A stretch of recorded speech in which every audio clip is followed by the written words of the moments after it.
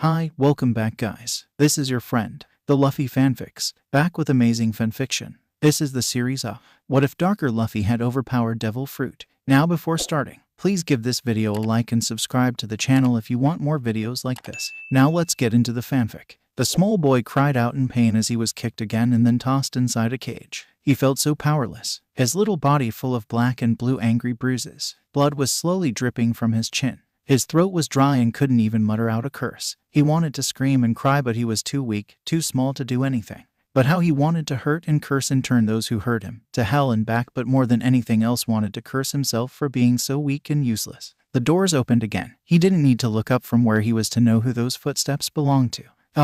They did a good number on you again. The blue-haired man shook his head as came close to the cage and knelt before him, just as he did almost every day since they brought him upon this blasted ship. And then he did the exact same thing as the day before. He opened the cage and gently scooped him out of there and put him onto a table nearby. He would have protested, but he was in too much pain, even so he let out a painful grunt as the man touched his ribs. "I'm going to have to remove your shirt." He shook his head, but the man continued gently. "Don't worry, I'm a doctor." Yes, he looked like a doctor, and that was part of the problem. The man could be described as quite handsome, with a shoulder-length hair tied in a low ponytail and bright brown, almost orange eyes, which he first found weird, almost creepy. But eventually he came to find them cool, together with the black nails and mostly everything about the man. Like the small tattoo under the man's collar that was composed by a blue diamond, a red heart, green club, and a black spade, or the tribal ones on his upper arm. The child looked at the man weirdly. The man was overall good looking. Not too tall, maybe a bit feminine compared to his grandpa and other manly mans he knew. Yet he was quite strong, as the black muscle t-shirt showed his body off, and judging by the way he lifted him up so effortlessly. He wore matching jeans and a bright, almost neon blue utility belt. The man had a simple silver necklace with a pendant that resembled 4 cards stuck together and black earrings in both his ears. The guy didn't look quite scary, all thanks to his lazy and apathetic smile, or the always present candy he was munching on, but there was that one thing that scared the boy, the white creepy mad doctor overcoat. Well, doctors were scary to any 5-year-old, and Luffy was no exception. The child whimpered slightly as the doctor took off his shirt and continued with the examination. "Well, the good news is that they are not broken. The bad news, they are definitely bruised," the bluehead said as he gently touched the kid's ribcage. "I can give you some painkillers, and I have some ointments here somewhere," the man said as he looked around his bag in haste. Luffy studied the weird man with a raised eyebrow. The man never hurt him, quite the opposite. The blue-haired man visited him, taught him cards, brought him food, and even treated his injuries. Jackpot, the man grinned happily as he found what he was looking for. Luffy looked at the man questioningly through the adult, only scratched his head sheepishly at the outburst before he got back to his work. He carefully applied the ointment on the bruises, then looked at wound on his head. The bleeding stopped already since it wasn't more than a scratch, but it would do no good to let it get infected. "This might hurt a bit. Bear with me, it won't take long." The boy nodded and hissed slightly as the antiseptic touched the wound.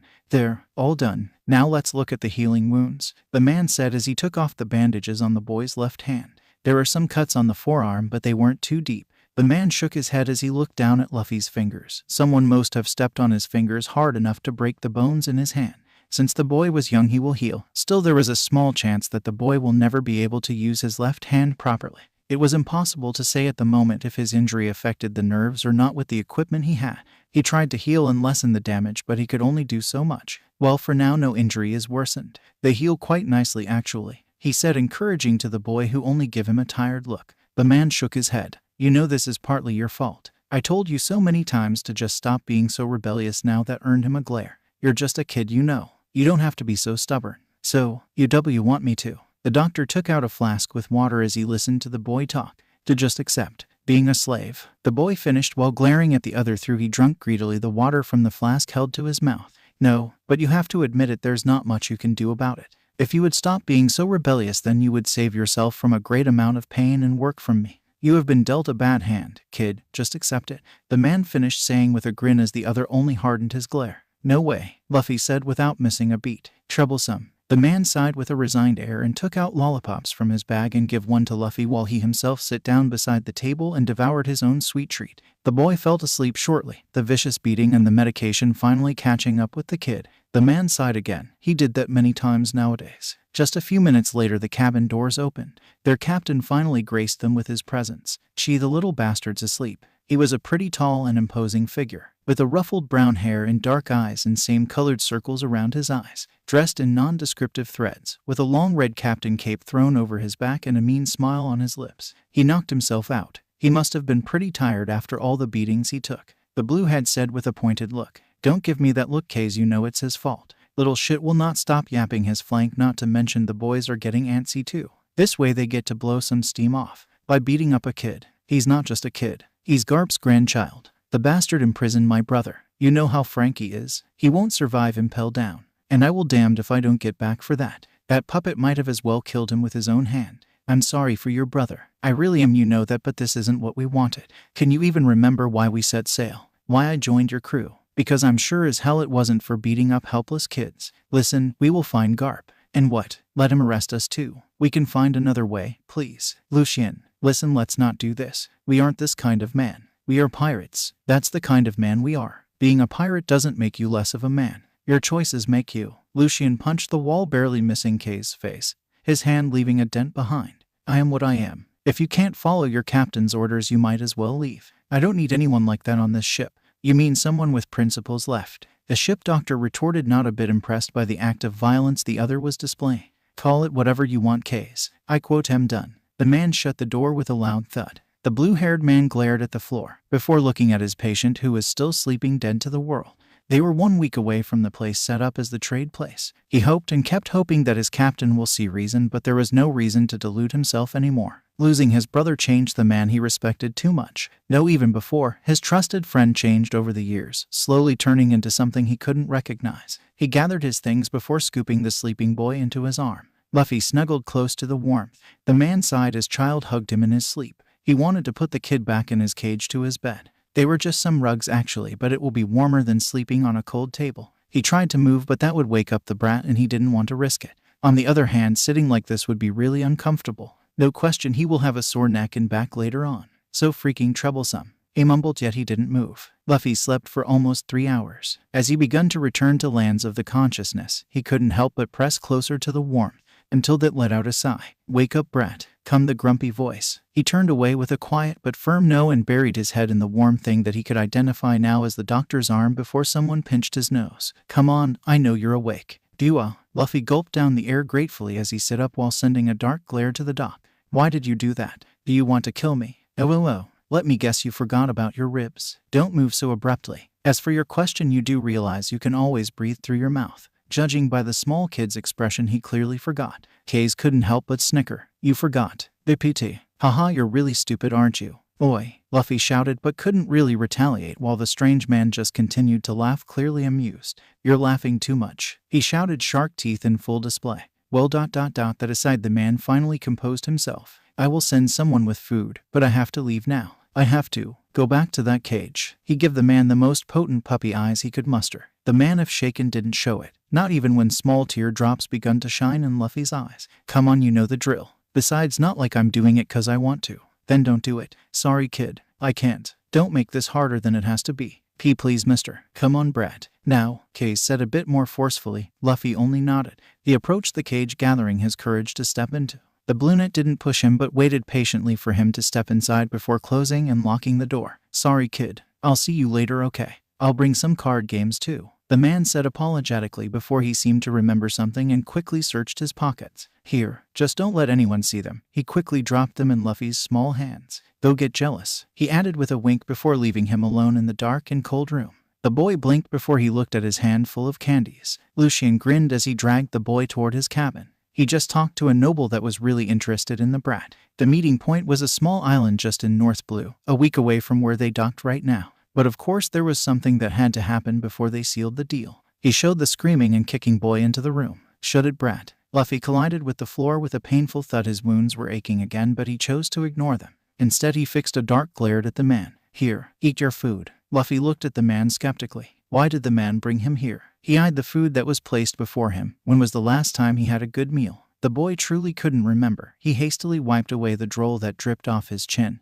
There was a small voice that advised him to be cautious, but he ignored it. He couldn't care if the food was poison. He was just too hungry and it just smelled too good. He made everything disappear in a few seconds. The man looked at Luffy disgusted. Did the kid even breathe? He shook his head. It didn't really matter. Here, don't forget your dessert. Luffy looked at the weird-looking fruit placed before him. It resembled an apple. Only the color was wrong. Actually, many things were wrong about the fruit. It was blue of all colors an apple should be. Blue surely wasn't it. It also had white. Actually, it looked like silver and black swirls. Talk about weird, but still the weirdest things was still small glow it give off. Fruits aren't dessert. Shut up and just eat it. Luffy looked at the fruit weirdly but complied. He wasn't to turn off food. Even more, he promised that he won't ever be picky. He took the fruit in his hand and got a bit weirded out. He expected it to feel cold, hard, and smooth, yet it was warm. And definitely not hard. It was more like an orange, and it had a fur. Okay, that may have been an exaggeration, yet still. It had small, almost invisible hair that he only noticed because the fruit was in his hand.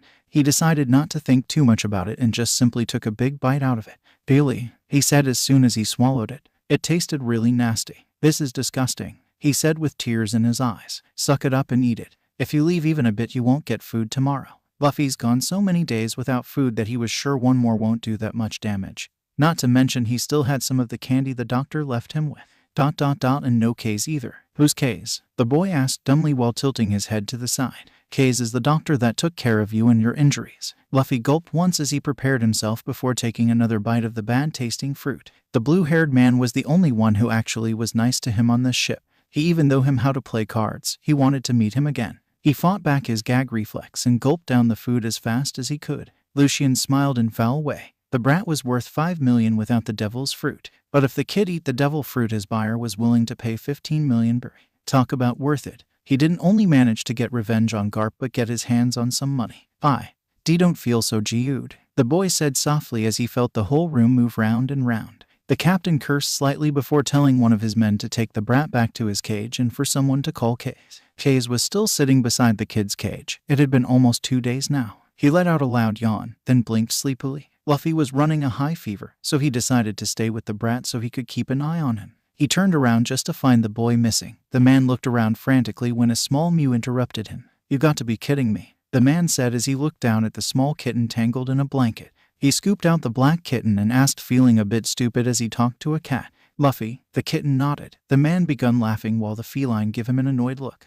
Sorry, PFT. Ha, the cat tried to scratch his face but he couldn't reach it. He pouted, which made the man laugh even harder. This is great. The feline's eyes seemed to glow green, which made the doc blink twice in wonder. Dark golden eyes started back at him while the cat's tail moved annoyed from one side to another. Must have been a trick of the light. You angry 'cause I picked you up? The cat gave him a small glare, so he must have been dead on. But this is good. He saw the questioning look in the small feline's eye, so he took a candy out of nowhere and unwrapped it as he began explaining. You must wonder how this happened. I'll explain, so pay attention. Do you remember the strange fruit the captain made you eat? The cat nodded and he continued to explain while he moved the candy around in his mouth. It's called devil fruit. Anyone who eats a devil fruit loses their ability to swim. They become hammers in water. Seeing the cat so down, he quickly added, but in exchange they gain a unique ability. Devil fruits are divided in 3 categories. Paramecia devil fruit users gain superhuman physical abilities or traits. For example, the strongest man in the world eat the Gura Gura no Mai, which made him able to create shockwave that could result in earthquakes, even tsunamis. If Paramecia are the most common, then Loja is the rarest of the 3 devil fruit classes. Users of Loja can turn themselves into an element. For example, a troublesome man who eat the Hai no Mai can turn himself and create ice wherever he wants. Do you understand? The cat gave him a small nod. Good, because the last category is very important. The Zoan, those who ate this type of devil fruit, gain the ability to turn into an animal. Like you. Judging by the way you look, you ate the Nico no Mai. The cat let out a small growl. Zoan was always my favorite category. You should be able to turn into an animal hybrid form too, you know. Anyway, Zoan fruits aren't based solemnly on common animals. I heard that someone out there could turn himself into a dinosaur, and even a mythological creatures. But the mythological Zoan fruits are rarer even than Lojas. The cat's eye opened in wonder as the feline imagined how could he would look like a gigantic lion or griffon. Then he remembered he was a small cat and frowned before he began to purr. Wait, purr. Luffy moved his head away before he gave the man a hard glare. Sorry, the man said sheepishly as he took his hand back. I just couldn't help it. Anyway, you should probably try and turn back. The cat hesitantly jumped from the man's arms to the floor and blinked slightly as he looked at his paws. He walked around a bit. It felt strange, yet it was surprisingly easy to move around. His body felt light. Luffy looked around him and, why did everything had to be so damn big? He mewed softly and the man raised an eyebrow as he tried to figure out what Luffy wanted. The feline mewed again, this time more irritated and insistent. Are you trying to ask me how to turn back? The cat nodded while Kay sighed. I don't really know, kid. Just try to imagine yourself turned back to normal. The cat looked at him, but the man only shrugged. I never eat a devil fruit. I have no idea how to turn back. The cat actually sighed before it closed its eyes and seemed to begin growing, making the man gape and drop his candy. Brilliant blue mist seemed to dance around the feline as it grew before it turned back to Luffy. Ha, I did it. The boy shouted happily, not realizing that he still had the cat ears or the tail. The boy's eyes seemed to glow golden in the dark with black slit pupils, and from a closer look his eyelids seemed to be colored black with a silvery edge. Luffy, how did you do that? What? The boy asked curiously. I think you're not just a simple house cat. It's possible that you eat a mythical Zoan devil fruit, but I'm still just a kitty. The boy said, pouting. He found his power quite lame no matter what Kay said. There are many types of cats. For example, Gattaca Nico, Bake Nico, Hellcats, Kasha, you could be even a Cheshire. What are those? Ma, I will tell you later. What you need to know that you're a very cool cats, just like a lion or panther. The boy's eyes shined in joy as Kay's only laughed slightly. The boy was too easy to understand. Now Luffy, there is something important you need to know beside to avoid large masses of water, said boy's fluffy Nico ears perked up, which the man found quite adorable. He coughed embarrassed before continuing. You should never ever eat another devil fruit. Why not? If I could turn into more than a kitty it would be awesome. The boy shouted excited while his tail moved to and fro. You can't. If you eat another fruit you will die. Luffy's eyes teared up and begun shouting. I don't want to die. It was annoying. Kay's eyebrow twitched as he watched him for a few seconds before he hit the boy on the head. It was the fastest way to stop the boy's ramblings. Idiot. You won't die. You just have to stay away from devil fruits. The boy hit his fist in his open palm. Oh, he said in a manner that would have made you think someone just explained him the world's biggest mystery. You're pretty stupid, ain't you? Shut up. The man tried not to laugh. Luffy was trying to glare, yet the fluffy tail and cute cat ears made it look like a pout. It was truly adorable. Well, that aside, you will have to keep this a secret. It may be your only chance to escape. Escape? You don't want to be a slave, do you? How's the brat, Case? Lucien asked as he took a big bite from his food. Case smiled before moving his fork around the almost empty plate. Better. By the time we land he'll be fine. Lucien nodded as he looked at his glass of wine. So what happened? I would say the boy is going through some kind of change. Sure. Any idea what his abilities are? His body is giving off some weird mist. That's all for now. Alright, keep me updated. Aye, Captain, Case said before he walked away, leaving the tableware behind. Let the scrubs do the chores. Hey you, Lucien called out two pirates eating a table over. The older and louder of the two jumped slightly. Why yes, Captain, keep an eye on him. You don't think Case would betray us? The younger asked in disbelief. For a marine brat, nevertheless. The other nodded while Lucien grimaced as he refilled his glass. I hope he won't. Brat, you need to learn how to lie, Case said with a deadpan expression. What? I don't know when Lucien or one of his goons will come here. If they realize I've been lying all this time, you won't have a chance to escape. So let's try it. Tell me a lie. The boy did, and the doctor ended up face-palming. Thought he had his work cut out. It was one of the nights Case was taking care of Luffy when the question finally crossed the boy's mind. Case, why do you know so much about devil fruits? That's a long story. Luffy didn't give up. His Nico ears were tilted toward the doctor in concentration. Only the end of his tail moved slightly, making Case sweat drop. Was the boy trying to will him with only his eyes? He was sure now. The boy was becoming more dangerous with every day. And he wasn't talking about the boy's strength, but the boy could probably take over the world with his cuteness. Those big wide golden eyes that shined with naivety and innocence. That wide boyish grin that just made him look childish only added to his charm. His black hair that looked like the softest thing that ever existed. Yeah, the kid was dangerous, all right. I was a spoiled kid. Case started his story. I had big sister. God, she was annoying. She was always yapping away on how I need to grow up and get a job and all that. The doctor smiled fondly at the memory as he touched his pendant. I didn't listen. Not once. I rather play cards at the bar. I don't know how my sister got involved with this guy, our captain's little brother. We were a troublesome bunch, but she was level-headed and kept us grounded. Then one night I swindled this guy of everything he had, even his pants. The man grinned while Luffy chuckled. Then he said, one more game. The idiot. Anyway, he said he had something that was worth more than everything I won altogether. He should have known he had no chance against me. You know what is the definition of insanity? The small boy shook his head, doing the same damn thing over and over again and expecting a different outcome. So he lost. Finally, Case shouted proudly, ... My effort wasn't in vain. Something finally came alive in that dead brain of yours, while wiping away tears of happiness. So this is what a miracle means. Shut up, Baka Case. The boy huffed, annoyed. So what happened? Luffy asked finally, which made the man sigh. He lost, of course, and I won. Can you guess what I won? Money? Nope. Treasure? No. The male could see stream come out from the boy's head. Just don't hurt yourself thinking," the man said, half joking, "because you might never know what the boy could do." "Oh, meat?" the boy asked with saliva dripping off his chin.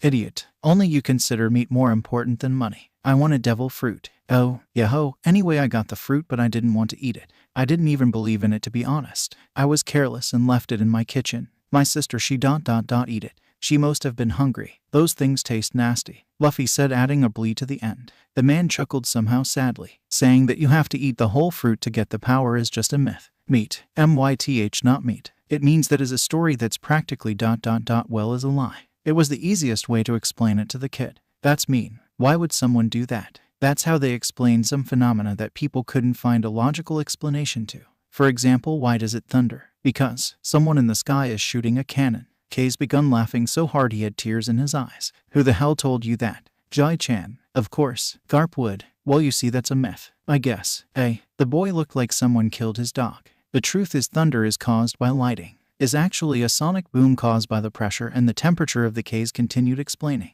Got that? So it's a mystery cloud. The doctor fell over anime style. Yeah, I guess it is. Anyway, because people back in the days didn't know what the thunder was, they came up with lies. Like the gods are angry, or that a gigantic bird is flying in the sky and the thunder is the sound his wings make. So there is no birdie. Sorry, kid. That's just a myth. The boy looked saddened. What about Santa? He's real. Like he could say Santa isn't real to a child. He may be a pirate, but he wasn't that cruel. Really? Why, yeah. That's so cool. Sure, Santa's really cool, he said while a small ticking vein mark appeared on his forehead. How the hell did we get here? The child blinked innocently at him, which made him cave in. The kid was too cute to yell at, too stupid too. It wasn't worth the effort. Do you want to know what happened with my sister? I wanted to know how you know so much about devil fruits. But I guess that's okay too, Luffy replied cheekily. You brat. I said this story because this is the reason I know so much about them. You know, the body of those who eat a devil fruit is slightly different than the other people's. Take you for example. Your wounds are healing much faster than they normally would. That's because I eat lots of meat, the boy said with a grin just to get hit on the head. All right, shutting up, Luffy said, nursing the bump on his head. Is not because of the meat, is because of the fruit. But as I said, devil fruit users have certain weaknesses. Like how rubber, for example, is immune to electricity, or fire is weak against water, ice against flame. The boy nodded and the doctor continued. When people found out my sister ate a devil fruit, they saw her different. They hurt her. I tried to help her, but I didn't know what to do. I searched for a doctor that would even just take a look at her. And when I finally found one, he told me he couldn't help. I had to watch her die slowly in front of me, because no one knew how to treat her, or they didn't want to. I'm sorry. Luffy's cat ears were flat against his head and his tail hung lifeless behind the boy. I didn't want to make you sad or upset. You didn't. I don't talk too much about her. It still hurts, you know. But this is the reason I know so much about devil fruits, the reason I became a doctor. But why did you become a pirate? I wanted to be free. He snickered slightly. I wouldn't have resisted a week at the Marines. I hate people telling me what to do. Did you know they say wealth, fame, power, the man who acquired everything in this world, the pirate king, Gold Roger. The final words that were said at his execution started the era known as Great Age of Pirates. They said he smiled. He was free. Even in chains, he was the freest man in the world. Not even death could take that away. That's why when I die, I want to have a freaking smile on my face, which says, fuck you world, I live just like I wanted. I regret nothing. Luffy had starts in his eyes. Cool, ma. That's all talk after all. It is. Of course, when the Reaper comes after me, I probably pee my pants and hide in a closet. Hey, coward. I'm not. Yes, you are. I'm not. Besides, who are you to talk? I bet you will cry and scream for mommy. I wouldn't. Yes, you would. Shut up, I won't. They continued to bicker until Kaze realized he was having an argument with a kid and bashed his head against the wall. That of course made Luffy laugh because it was both funny and because he knew he won. 1 week ended quickly, and before Luffy knew, he was brought again to Captain's quarter. Kaze was beside him, supporting him from the background. Show me your ability, brat, Lucian said grumpily. Kaze nodded and Luffy held out his hand. He was practicing for the last week how to control his powers and hide his Nico features. He had to be really careful, because he had the tendency to slip into his hybrid form when he was comfortable. He took a deep breath and tried to summon the mist that always appeared around him whenever he changed. It was quite hard. He kept his eyes closed and concentrated only on the mist, trying hard to stop himself from changing. So this is it? Lucian asked as he examined the brilliant blue mist that surrounded the kid's hand. What does it do? I don't know. Didn't had time to examine it in deep, the man said with a shrug. Beside, who cares as long as it's obvious the boy has a power, the guy will pay for it. If you say it like that. The captain nodded. Get him cleaned and into some nice cloths. We will meet his new master after all. Luffy had to hold a hiss back. Happily, Kay's grabbed him and forced him to walk away. Stay calm, the man whispered as they walked away. Don't let your features show or we'll be in a pinch. Luffy nodded and calmed himself best as he could. Kays took him to the medical bay, which was his area on the ship. He gave the boy some cloths to change into before he ushered him into the bath. Luffy glared at the water like it personally offended him the whole time. First, he was a kid. He would rather do anything than take a shower. Second, he was a devil fruit user. Water made him feel powerless. And third, he was a feline. A cat. Cats hate water. Hurry up already, Kays said, annoyed from behind the door. I hate you, Luffy said while he approached the tub, still glaring at the water. Yes, I know, the man replied with a chuckle. After 10 minutes, which felt like an eternity, Luffy finished his shower and got dressed into the stupid cloths Kays gave him. They were obviously modified to suit him, not that he cared. I'm finished, Luffy said, and Kays opened the door and begun laughing. Shut up, Bakazi. That's a new one. Luffy looked away with a huff that made him look even more adorable. His shiny and soft hair was still damp, and so was the boy's cat ear and tail. The white dress shirt was too big for him, even after being modified, and made the boy seem lost in it. The blue pants that were supposed to stop around his knee reached until the boy's mid-calf. Happily, the man had enough foresight to give the boy a belt. More importantly, Bakazi, what am I supposed to do with this? Luffy asked, holding in his hand a blue long fabric. You tie it around your head. Why? What would happen if you get angry, startled, or annoyed? Oh, my ears. Yeah, if your new master finds out about them, you're toast. That's why. He tied the head kerchief tightly so even if the boy's ear popped out, they would be tied down and won't get seen. The boy's tail were hidden in the boy's pants, but the ears were harder to hide. Listen, no matter what will happen in the future, you will have to just bear it. Promise me. I promise. There will be definitely a chance, but don't be too hasty. If you try to escape and fail, they will tighten their security. You will have to wait for the chance. Wait until you are 100% sure you can get away. I will wait for you no matter how long I'll have to. Every night, I will wait, so don't worry about that. Luffy nodded. Pinky promise? He asked as he holding out his little finger, and the man thought that he will get cavities. The little boy was just so sweet. Pinky promise, the man said, hooking his finger around the boys. And damn, that bright smile could power an entire city. Yubai Kiri Genman, Yuzot Suatara Hari Senbon Namasu Yubai Kita. Let's make a pinky promise, and if tell a lie, you must swallow 1,000 needles. It's a promise. Both of them song in sync. Luffy grinned in happiness while Kays smiled at the kid fondly before they both felt a burning sensation around their little finger. Luffy's blue mist turned black and wrapped itself around their finger before burning into their skin. The mark left resembled a ring of sorts with a cross sign in the side. It made both of them raise an eyebrow at the strange phenomena. Cool, I have a tattoo just like yours. The kid shouted happily while the man smiled gently. Don't ever change, Luffy, the man said as he gently patted the kid's cloth-covered head, making the said child look at him with a clueless look while he tilted his head to side cutely. What are you talking about, Bakazi? I'm me and I'll always be me. The man laughed, amused by the kid's antics. Yeah, I guess you'll always be you. You're weird, the kid said with a head shake. He really didn't get grown-ups. Kays meanwhile sweat dropped. He had just been told that he's weird by the weirdest 5-year-old he had met. Let's just go. The boy looked scared but quickly put on a mask, just as Kays taught him. Though the doctor could still easily tell the boy was frightened, so he took the boy's hands into his own.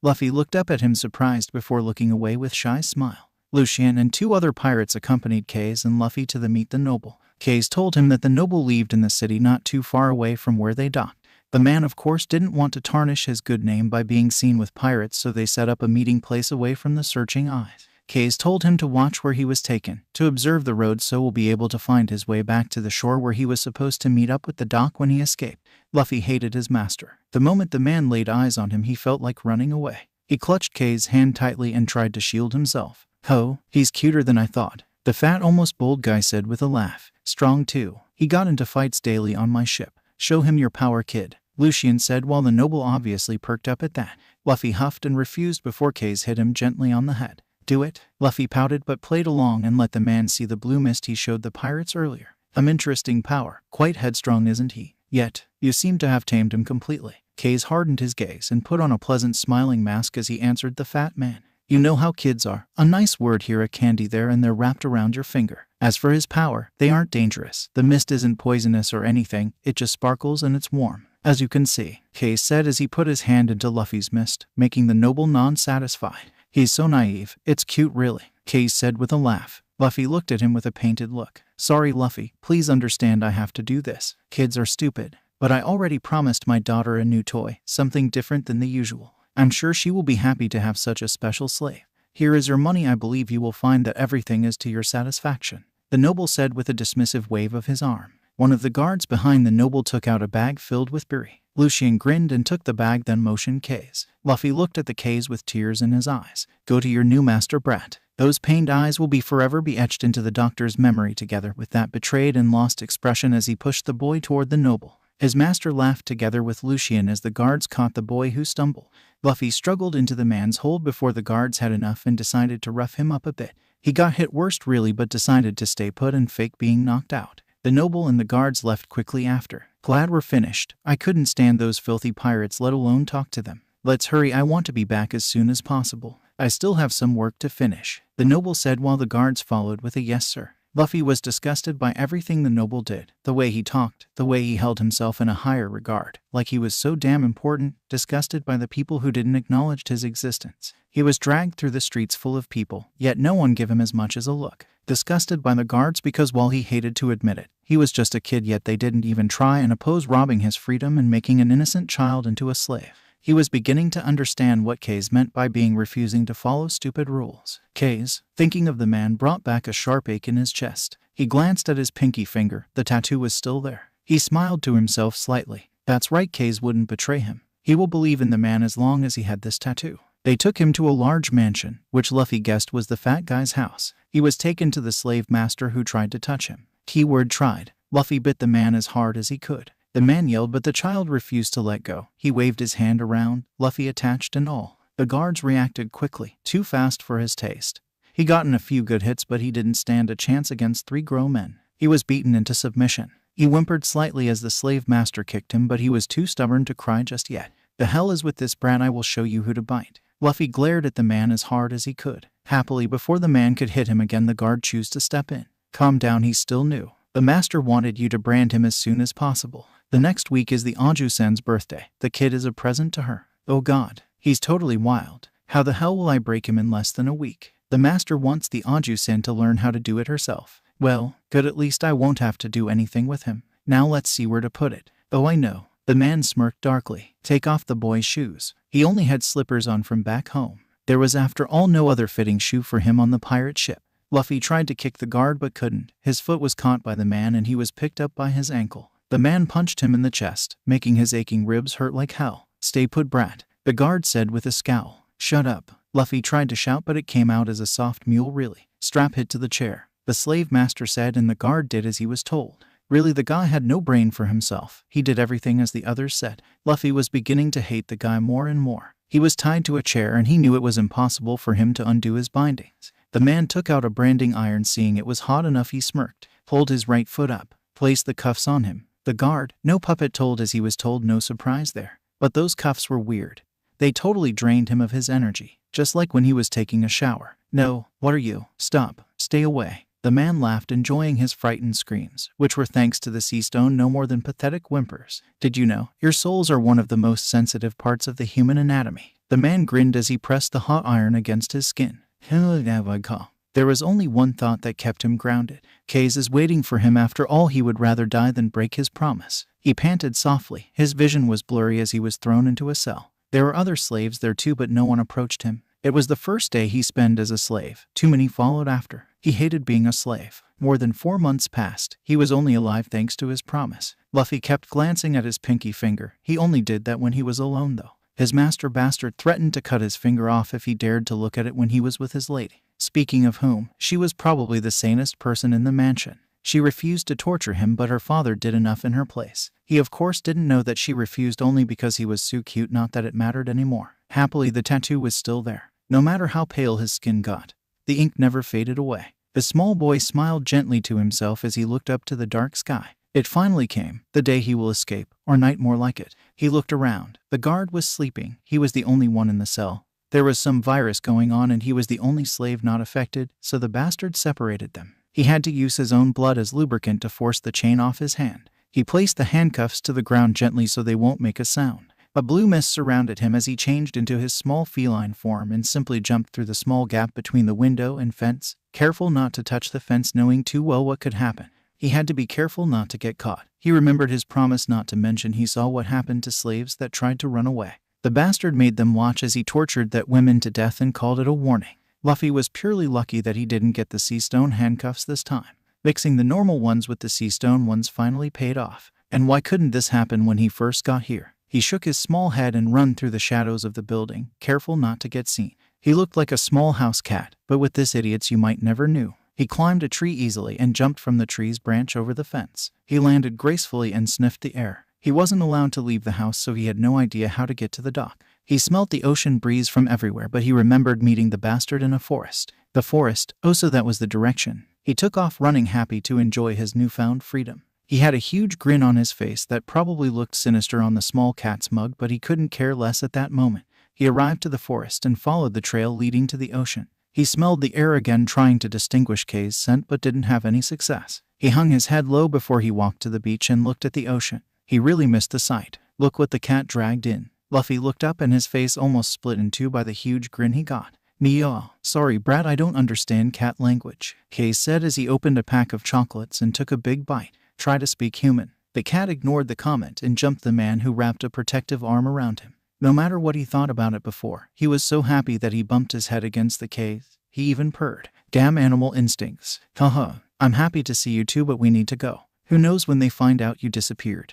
And I don't know about you, but I'd rather be far away by then." The cat nodded and settled himself in the doctor's shoulder. "I get it. You want a ride, just don't fall off," the man said as he walked to the docks. He jumped into a small caravan that was big enough for a small family to travel comfortable in and set sail. Luffy grinned as he saw the food and the provisions on the boat. The man kept his promise. He felt asleep, content and happy. The sound of the ocean waves were like a lullaby. He smiled after everything. He was finally free. When he woke up next day, he realized that he was in his cat farm. He panicked slightly before he remembered that he was on a boat with K's. Speaking of whom, the man was reading something while making breakfast. Glancing at his body, he saw that he was wrapped in bandages. K's must have treated his wounds after he brought him inside, because he was 100% sure that he fell asleep on the deck. "Miyu," Luffy called as the smell of meat hit his nose. Yes, I'll be done in a minute," the man said, not even bothering to look up from his book. Luffy, annoyed with the lack of response, jumped and climbed up the man's side, ignoring the painted sounds the man let out when the kitty's claws dug into his skin. Brat. Case said, looking at the cat sitting on his shoulder with an innocent expression. "Don't give me that look," the man said, annoyed. "Mew." Luffy motioned at the food that was almost burned, thanks to a certain distraction. "Oh no, the breakfast." The man tried to move hastily, throwing the book in his hand to the side while Luffy had to dig his claws into the man's shoulder so he won't fall off because of the rough movement. "Shit. Oh, the breakfast. Claws. Og, damn it," the man shouted while Luffy snickered, making the man even more annoyed. After an almost ruined breakfast, the exhausted doctor glared at the cat, who still sit on his shoulder. "Change back now or no meat for you." Luffy jumped off and landed on the ground gracefully. The feline's body got surrounded by a blue mist. In a few seconds, the small black-haired boy with golden eyes appeared with two fluffy cat ears on top of his head and long black lustrous tail. He didn't see the brat for more than 4 months now, and the changes in the child were apparent. K's looked like someone literally hit him when he saw at the boy's beaten and bruised body. He was put through hell, that much was apparent. "Let's eat. Slowly so you won't get sick. I want you to chew 20 times before swallowing," the man warned him while the boy nodded sheepishly before sitting back on the couch. He wanted to eat everything in sight at once, but at the same time he didn't felt like he was actually hungry. It was weird. He took a small bite of the food and chewed carefully. They finished quite fast, seeing as the boy didn't really have appetite and was just playing around with the vegetables on his plate. The man quickly washed the dishes, then he placed the boy, who was seemingly lost, on the couch. K's dragged the bowl he filled beforehand with warm water closer to the boy. He prepared towels, a sponge, saline, medicine, antibiotics, and mostly everything he could have think of while the boy was sleeping. Putting on the white doctor coat made the boy just a bit weary of him. The man smiled gently at that. The kid might have changed, but he was just that, still a kid. He motioned the boy to turn around slightly. The man flinched as he tried to peel off the boy's shirt. Luffy let out a pained grasp as the shirt stuck to some of his wounds. K's was happy he had enough foresight. Using a sponge and warm water mixed with saline, he soaked the cloths before gently taking them off. He silently wondered if it would have been easier to just place the brat into the tub full of warm water. But the brat felt weak as it was, and he didn't want to make him feel even more powerless. Whip marks were covering just about every inch of the boy's back, some extending even over his arms and tights. There were cut marks and bruises on the boy's chest from being kicked and pushed around. Both the child's wrist and ankle was raw from the chains and cuffs. His eyes widened as he took the boy's feet in his hands. "Those sick bastards," he said angrily as he gently cleaned the burn mark on the boy's sole. He wondered how the boy even managed to walk. On the small boy's right foot was that disgusting man's family crest, and the boy's left one's full cigarette burns. Luffy flinched when Kay's touched his brand. The older male calmed himself for the small kid's sake. Don't worry, kid. I'll be damned if I let you be chained to that bastard by this. The kid smiled brightly at the male before turning green and tried to run to the bathroom but instead run to the open deck. He doubled over the rail and threw up everything he just ate. Kays was petting his hair gently, seeing it was the only injury-free zone he could touch. He really didn't want to cause pain to the kid. I'll finish examining your injuries. You can try and sleep if you want. The food isn't going to go anywhere. You can try and eat something later when you feel better. Sounds good. Kays took the kid back inside, maneuvering the brat in his arms so he had a hand free. The kid was so small and light that it made the man seethe in anger. He filled a glass with water and gave it to the small boy, who gave him a tired but grateful smile. Luffy looked so thin and small in that moment that Kays was worried that a simple touch could break him. He moved the kid as gently as he could to the couch. Exactly a month passed since Luffy escaped from that fate, not like he was counting. All right, he was. Not that he could blame himself, he still woke up terrified most of the times. But then he was greeted by Kays, who somehow always managed to make him forget all his bad dreams. They got stopped by some patrol who were searching for a certain small boy on the first week after his escape, but they only found a bored sailor and a small cat, so they let them go. They were pretty far from the island the bastard lived. Luffy was getting better at a scary rate, at least physically. Mentally, well, the man knew the boy was strong enough to overcome it all. Kays smiled as they neared a small island. Luffy, what do you think of tattoos? The man asked Luffy, who was trying to learn a card trick Kays showed him previously. Are you talking about yours? No, I wanted to ask if you feel like getting one. I can't do anything else about the brand but override it. It's probably going to hurt. Very much. The man admitted cautiously. What do you say? Get it off. Luffy said uncharacteristically soft. Please, get it off. I promised. Although we have to wait for the skin on your soles to heal completely. At the rate you're going, I'd say 1 to 2 weeks. Meanwhile, we can work out the design. What do you think? The boy's Nico ears perked up at that, and the boy jumped Kays with his trademark shishi laugh ringing loud in the small ship. I'll take that as a yes, I'm happy. But first get back on the couch and rest. Doctor's order. The boy smiled sheepishly but did as Kays told him and sat back beside his cards. What color do you want your tattoo to be? The man asked as he begun to take out a pad and some pencils. Red, no blue. The man's sweat dropped. How about we stick to the color black? But that's boring. The boy whined. Next time you will get a colored one, okay? The boy agreed, okay. So what kind of tattoo do you want? Do you want an animal, a symbol, maybe a text? I don't know, but I want something cool. Kays laughed dryly. I have my work cut out. Kays sighed. Come on, you know I don't have a choice. Luffy ignored him and continued to sulk. We may be far from that stupid patrol and island, but you might never know who could see you. Sorry, brat, you just draw too much attention to yourself. The boy looked too cute to not draw unwanted attention to himself, more so because he was dressed in Kays cloth. He didn't want to be accused of kidnapping. That would be too annoying and troublesome to deal with. Shut up, Bakazi. I want to go on an adventure. All right. You can explore the forest, but don't go into the village. And if you see anyone turn into your cat form, you have to promise. I promise, Luffy said with starts in his eyes. The blue mist again surrounded their pinky finger, making Kays smile. The doctor smiled as he left their ship and searched the town to get some supplies. Luffy was practically bouncing all over the forest. He was finally free, and he was finally allowed to explore the island. He smirked as he jumped over some rocks and make a turn in the air before he landed gracefully on the ground.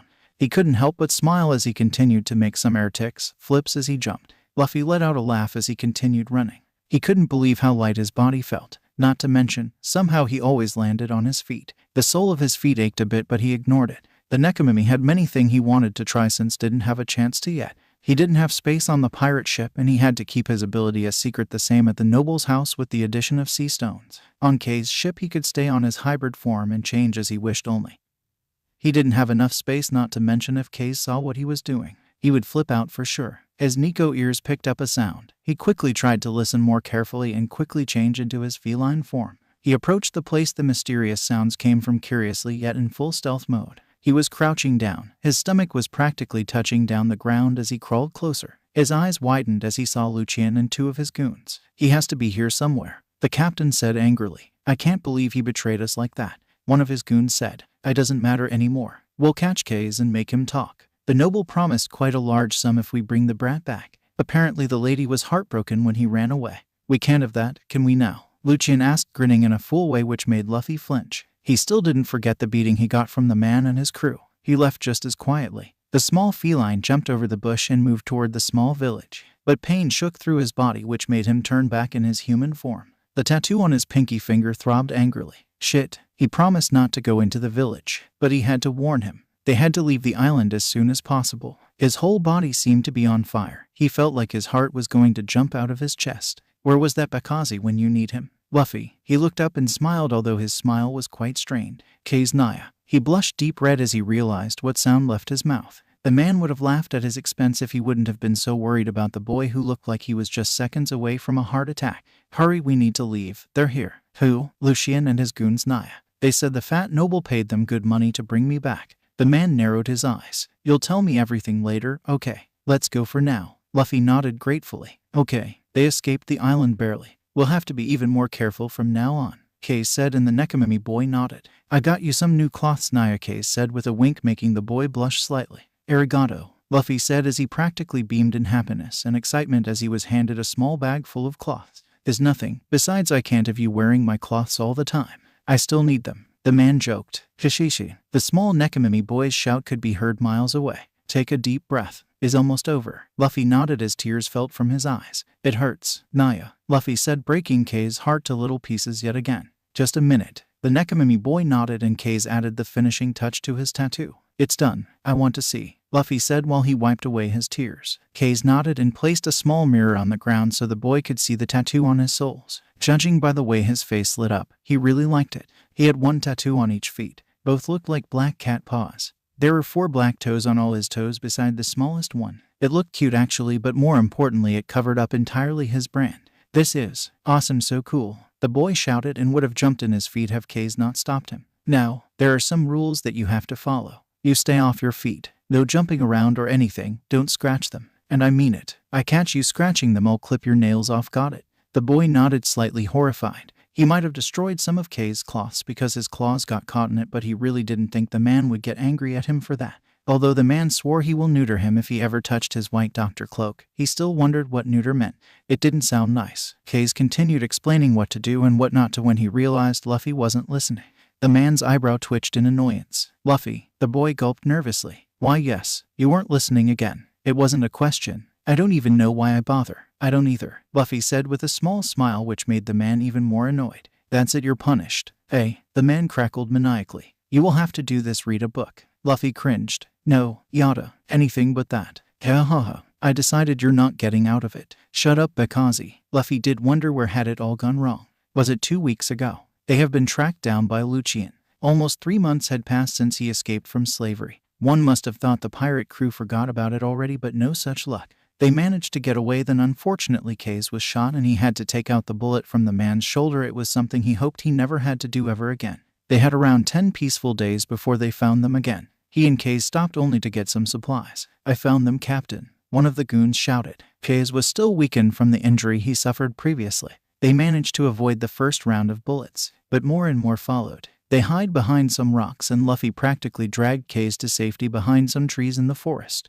Ren, I'll hold them off, the doctor said, panting slightly. No, I won't leave you behind, Luffy said, shaking his head. I can't move anymore, the doctor said, tacking his hands away from his chest and shocking Luffy. His entire hand was bloodied. His black cloths hide well the severity of his injury, yet the wetness of the fabric give it away. Luffy quickly torn of his own shirt and pressed it against the bullet wound in K's side. Reading all those boring books helped actually. You're a doctor. You can save yourself, the boy pleaded with wide eyes full of fear. That's not how it works, the man said, coughing up blood. I'm a doctor, so I know. I'm doomed. If I can at least give you a head start, I'll be able to die happily. No, yada, no way, I won't let you give up. Ha ha ha, Baka, I'm not giving up. I choose the way I want to die. There are worse ways to go. The man smiled, although it was quite a bloody smile. They're here, someone shouted, spotting them. Go already, stupid brat, Luffy cried as he turned around and ran toward the small boat. He stumbled twice but didn't turn around.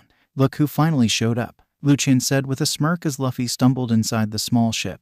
His tail and cat ears were in full display, yet he didn't care. You, how come? K's is a pretty smart. How many times did you guys escape us? But we learned from our mistakes. I told the guys to follow you while I searched for your ships. It had to be around here somewhere. I was sure you two will manage to get away. But around where is K's? Don't tell me. Luffy looked at the floor with a painted look. Gahaha, ain't this sweet? Let's go and see him. the man said as he sit up and Luffy jumped backwards. Oh, you scared of me? The man asked innocently before his smile turned malicious. Good. Luffy dodged a few punches Lucian threw his way, but he got hit by the kick that followed them. He flew through the air and landed on the beach on his feet, which shocked the pirate captain. Nice. Now let's see if it's really the truth. Do cats always land on their feet? The man shouted as he swung a nunchaku around. Luffy managed to dodge it, although quite clumsily, before the nunchaku's chain got longer and wrapped around him unexpectedly. Lucian grabbed the chain and swung it around. Luffy, still attached, was thrown into some trees, painfully. He could practically feel his bones snap in his body. Lucian threw the chains over a high branch and holstered the boy up in the air.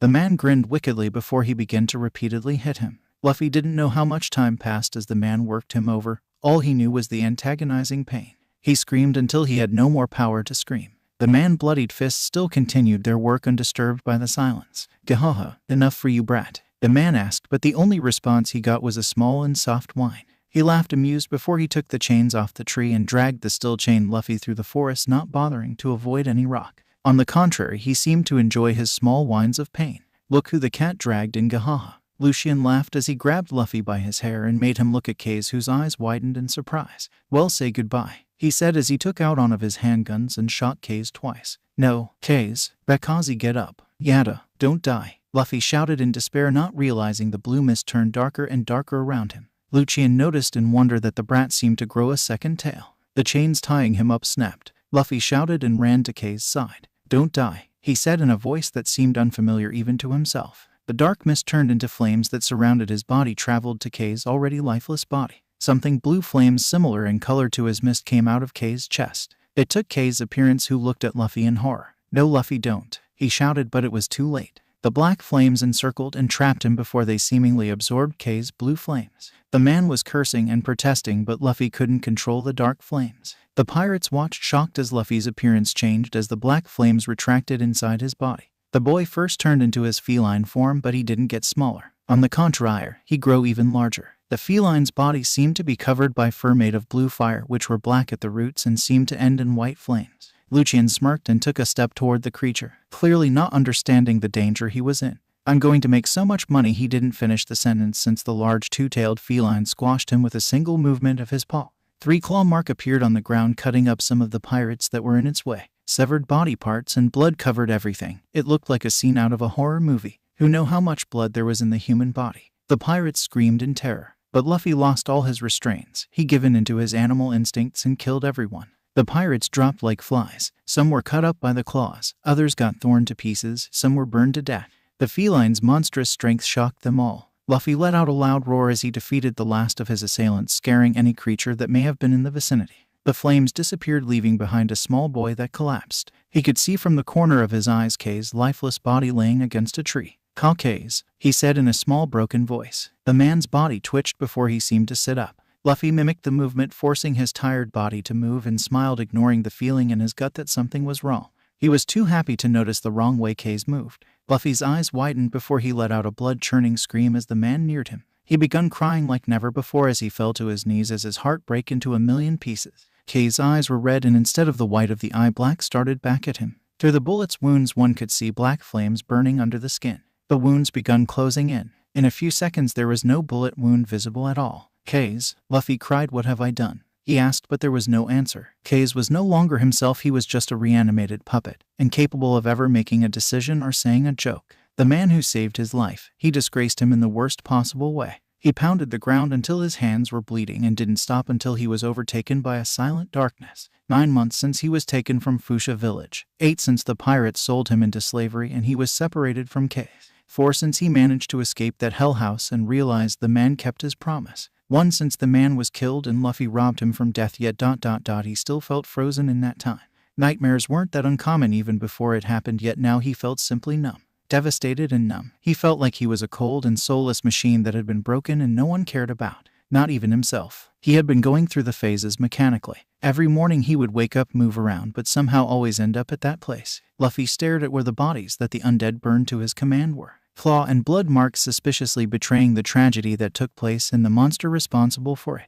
Unfortunately, he lived with that monster. Every day he woke up and looked that monster in the eyes. They seemed to glare at him from the other side of the mirror. He sighed as he began walking again. He settled down on the shore and tried to use his powers. He managed to change into his hybrid form with only one tail on Will now. In the past it would have made him smile along with the fact that he could dismiss the undead. Unfortunately, he quickly realized that he could also call him back if he really needed to.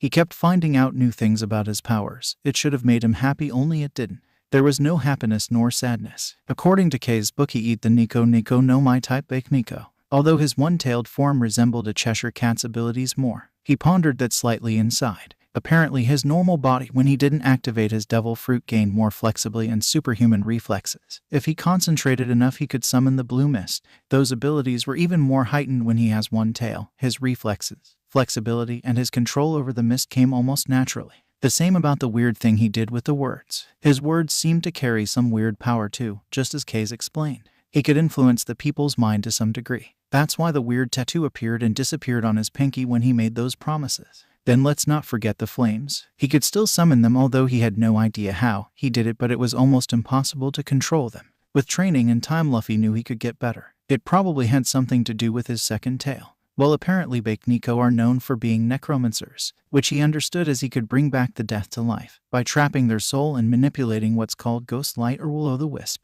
He could transform into his one-tailed feline form, but he had no idea how to change into his two-tailed form. It still eluded him, maybe because he was deep down scared scratch that terrified of what could happen. His stomach reminded him that he was hungry. When did he eat last time? He couldn't remember. Was it a day ago or maybe two? Luffy sit up with a sigh as he let the blue mist around his hand disappear and wobbled back to the ship. He tried to make food but ended up burning it instead like he usually did. It tasted bad, but he ate it anyway. He knew better than to waste what little of a food he had. The small boy smiled bitterly as he put down the book he was reading. This ship reminded him of the doctor. Somehow he felt closer to Kays when he was reading his books. But he truly had no idea what to do. What should he do? Should he set sail? His ship would sink in less than a week. But he couldn't stay here. Who knows who they could send after him, and if he get caught now it would be like a slap in the face for Kays' sacrifice. "I'm tired," he said silently. But there was no one to answer. It came almost too late. "Luffy," he recognized the voice. "Jai-chan," the boy asked silently as the Marine stepped closer. Garp quickly walked over him and enveloped him in a hug.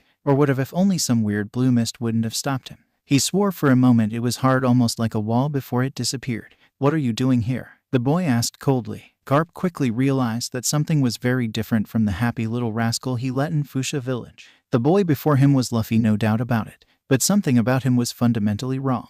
The boy sitting awkwardly in the seat with his feet tucked under him looked up at Marine quizzically. It reminded him of a small cat. He was dressed in black pants with blue fluffy socks that had colored cat paw prints, a long-sleeved white t-shirt that reached past the boy's fingers, and wore double belts around his middle. But that wasn't the most surprising. The boy was very pale and his hair was long overdue a cut, just like judging from the dark circles under the boy's eyes he was overdue a good night's sleep too. Leaving aside the boy's cute fluffy cat ears and tail, he looked different. He couldn't care less of the feline features, although he was sure that played quite some role in the changes. The boy was only a shadow of his past cheerful and happy self. "Luffy," he said in a gentle and pleading voice, shocking the boy slightly. Garp was always the crazy grandfather. He never saw that look of despair on the man's face before. It made something in his chest ache. But after Kay's death he couldn't allow himself to get close to someone else. It was too soon. "I was searching everywhere for you. Ever since I got that horrible call from Makino. I'm sorry. I'm so sorry. No child should go through what you had been put through. It's all my fault." "Shut up," the boy interrupted him coldly. "Something like that. I don't care anymore." He was past caring.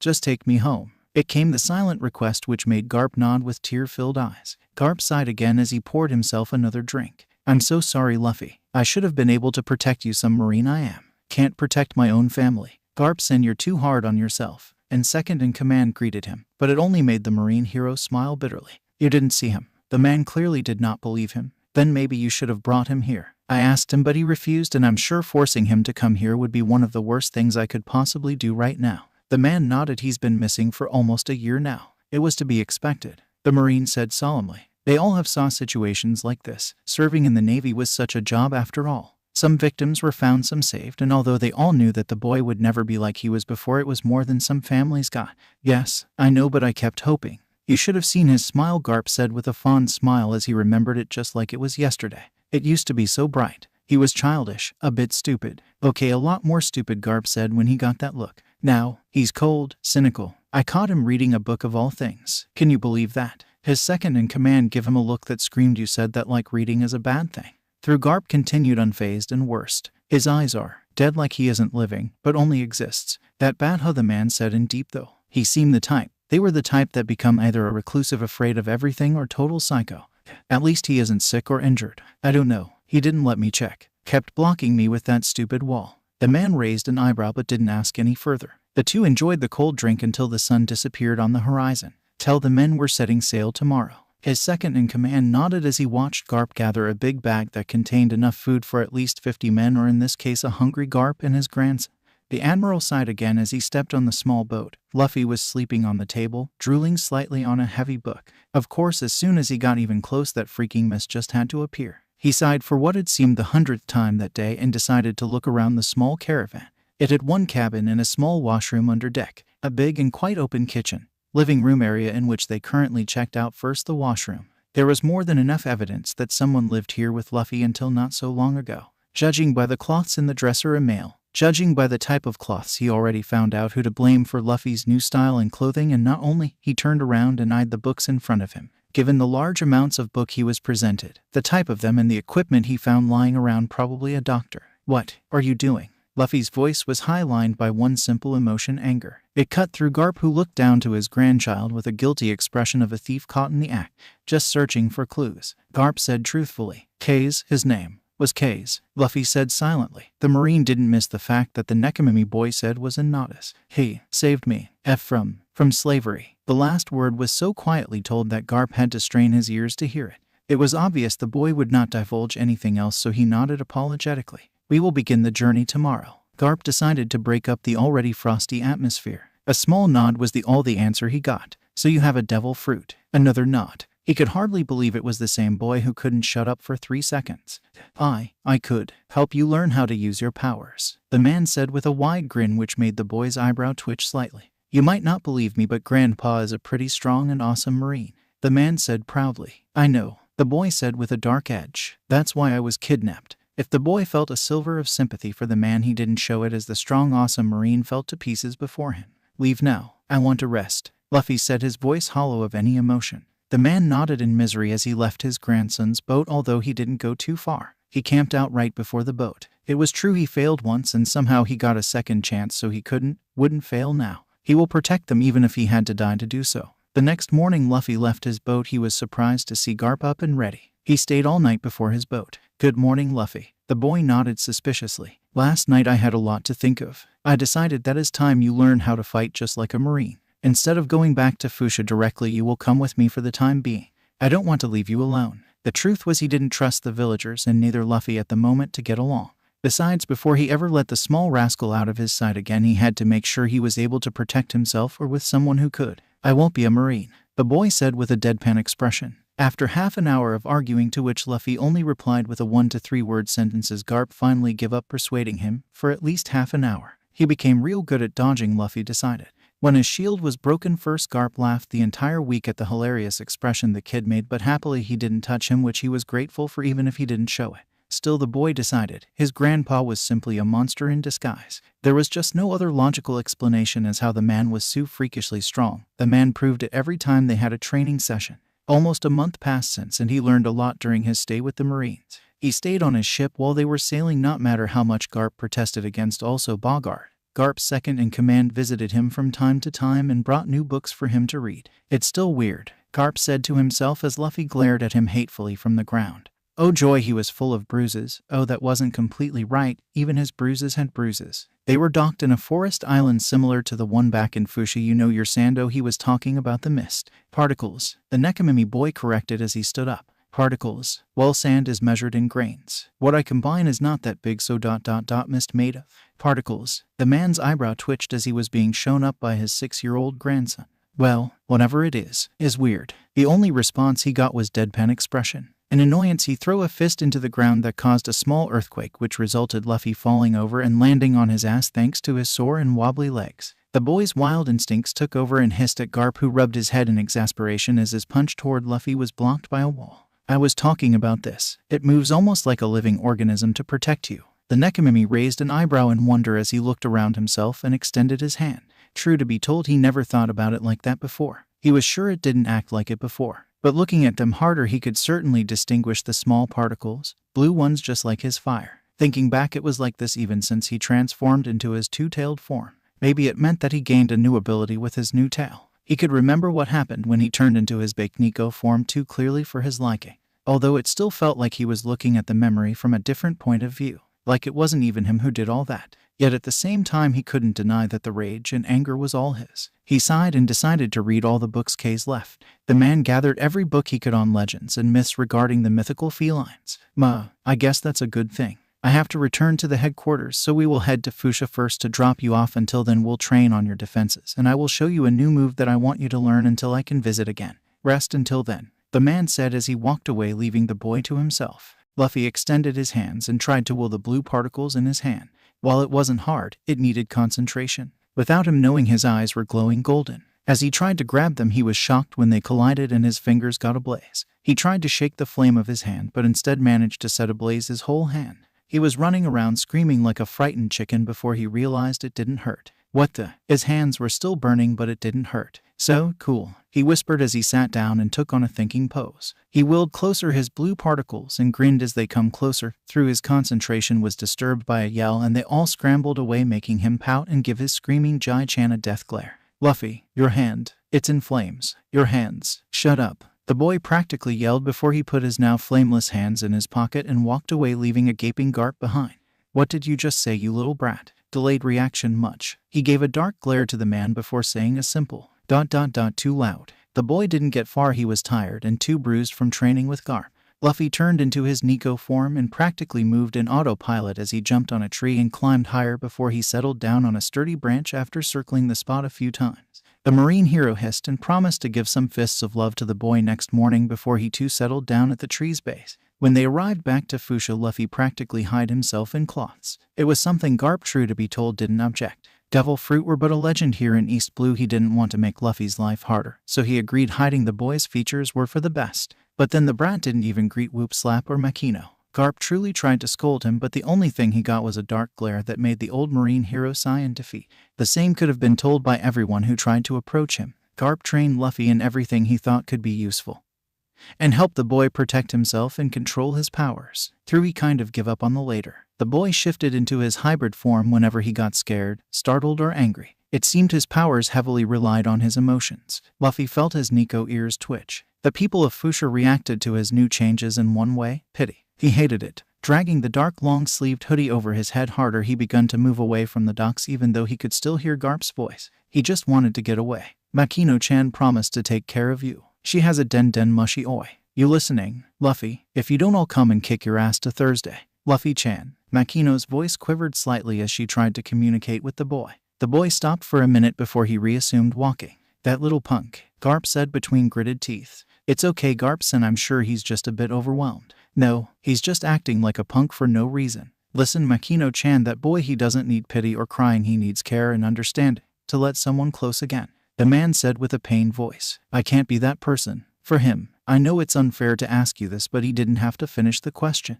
Hi, Garp-san. I'll do my best. It's funny how we always rely on women for this kind of things. Whoop Slap said with a grin as Makino left, making the old marine smile slightly. It's all your fault. He whimpered as bloodied hands neared him. I quote, I'm sorry. I didn't meant to. Like you didn't meant to kill us? Lucien asked as his disfigured body tried to stand up only for his guts to spill out. Luffy took a terrified step back as all the corpses began to rattle and move. He screamed, Luffy. Makino's voice woke him up. He jumped slightly as a knock brought him to focus as the knob rattled in vain. The boy quickly jumped out of the bed and tried to put out the fire in his room. I'm fine, he said loud enough for the women to hear through the closed door as he threw a blanket over the fire, successfully putting it out. Luffy, let me in, please. Luffy-chan, I want to help. I know you're hurting. You don't have to go through this alone. Please. The boy walked to the door hesitantly even though he could tell she was crying. I can't even imagine what you've been through. I'm so sorry. If I would have been just a bit stronger. He reached for the knob. It wasn't her fault. He needed to tell her that. Because it's all your fault. He quickly brought his hand back like it had been burned and cradled it to his chest. His small frame shook slightly as he slumped to the floor and tears threatened to fall from his eyes. It's all your fault. Go away. Before I hurt you too. He shut his eyes as he listened to her cry harder and his own silent suffering as more tears trailed down his cheeks. More than a month passed since that first night. Each day passed the same way.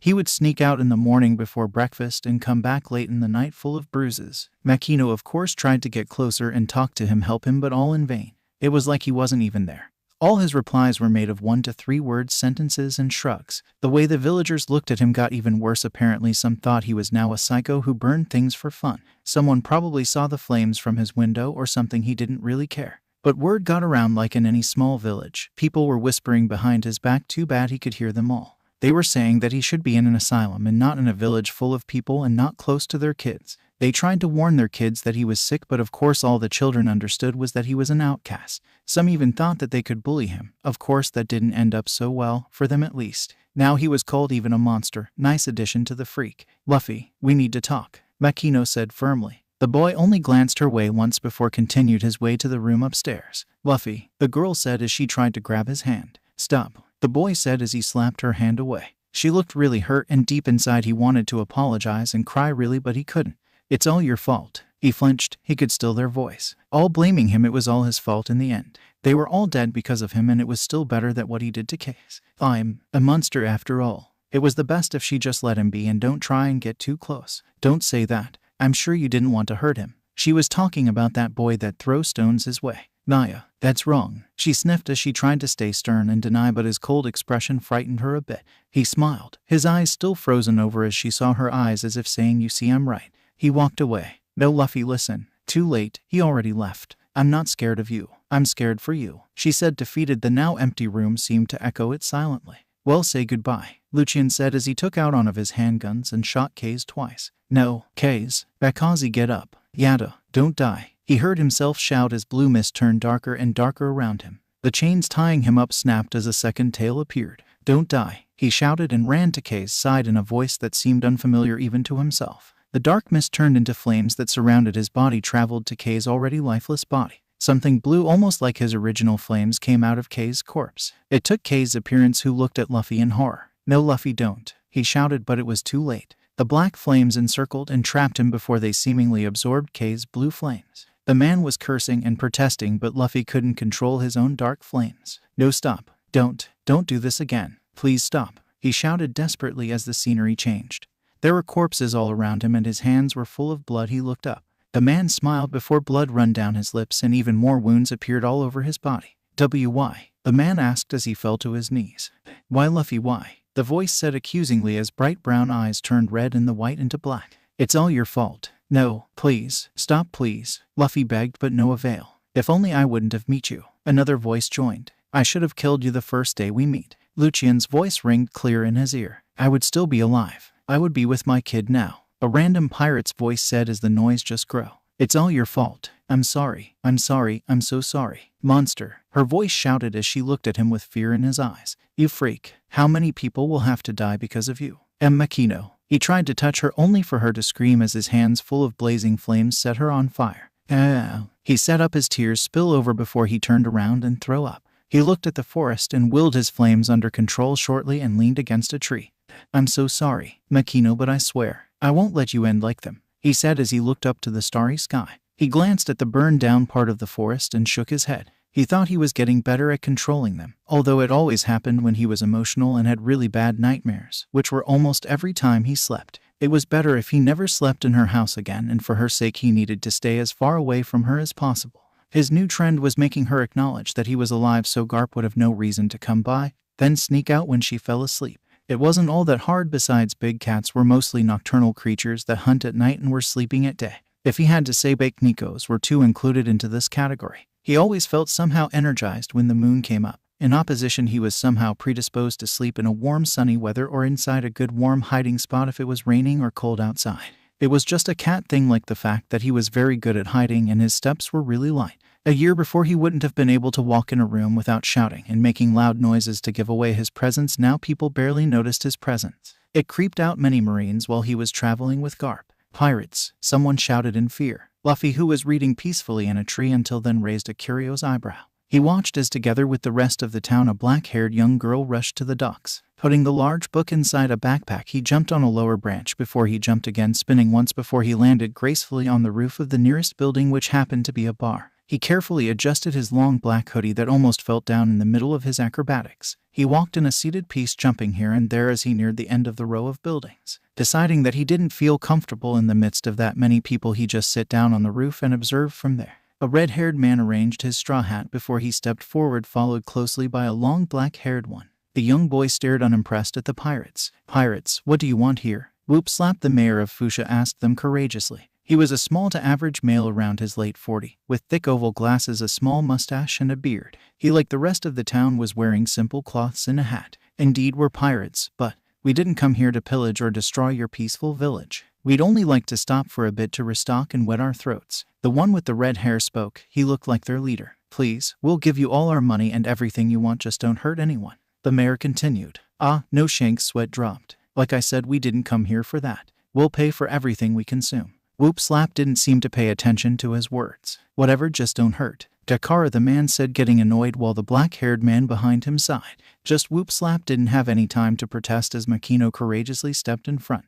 All of them could see the conflict in her eyes. "I am the owner of the local bar. If a drink is what you want, you should follow me." The mayor nodded with a sigh. Garp chose the worst time to leave, but provoking them would do no good. She hoped Luffy won't hate her for this. "Thank you, young lady." "Makino. Makino will suffice, Captain San." "Well, boys, you heard Makino-chan." The crew let out a loud cheering noise. The small boy yawned once again. Eating his devil fruit made him a bit lazy. He turned around ready to leave when his eyes caught the red-haired captains, who seemed to smirk at his direction. The boy sneered and jumped off the building. Pirates, the bane of his existence and his salvation too. He had mixed feeling about them being so near. He was greeted by an interesting sight when he came back that night. Most of the pirates were dead drunk on the floor. Another part of the crew was playing poker, even though they could barely see straight. He remembered Kay's telling him how easily he beat idiots in poker. Kay's depression hung over him like a cloud again. Luffy sighed as he jumped off the tree he was surveying them from. He touched his hoodie for reassurance and walked in almost nonchalantly. He could see most of them getting alert, some reaching for their weapons before their eyes landed on him. "Luffy, you're back." Makino's voice was enough to make them drop their guard and reassume what they were doing. She seemed quite happy. "Are you hungry? I made beef and..." He moved past her and carefully maneuvered so he won't touch the pirates even by mistake.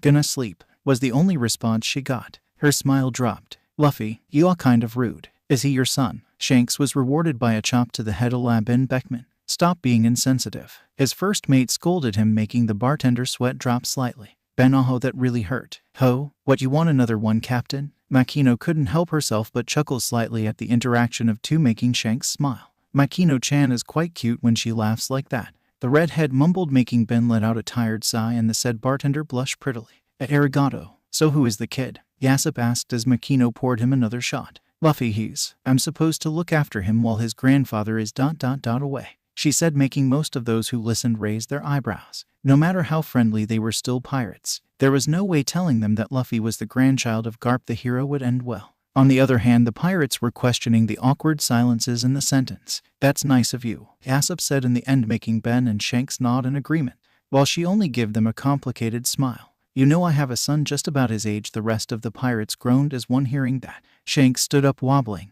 He looked at his crew. All had goofy smiles on as they slept. He shook his head with a fond smile. Some of them were sporting now mustaches, beards, and he blinked as Yasop nuzzled closer to a chair, apparently whole makeup. "Colorful ones." He snickered slightly at the prank. Somehow his crew was full of childish man. Still, Makino was really kind to let them sleep in the bar. She even covered them with blankets. He shook his head as he walked outside, just to stop and blink as a figure climbed out the first floor window. It was Makino and Luffy's living quarters, which made him a bit annoyed. What if the guy hurt the two? And wouldn't he and his crew be held responsible? More if the guy was a thief and... Shanks said, "I can't believe you'd do something like this," Makino said with tears in her eyes. Wait. Iya, please don't ever talk to me." That annoyed him greatly. He couldn't see much in the dark, but the thief seemed to be quite good. He jumped to the tree beside the bar effortlessly. Boy, he must have spooked him, because the figure lost his balance and fell down through. He landed on his feet. "Lucky guy." Shank approached the small figure. "Small, Lu.ffy?" he asked dumbly as he looked at the boy hissed at him. He blinked and then again, then furiously rubbed his eyes. "I drunk too much." Luffy meanwhile scrambled to his feet and ran away, leaving behind only a trail of dust. He said, hitting his open palm with a fist tap. "I must be dreaming," he said before finishing his pressing errand, and eased his bowel, wobbled back and fell asleep right away, pushing everything that happened into the back of his mind.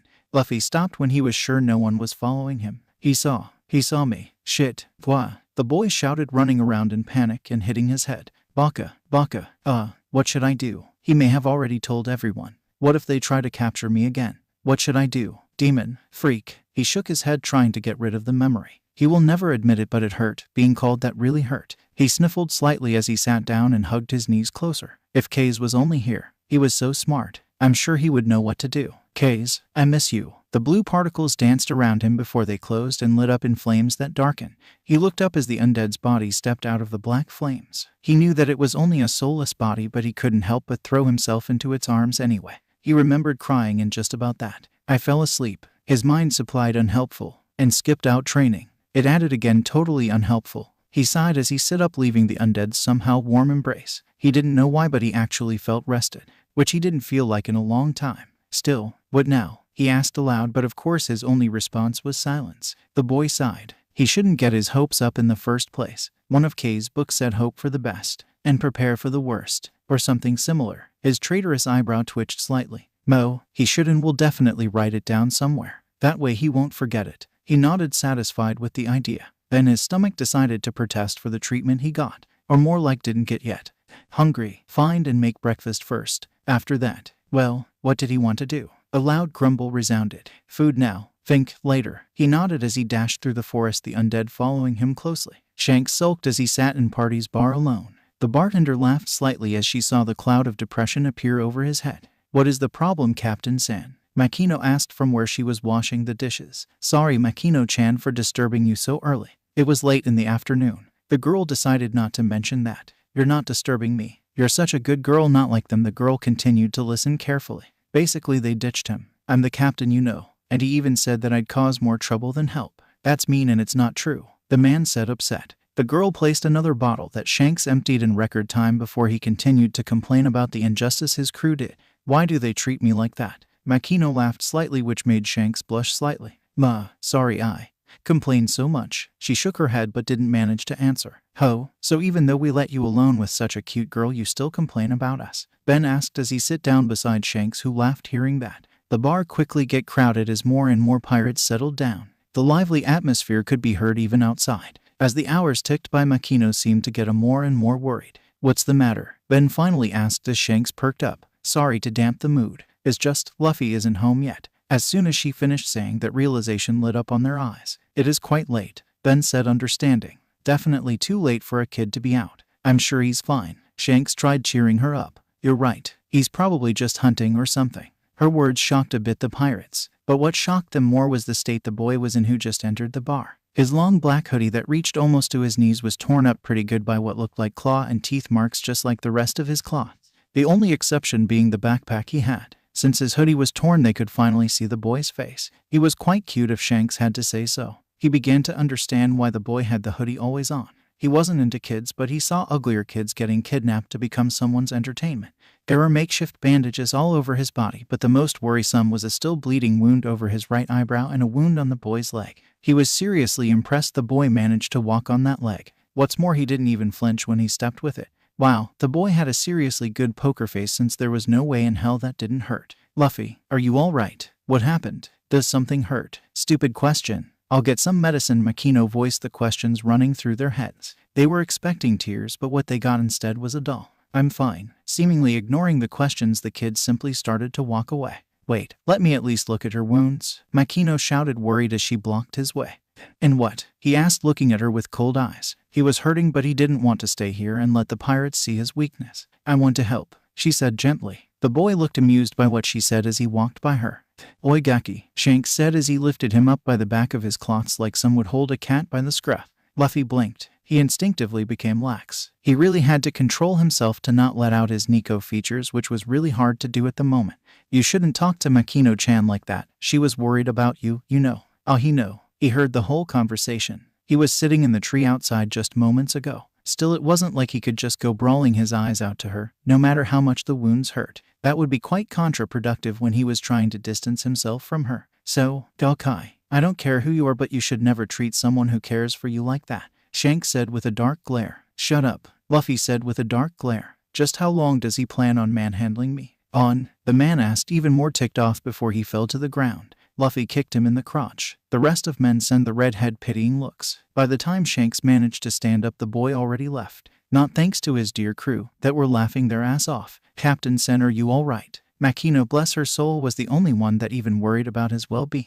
Yeah, somehow. Ha ha ha ha. Captain defeated by a toddler. His supportive crew laughed as one. Not you too, Ben. Shanks shouted, annoyed at his first mate, who although was shaking his head in denial, the way his shoulders were trembling with laughter betray him. Oh, whatever, where is that brat? That made them all sober up. He left. Lucky supplied oh so helpfully. No shit, Sherlock. The redhead shouted back, even more annoyed. Who's Sherlock? Hayes. Well, you know. Ben decided to end the useless chat. The boy's probably in his room. The ship's resident doctor decided it was time to make his appearance by the way those bandages were done. Shanks nodded, understanding the worries of the doctor. Even he could tie bandages more meticulously. The brat probably treated himself. But wounds needed to be washed, disinfected, and more that the kid had probably no way of knowing. Okay, come with me. Makino-chan, lead the way. Let's settle this brat, the man said with flames in his eyes. Ben decided to ignore the obvious and not to point out that he was getting in a fight with her. The first floor at the end of the hall was a small door leading to Luffy's room. Luffy, open up please, Makino asked as she knocked on the door. No response. I just want to make sure you're alright. I promise we'll leave you alone after that.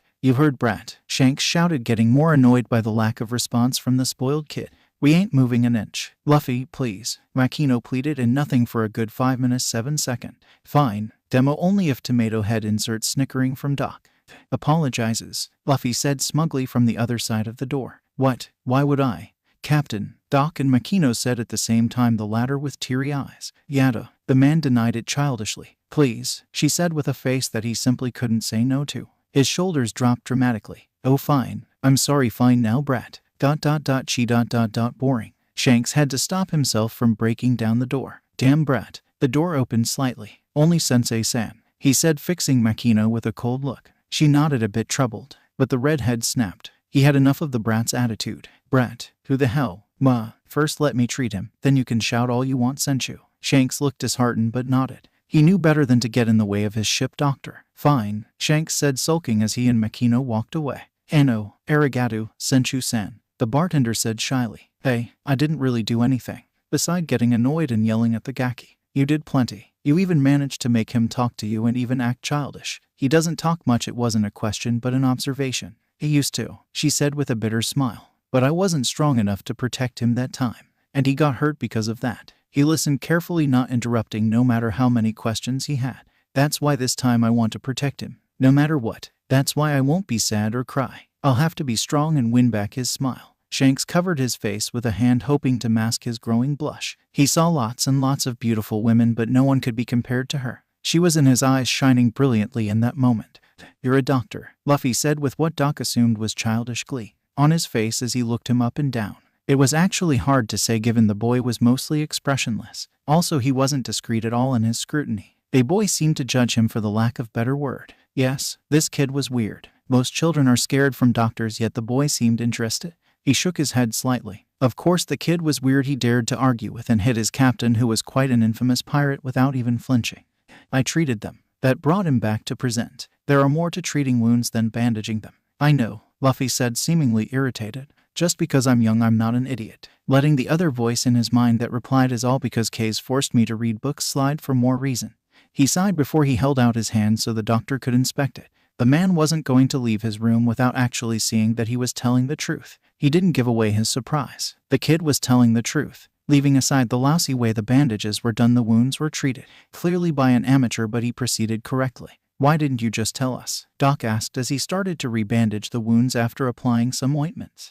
Wouldn't believe me. Anyway, beside getting Tomato riled up was fun. Like hell he could say that out loud. The man said, smiling slightly, reading between the lines. The kid was a brat, but it was a reassurance that he could still act childish. His eyes weren't totally frozen over yet. He quickly finished examining the wound and putting fresh bandages on. As the doctor started putting back everything he used in his bag, he unfortunately knocked over a roll of bandages that stopped at Luffy's legs. His eyes widened, as did the boy's, when he saw the black tattoo on the boy's feet. Luffy quickly covered them and practically showed him out the door. He heard the click as the boy locked the door. That was a pirate tattoo. He'd recognize them everywhere. Moreover, it was practically burned into the boy's souls. No wonder the boy acted like he did. The boy's cold personality quickly begun to make sense. He shook his head in disgust. Just what kind of monster could do that to a child? He really needed a drink. Something really strong preferably. Oh, finished with the brat already? Shanks asked. The party reassumed probably as fast as it stopped. The redhead raised an eyebrow at the bizarre way his nakama was acting. Doctor, you already finished treating Luffy's wounds? Makino asked as the man nodded solemnly. Yeah, he actually treated them himself. Anyway, what's the strongest drink you have here? Well, that morning came too fast. Makino was serving breakfast while the pirates were busy with errands. Shanks looked around and saw that Luffy had yet to show up. Where's the brat? He asked between bites. Oh, he already left. Also, he doesn't eat breakfast here. Nor lunch. Neither supper. She said, hopelessness becoming more accentuated with every word she said. He truly wanted to cheer her up, but to his surprise Makino smiled at him. I'll figure it out in time, don't worry. The man nodded before drinking the rest of his beer in one go. That hit the spot. He left some buri on the counter. Got some business to take care of. See you later, Makino-chan. The girl nodded with a smile. He was practically walking around the small village in hope to catch a glimpse of that insufferable brat. Without any success, he might add. But he happened to overhear quite an interesting conversation. Apparently the villagers didn't really like the kid either. With the boy's attitude, he couldn't really blame them. Still, that didn't warrant an excuse to call him monster or a freak. He was still a kid, for God's sake. What was up with this village? He sighed. The redhead was lost for words for once. Remembering the bartender's words, he headed toward the forest's hunting grounds. Shanks found the boy easily enough. Luffy was curled around a large book and sleeping peacefully. He smiled, although a bit annoyed, as he approached the boy. It was time he realized that the kid wasn't sleeping all that peacefully after all. He sat down beside the boy and was just about to wake him when tears started running down the boy's face. Sorry, Luffy whispered as more tears run down his face. Shanks didn't know why, but he could feel something clenching in his chest. He tried not to pay too much attention to it, because every normal human would feel protective of a small kid, moreover if they were hurt, no matter how big of a brat they were in reality. He sighed as he leaned back into the tree's shadow and run his hand through the boy's scalp, gently calming the boy down. The pirate was tempted to just leave, but then leaving the kid here unprotected was out of the question. But then again, the kid probably come here pretty often. But he was hurt right now. No way he could just leave. Besides, he didn't even scold him yet. No way he would forget about that. Well, might as well relax until then, the man thought with a smile as he leaned back in the shade of the tree. Luffy yawned as he moved around and finally opened his eyes slowly. He stretched and froze as the information that he wasn't alone finally reached his brain. It took some time for his brain to even decipher those feels. He looked at his right suspiciously, and jackpot. He should know by now that his reflexes and animal instincts were always spot on. Tomato. What's he doing here? He looked at the man who slept peacefully, oblivious to the questioning gaze of young boy. Luffy observed carefully the man lacks posture. The man's legs were folded and he was leaning back against a tree. His arms were behind his neck, acted as a makeshift pillow, although Luffy had to admit felt a bit cheated since the straw hat covered the man's face. He imagined the man had a satisfied, happy-go-lucky stupid grin etched on his face. It was the only expression that seemed to fit the man anyway. That carefree attitude somehow reminded him of, let's not got there. Besides, there was no way the man was like him, and even if he was, then he should stay as far away from him as possible. It would be better for all of them. Shanks cursed as he walked into the ship. The stupid brat managed to get away. He totally blamed it on the sun. It was impossible to resist the temptation and fell asleep right away. Captain, good to see you finally around here and not chasing after Makino's skirt, Usopp said, making the redhead give him the stinky eye. We're about halfway done resupply the ship. I'd say around 2 or 3 more days and we're ready to travel again, Ben said as he looked over the list of the still missing supplies. Oh, Shanks was a bit shocked by that. That soon? Yeah, well, we got about everything we need and can get in this village. The fresh food is going to be delivered tomorrow. Some of the guys need some repair parts which are harder to get by, but the village blacksmith promised that he will have them ready by the end of this week. Like I said, 2 to 3 more days, of course, unless you want to stay more. Maybe spend some time with Makino-chan, Ben asked with a small smirk. Seeing their captain blush and act frustrated was quite amusing. That's not it. Shut up, Usopp, don't think I don't hear you laughing. And Doc, don't bet on that, the man shouted, annoyed. Well, I can't leave until I settle my beef with that brat. It was a half-true, Ben could tell from a mile, but decided to let it slide. This time. He's 6 years old, Ben pointed out, making the feared pirate captain's eyebrow twitch. Yeah, that information did not help at all. It doesn't mean I'll let him get away with it, the man said with a strange fire of determination in his eyes. Guess he was still pissed for being kicked in the nuts. The first mate let out a sigh as he shook his head while his captain basically declared prank war against a 6 years old. Luffy let out loud sneeze, giving away his location to his prey and making his lunch run away. He sighed as he saw the dust settle in its wake. It was too late to try and catch them now. He swore he will find the one who made him miss out meat and make them pay. Painfully, and he hoped embarrassingly too. Shanks made the first move. The boy always got home late that he already knew. As usually, Luffy walked in without even acknowledging their presence or Makino's efforts and headed for his room. The Nekimimi raised an eyebrow under his hood at the hushed voices of the pirates. They were acting very suspicious. They let him go just like that. That raised question. Oh well, better for him. He opened the door to his room just for a bucket of pink paint to fell on him. His mind told him to move, but he didn't have time to. Everything was totally still until around the corner of the hall someone started to laugh. Luffy spit out some paint that got in his mouth with an apathetic expression. The boy glared at the red-headed man doing a banged-up job at hiding, so he was behind this. He tried to move inside only for some string to snap. He quickly took his foot back, but too late. Feathers were thrown on him from every direction. The boy sputtered, seemingly frozen in place before the red-haired man smiled, trying hard to suppress his laughter as a pop sound attracted the boy's attention and seemingly purple glitter rained down on him. The boy sent a glare Shanks' way that promised certain pain, but the pirate didn't seem affected in the least. Instead, he just doubled over, laughing out loud and banging the floor. Soon footsteps approached and made the boy hurry up and try to shut the door, but too late. "Oh my," Makino said before his whole crew begun to laugh with tears in their eyes. "Hey, he's too gloomy for a kid. Though some colors would do him good," Shanks said as he cached the worried look on Makino's face. "Oh god, he looks like a unicorn just puked on him," Yasopp supplied helpfully between laughs. The boy couldn't get the cloths off him quick enough. He opened the door to his locker only to find that fucker. He dared to mess with his cloths. Those were gifts from K's. This meant war. He looked around between the girly selections of cloths the man placed in his room. How the hell did he even get them from? He grumbled as he closed the door to his wardrobe. Like hell he will wear these cloths. Happily for him, the man didn't know that he could sneak away without raising suspicion whatsoever by simply doing this. Blue mist surrounded him as he turned into a small feline. He nudged the window open with his head and headed toward the shipyard where K's ship was docked. He went there most of the time he sought comfort or needed a shelter from the harsh weather. Right now he needed advice and a battle plan.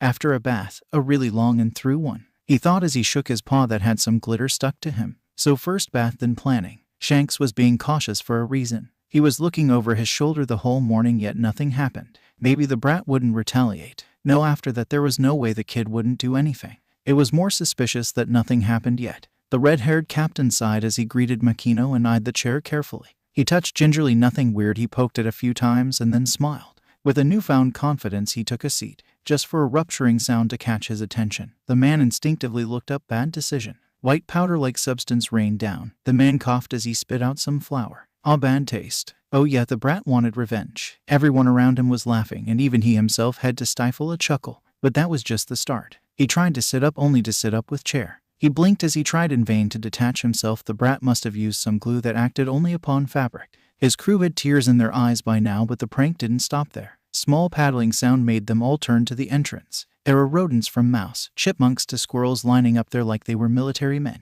Shanks took a fearful step back, chair and all, as they eyed him like he was food. He recognized that look on anyone's face. But there was something else he couldn't explain that was weird about them, well beside the fact that they acted human soldier-like and obviously weren't scared of the big humans. With a small battle cry they all rushed forward. Shanks in surprise tried to run away, more like wobble, since walking let alone running was totally out of question. His crew was laughing way too hard if anyone were to ask him. He fell back into his chair as he neared the stairs and the small animals attacked. Became food to small rodents. What a way to go. He will be the laugh of the whole grand line. Something in the back of his mind told him that he should have thought about that before he declared prank war on a 6-year-old, but he masterfully ignored the voice. He threw himself back and tried to break the chair he was sitting in, but it survived. It was too resistant to not have been messed with. He jumped slightly as he felt a small tickle. They were licking him. Obviously there was something else mixed with the flour because they were at it like Lucky was on meat after Doc put him on a diet for almost a month.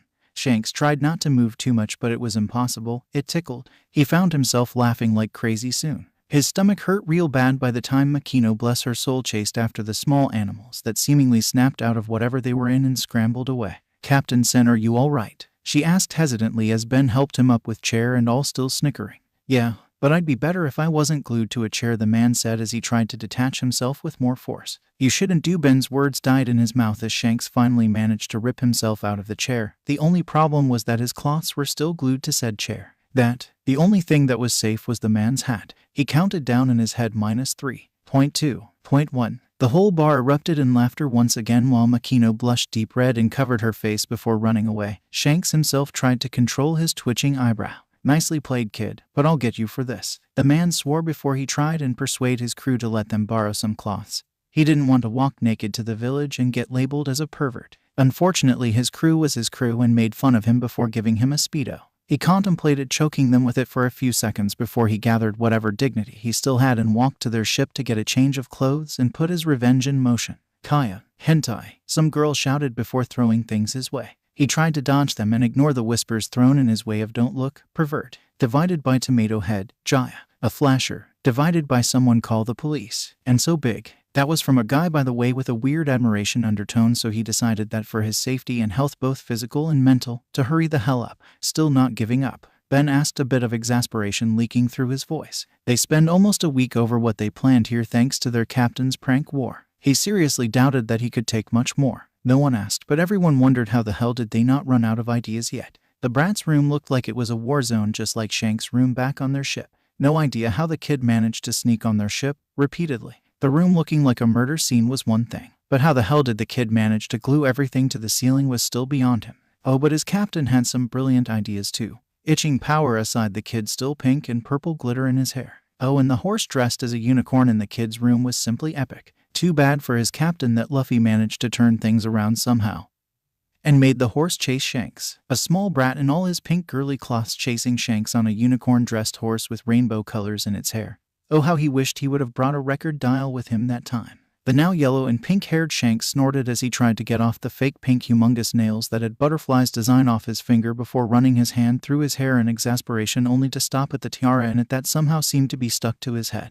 Now shouldn't you support your awesome captain's ambitions and help him instead of bitching like this? You do realize your opponent is an innocent 6-year-old kid, right? My oh so great captain. Innocent my ass. I mean, are we even talking about the same brat that ruined my image? How could we even call ourselves red-hair pirates now? The man ranted. You did that to him first. Then how about my room? You made his room into a small girl's dream by princess styling it. But look at my nails. Ballet cloths. Yeah, well, my cloths still smell like onions unleashed. It truly brought tears to their eyes. Think of the water pranks. Apparently Shanks found out that the boy wasn't a fan of baths, so he improvised. At least the small guy was clean. Very, very clean. He changed everything up in my bathroom. I mean, I almost washed myself with lubricant and put toothpaste on my hair. He poured all my shampoo in the toilet tank. You have any idea how much foam it makes? Oh, that's why you were so angry this morning. That's not the point. I'm not leaving before he admits I win and that he's wrong.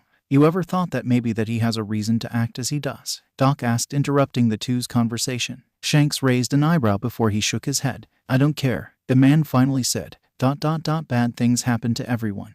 No reason to act like a jackass and hurt those who care for you. More like as an emo in making. Still, you wouldn't be talking about Makino-chan just now, right? I can see that you like her, you know. Ben asked with a knowing smile. Luffy, stop right there. Makino's voice made them all stop the chatter and look at the door as the brat walked in. Ben marveled the kid seemed to have someone that borrowed him cloths all the time he got pranked. A male by the looks of it, quite a few years older than the boy judging by how long the sleeves were. Luffy, you need to apologize. No way. Cool, composed and to the point as always. One of the things the first mate appreciated about the boy. That boy had second-degree burns on his hand. Makino retorted, making everyone's eyes widen slightly. I know that you're hurting but always fighting and now burning people. Luffy, that isn't you. I know you're better than this. The women said, approaching the boy. The boy's eyes widened before his head slumped slightly. Better? Him? How would you know that? He shouted, enraged and slapping away her hands. Makino fell over and grasped her bleeding hand. There were 3 claw-like marks on her arm. Luffy seemingly froze before he continued to speak. You're not my mom or my sister. You're no one. He said forcibly. It made her tear up. He was aware that he hurt her than worse than those scratches, but it was better this way. At least that was what he told himself. He was so caught up in his own thoughts that he didn't even realize what happened as he was knocked off his feet by a punch. Listen up. You can pour drinks on me. You can throw food at me. You can even spit on me. I'll just laugh that stuff off. But, good reason or not, nobody hurts a friend of mine, Shanks said as he glared at the small boy sitting on the ground while nursing a bloody lip. He had just about enough. No, he didn't care what happened to the boy. Nothing gave him the right to abuse other people. Please see Captain Ain-san. Please stop. He's just a kid, Makino said with tears in her eyes as Ben, Shanks' first mate, stepped in her way and held her back. He knows. He won't hurt him. Too bad, the man said as the boy finally sit up, clenching the bar for help. Shanks might have used too much force in that punch, he contemplated slightly as the boy looked like he fought with consciousness already. You're one of them, the boy finally said as he straightened himself. You all are very annoying. just like him. This made Ben raise an eyebrow. Just who was the kid talking about? Apologize, came the command, making the others just a bit nervous. It never spelled good when their captain talked in that tone. Never, the boy said as he met the man's gaze challenging. He knew he couldn't win against the man, well, not in a straight fight anyway.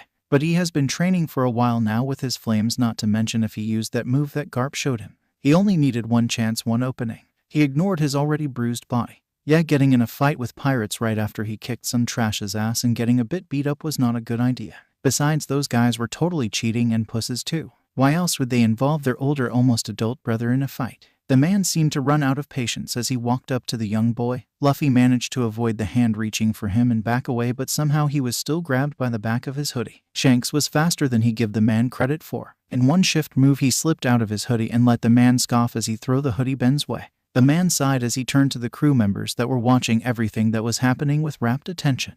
Makino-chan, I think we better give them some space. But before he could finish the sentence, the boy fell to his knees. The whole crew just realized that the boy's blood was soaking the white long-sleeved shirt he was wearing. Doc took a step toward him, but the boy seemed to hiss. What happened? Shanks asked, baffled and panicking slightly. He didn't want to hurt the boy and worsen his injuries. Open his eyes, yes, but he would have never hurt a kid so painfully. Not your business, Blondie. The nickname made Shanks' eyebrow twitch slightly. You brat. Quit being so rebellious. You're only a kid, stop being so stubborn. You are allowed and should just cry like a small kid if you're hurt, you know. So annoying, the boy said as his mind brought up the image of another annoying male saying something similar. God, Kaze must be disappointed right now if he saw him act like this. No, that wasn't right. He would have been livid, really angry at him for hurting Makino and acting like this. But he truly didn't know how else he could protect her. He tried to stop, but somehow a tear escapes his eyes, and no matter how much the boy wanted not to, more followed. Protect her. What a joke, he was hurting her, and the one who was doing the protecting.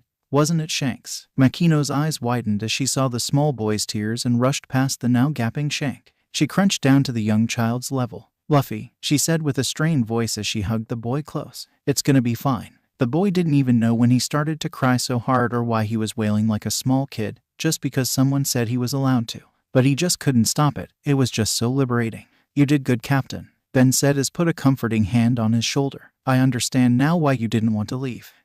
Well, I guess this is better result than what I was expecting, the man said with his usual dahaha laugh accompanying it. The boy finally stopped crying a few minutes later. Luffy sat up and wiped his eyes roughly in his long sleeve, making the once red head flinch slightly. The child began to walk toward him with a cool expression on his, not like he had a total breakdown earlier. Shanks had to admit the boy had guts all right. In mind, he was already thinking of what to say, but he did not expect the boy to just grab his hoodie from Ben's hands, put it on and walk away. I'm still not apologizing, the 6-year-old said as he stopped at the stairs. But I didn't want to hurt you, Makino. I was just angry, he said the last part so quietly that they had to strain their ears to understand.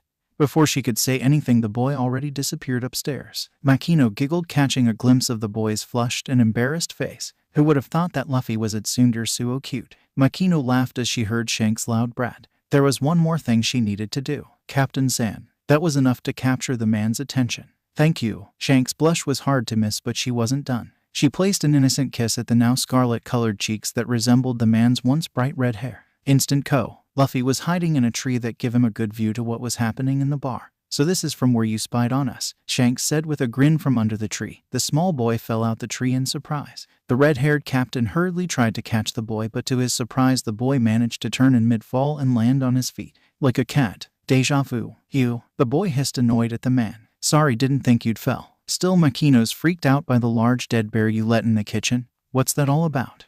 The boy blushed slightly. He couldn't help it. He was feeling so bad that he put her through all that he had. So when his feline instinct acted up and thought that a gift might help, he naturally did just that and hunted down the biggest prey he could find. Now thinking of it like this, it was silly of him. Shanks shook his head, seeing the boy's flushed face. Well, she's making some food. You can come in and join us anytime. It is the last day we're staying. The boy nodded. It was to be expected. They were after all pirates. Ma, don't make that face now. The boy gave him a glare, making him smile even more amused. We'll be back in a week or two. Now that made Luffy's eyes widen. I decided to use this island as our base for our stay in East Blue. I'll still need to pay you back for that prank. Yeah, dream on, old man, Luffy said with a small grin. What was that, you crybaby? Shanks asked with a twitching eyebrow. Who are you calling a crybaby, old timer? Who's so small I can't see without a magnifying glass? Who are you calling a chibai, senile san? They are at it again, Ben said with a sigh as he heard the arguing from outside. Luffy sighed again. It has been 3 weeks since Shanks and the crew left, and he was so damn bored. He hated to admit it, but the red had made things interesting.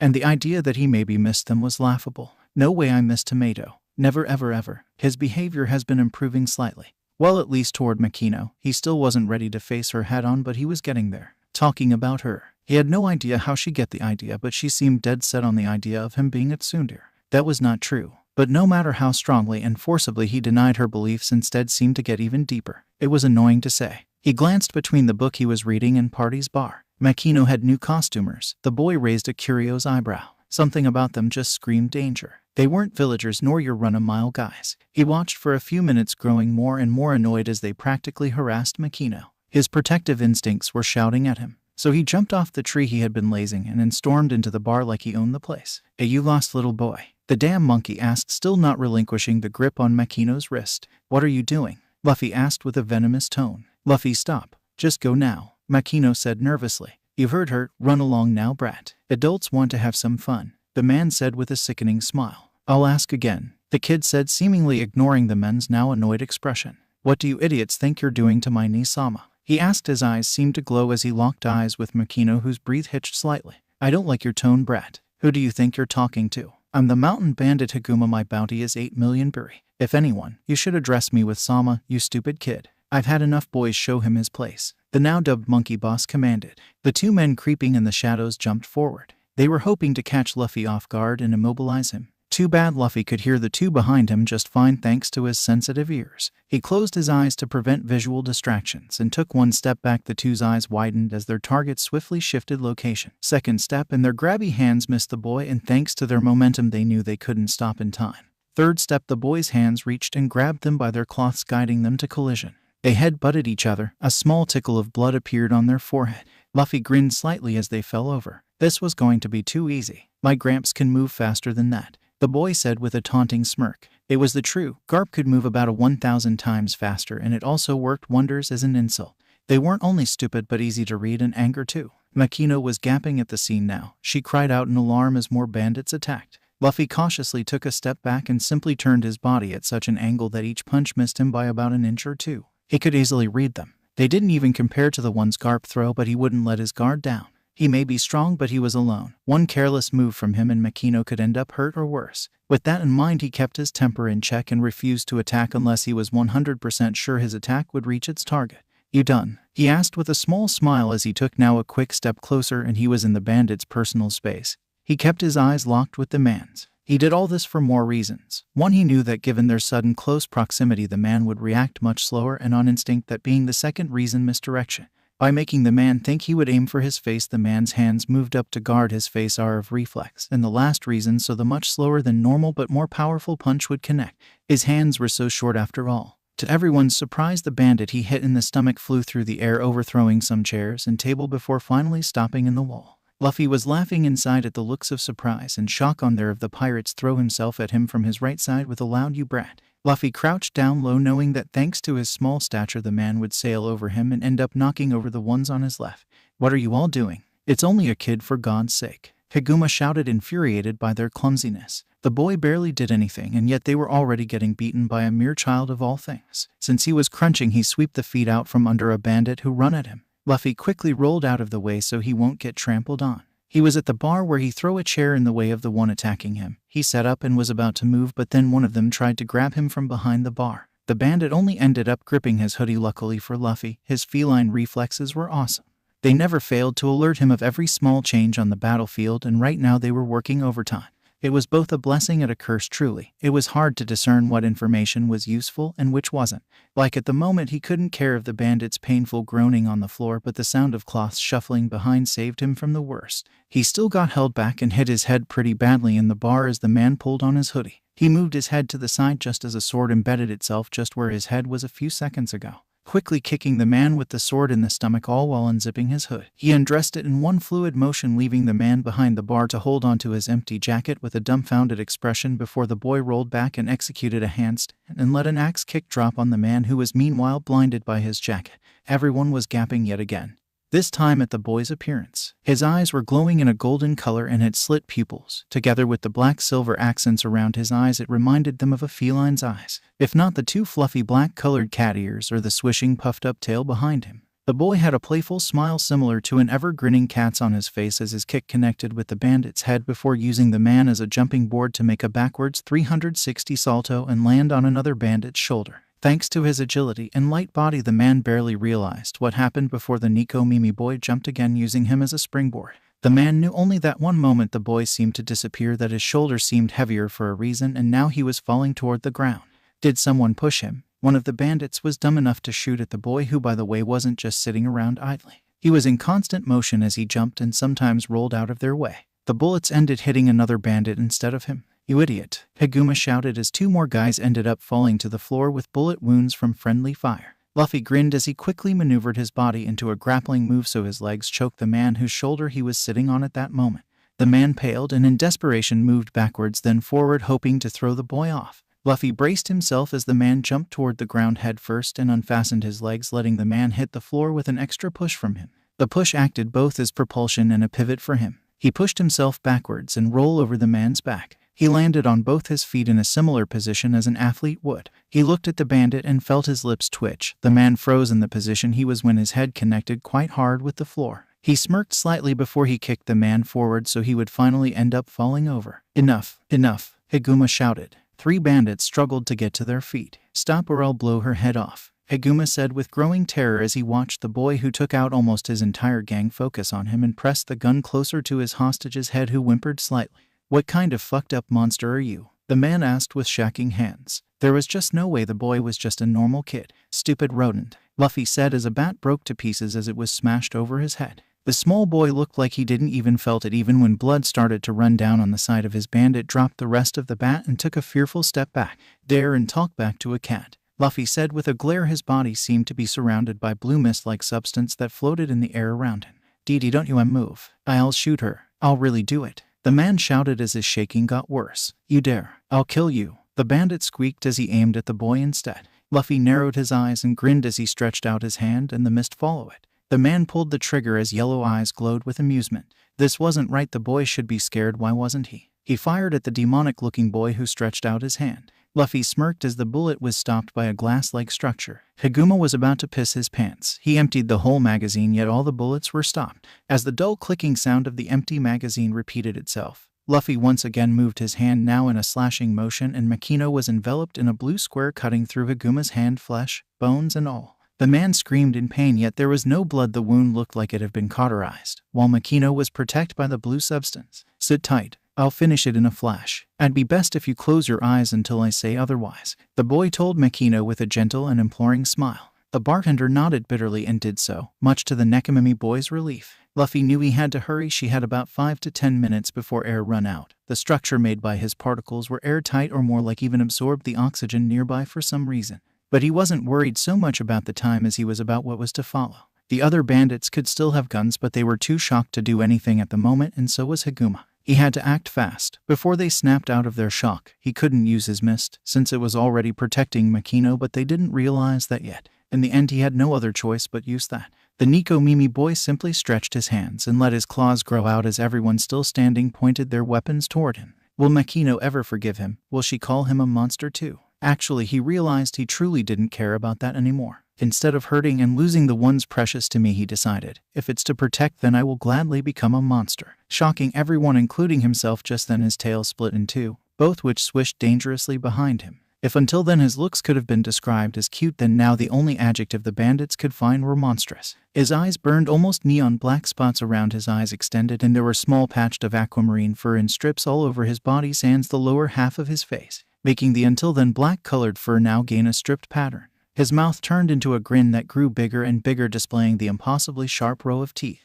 Hell, he could feel himself grow slightly, his foot almost completely turning into feline ones. The boy, meanwhile, obvious to most of the exterior changes, could see, hear, feel everything better. He simply knew that he was stronger, faster, deadlier. He could feel it in his bones. Bloodbath, he muttered silently and seemingly disappeared from their eyes. There were black aquamarine flashes appearing everywhere in the room, accompanied by green piercing eyes, cries of pain, dull thuds mixed with gun shoots, shouts of fright and dripping flowing sounds. In just a minute the last bandit fell to the ground. 2 of his aortas clawed open. The man was unconscious by the time he hit the floor and will be dead in a few more minutes. Blood was sprayed everywhere in the bar. The boy panted as he stopped in the middle of the room, swaying dangerously. His second tail disappeared in a bright flare together with rest of the changes in his body. He tried to walk over to Makina, but before he could reach her he was hit by a wave of exhaustion, making him fall back. He prepared for a hard impact, but it didn't come. Shit, did I miss one? His eyes fluttered open. Black spots were dancing before his eyes as he looked at the owner of the arms that caught him. I wondered why you guys didn't come to greet us at the docks, Shanks said as he looked at the bar that looked more like a butcher's workshop at that moment. The boy smiled, thanking heavens and whatever god there was. Makino was going to be safe now. Luffy moved his hand and let the mist fall down and the particles dissipate in the air. The bartender, feeling the change in the air, opened her eyes. Her eyes widened in apprehension and disgust before they landed on the redhead pirates and the small boy cradled in their captain's chest. Luffy, she shouted as she dashed to his side. Her worried face was the last image he saw before he totally blanked out. I really hope there's a good explanation for all this, Shanks said as he sat up, the boy still in his arms.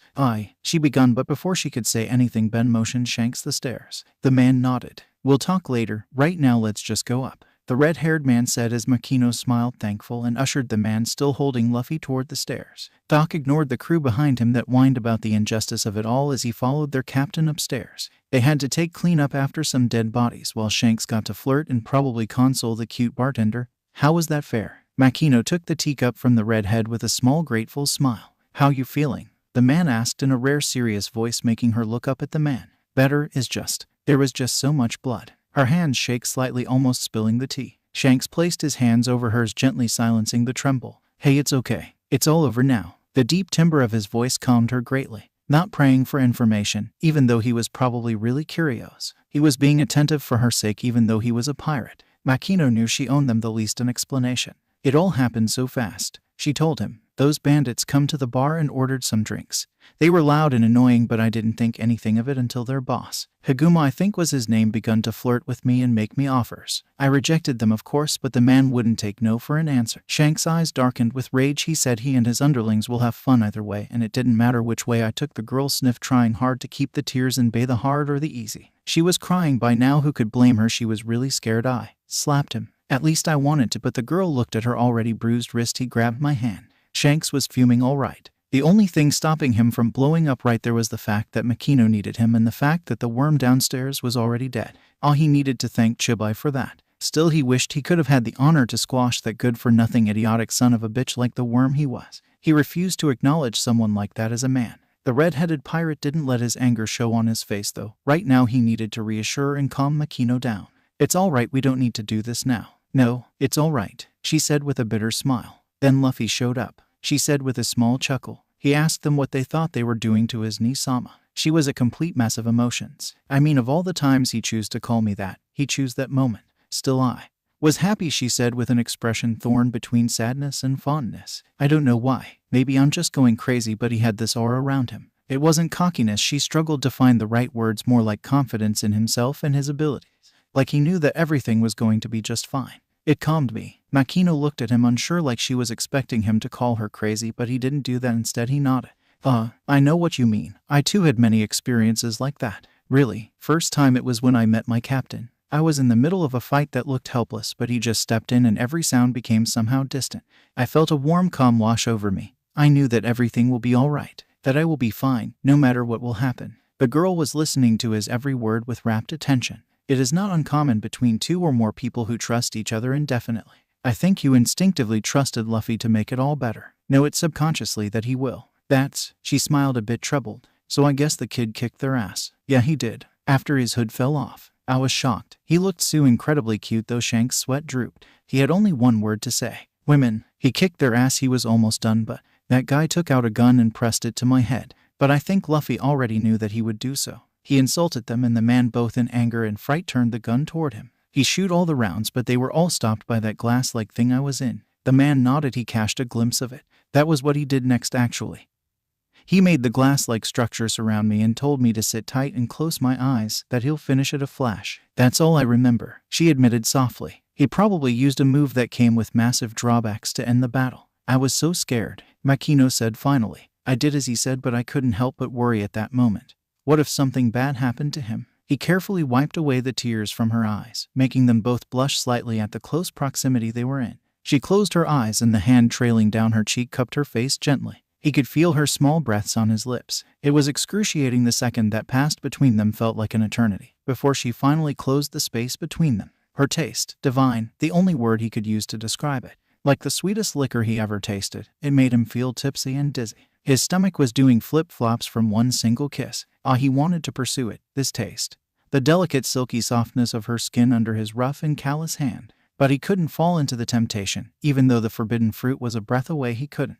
With heaviness inside his heart, he broke away. I'm sorry, Makino, he said sadly. We can't do this. I'm a pirate and I don't know what tomorrow brings. I can't promise you anything. You deserve better than this, he said as he kissed her forehead and hugged the now broken-hearted girl to his chest. He may be a pirate and a criminal according to the world government, but he had his own rules to follow. Taking advantage of a vulnerable and hurt woman no matter how much he desired her was just not going to happen. It didn't matter how hard his mind protested against his decision or how heavy his chest felt at the thought of someone else's arms embracing her. He respected her too much already to leave her here alone without anything to offer in exchange for her heart and devotion. That would be just too cruel. Not to mention he couldn't risk her safety for his own selfish reasons. Taking her out to the sea, he couldn't do that. At the end of the days, he was still a wanted man and she was only a beautiful young bartender that had her whole future ahead. Luffy groaned as he opened his eyes. He could hear the party from downstairs. Oh yeah, Shanks was here, wasn't he? His memory was a bit fuzzy. The boy sat up. Although he was a bit dizzy and had a bandage on his head, he couldn't find anything out of the ordinary. A loud growling sound protested otherwise. Placing a hand over his stomach that kept reminding him that he was hungry, he slipped off the bed and panicked slightly.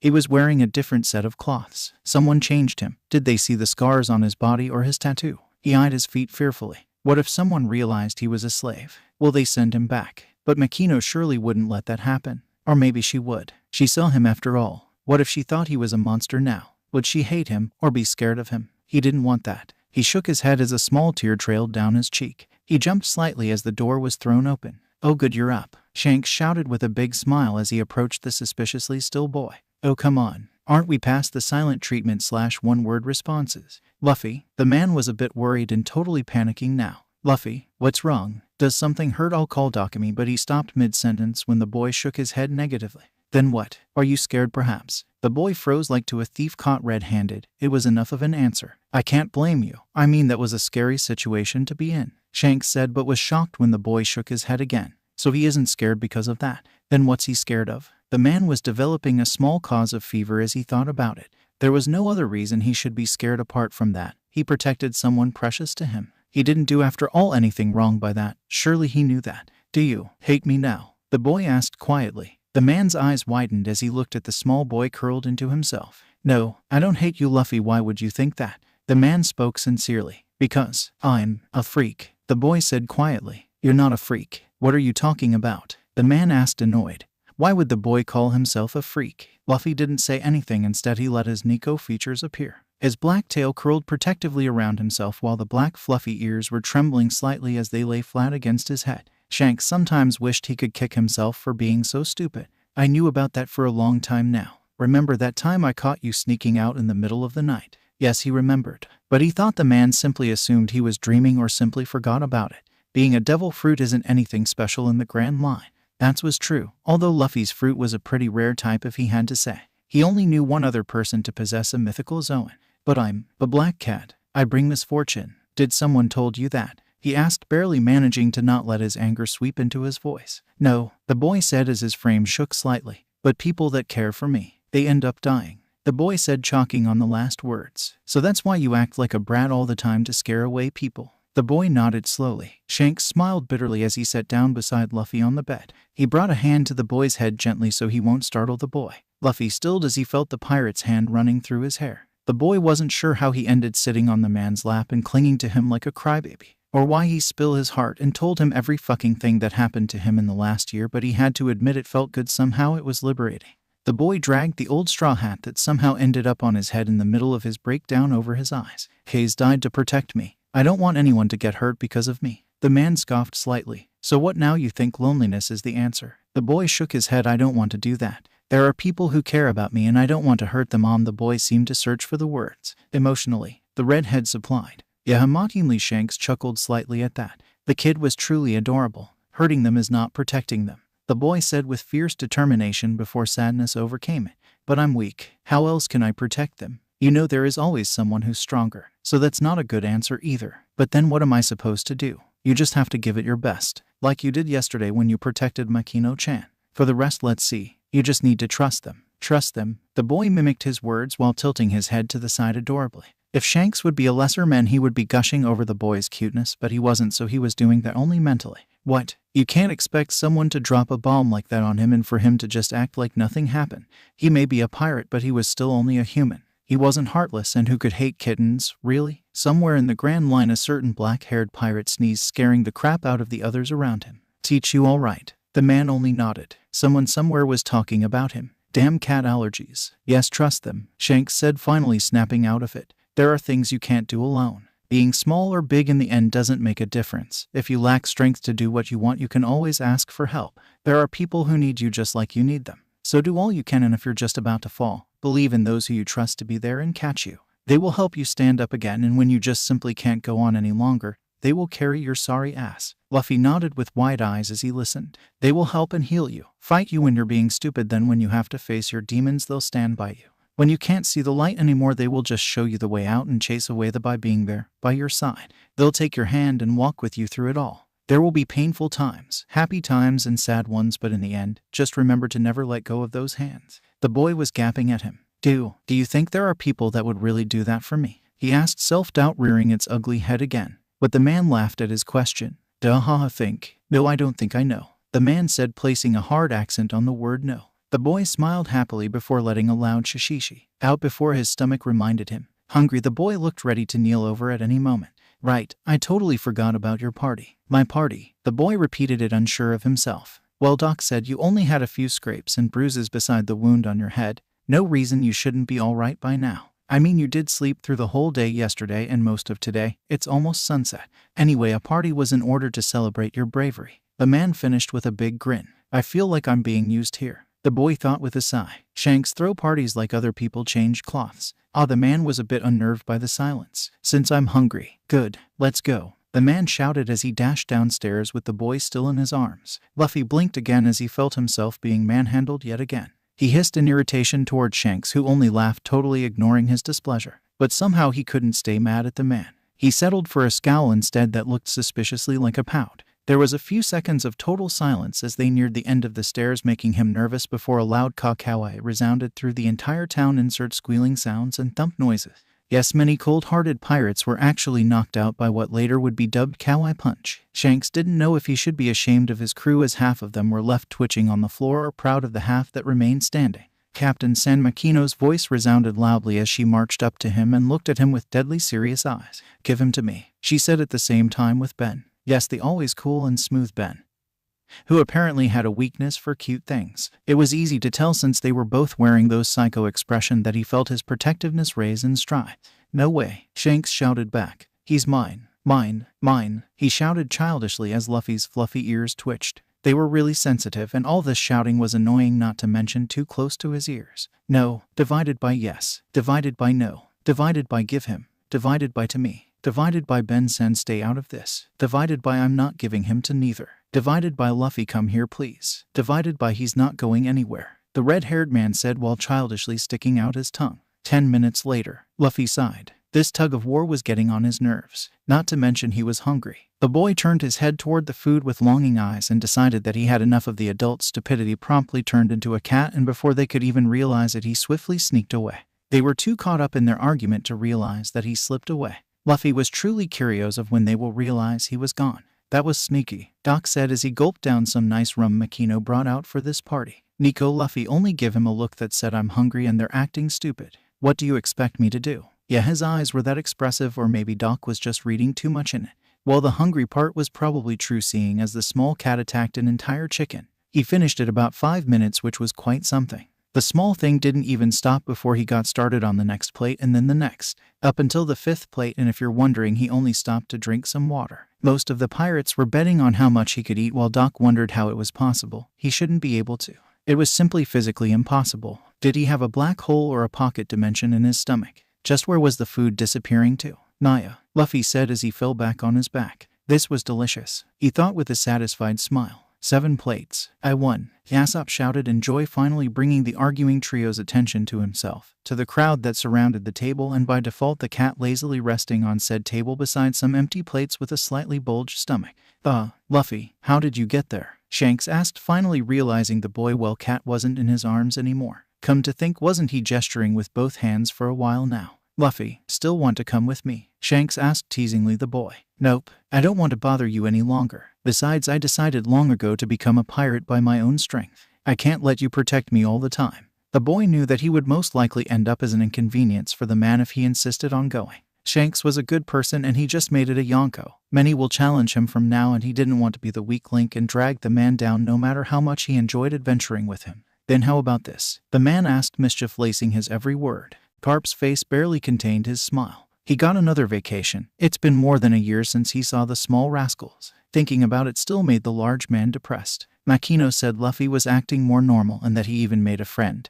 But what was normal behavior for that boy? He knew the kid was a troublemaker, not to mention he got in fights daily with the villagers and their children. The boy was more trouble than Ace, and that was saying something. Then back at it ... Just what kind of friends could he make with such a character? Yeah, he got whoop slap letters all right. Doesn't mean he read them all. The man was always going on about some red-haired devil and some cat. He swore the man had gone senile, but why did the mayor need to write him of all people complain letters? The man sighed again before placing a hand above his eyes. Oh, he could see Party's bar already. He couldn't help but smile fondly. Finally, he could visit his cute grandchildren. He entered the bar with a loud cheer, only for silence to reign for a few seconds. Makino, he asked slowly before the young women peeked up from behind the bar. Garp-san, you're finally back, she asked with a beautiful smile, making the man feel a bit flustered. I'll be damned. You became a beautiful young woman. Oh, if only your father could see you now. He'd be damn proud. She blushed prettily at the compliment. Thank you, Garp-san. So where is that troublemaker? The Marine finally asked, looking around suspiciously. He's, well, training. Oh, he finally decided to become a Marine. I wouldn't say that, she said with a small troubled smile. Luffy. The cry of furry was enough to make the mini pirate cringe. I guess Grandpa's back, the boy said with a resigned voice. Garp would found out sooner or later, so it didn't make that much a difference. Still, he wished he would have enough time to prepare himself mentally. Luffy, Garp's voice sounded from behind him, making the boy look at the older man with a strained smile. Hey Grandpa, he said quietly. Don't hey Grandpa me, the man shouted. The boy, who had no chance whatsoever to dodge the fist of love Garp throw his way. What is it then? I heard that you made friends with the red-haired brat. Luffy, being the person he is, got to his feet quickly while trying not to wince as he touched the large bump on his head. You mean Shanks? Yeah, I guess so. So you're back. Of course I am. Did you miss me? Wait. Don't try and mislead me, you brat. You better explain, Garp said, pointing at the small boy who looked at the Marine with bored eyes. If HQ finds out you became friends with a pirate, they won't let you join the Marines. Just what were you thinking? The man asked, unruffled by the glare sent his way. The boy had a lot of practice to do if he wanted to scare him. There's nothing to explain. Luffy leveled with the man, who looked at him with a disgruntled expression. Luffy cut in before Garp could question him further. I want to challenge you. What? The man yelled, shocked. It's simple, a battle. You win, I do one thing you want. I'll answer any question you want. Garp nodded. There were plenty questions the man wanted answers to. And if you win? The boy smirked, unnerving the Marine. The arrogant little shit. Does he really think he had a chance against me? The same. I get one thing I want from you. HMPH. Fine. The faster we finish, the sooner you'll have to tell me everything that happened, Garp said with a smirk. He wanted to wait for Luffy to open up and not to force him, but he couldn't pass up this chance. No backing out of it. You must give me your word. Still, I thought you'd force me to become a Marine given the chance. Brat, you will become a Marine, and I already agreed.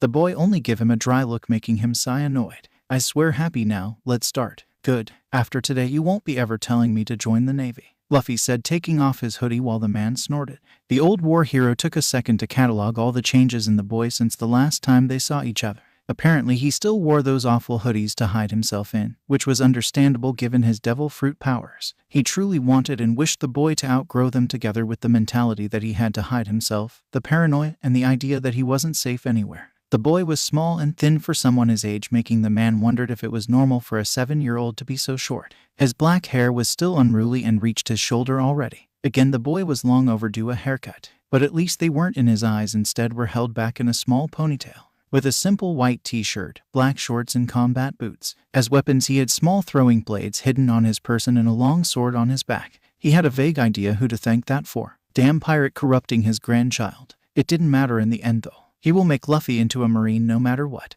There is just no way that he will lose this fight. The boy let his Nico features out, making Garp ready himself. He was kind of interested what the cute little bugger was up to. Luffy let his particles dance around the clearing, making the marine eye him suspiciously. Well, since he didn't attack, the chances of you winning are 0. Garp said as he ran toward Luffy, who raised an eyebrow and made his particles form a wall in front of Garp, who run through it like it was simple glass. He kept raising them, but it didn't even slow the man down. The boy jumped back repeatedly as the man smashed the ground where he was just standing a few seconds ago, leaving behind quite deep holes in it. If he got hit by any one of those, he will lose on spot. I thought you were smarter than this. Luffy made another platform that hovered in the air and he jumped on it. Like I said, your chances of winning. I'm not worried about the chances. I just have to make sure I win. That's all there is. Garp snorted again and jumped into the air while the boy jumped toward him. The boy quickly made an overhead turn and hit his grandfather with an axe kick. The man moved his head slightly so it hit his shoulder instead. Normal people would have fallen long ago to the ground in pain, but all Garp did was raise an eyebrow.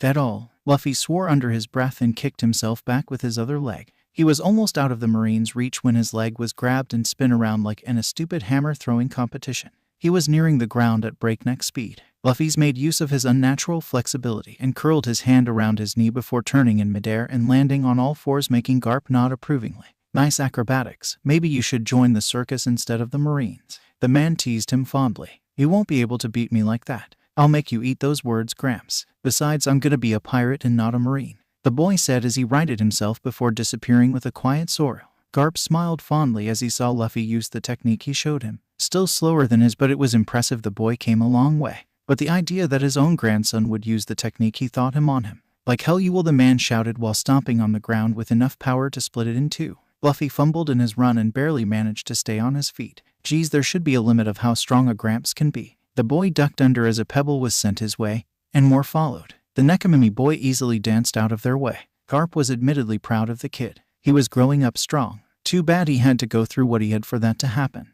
Even so, you're still 100 times too young to challenge me. The boy kept throwing and making those shields, hoping to slow him down, and it started to make the Marine annoyed. What was the kid scheming? There was no way they could stop him. Yet why was he still making them unnerved by how seemingly useless they were? Before he could have finished it, the transparent glass become ablaze. Garp jumped back, but his shirt still caught flames. Luffy grinned satisfied at the Marine. You little brat, the man said before 2 more glasses were raised on either side of him. He jumped back, barely missing their collision, upon which they exploded in blue fire. Luffy thrust his hand out and the fire followed his gesture and rushed forward. Garp jumped back. Why didn't you just do that from the beginning? I'm still trying to get the timing down. Controlling the flames is troublesome, unlike the particles. Is telling me that really all right? I'm your opponent now. Just be shut up and be amazed then, Luffy said as he thrust his hand out and a column of particles erupted around Garp, who narrowed his eyes. They were nearing him. The man closed his eyes and let out a deep breath and simply forced the particles to scatter by a push. The Nekomimi boy gaped. How the hell did he do that? How did someone push away something smaller than sand dust that ignited in collision by force alone? That better not be it. Luffy gulped. His chances of winning had gone down dramatically. But he had to win. There was just no other way. Duck, jump, dodge, attack, counter, and repeat it all. Luffy tried everything he could think of. He used his devil fruit powers to the limit and passed them long ago. Fighting against wild animals and stupid villagers daily was nothing in comparison to this. He hated the feeling of being pushed back and swatted away like an insignificant insect. But that all he amount in the eyes of his grandfather, no, in the eyes of a Marine hero. He bit his lips as he was slammed into the ground to stifle a scream and quickly pushed himself up and away. Garp had to admit the brat was resourceful. He wasn't overconfident in his ability like most devil fruit users were, instead seemed, dare he say, cautious of it.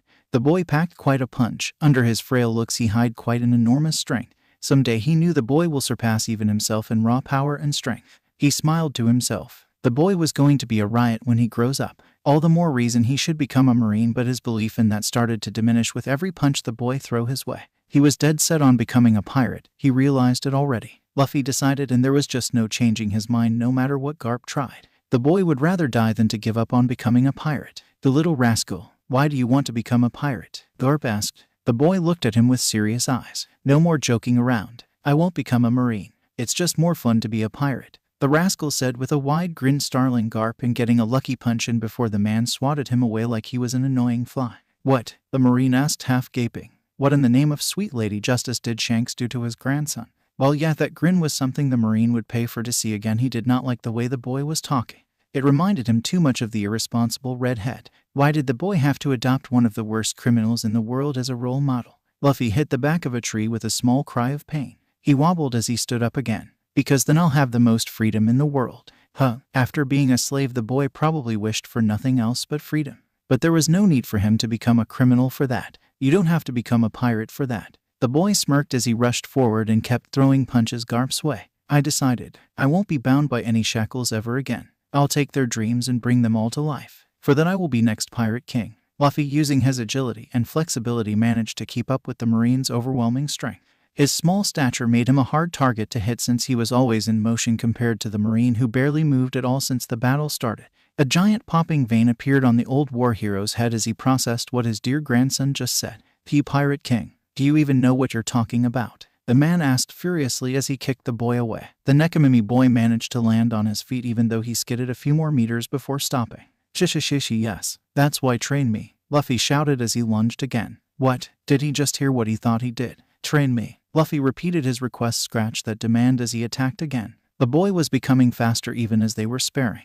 The last attack managed to even scratch him, but unfortunately for Luffy, he was wide open. The Marine sent a punch in the boy's ribs before grabbing him by the cloths and bringing him closer. "I'm a Marine brat. And you asked me to train the next Pirate King?" the man asked before punching the boy in the face, all while trying to stop himself from laughing, because really, who the hell would do that?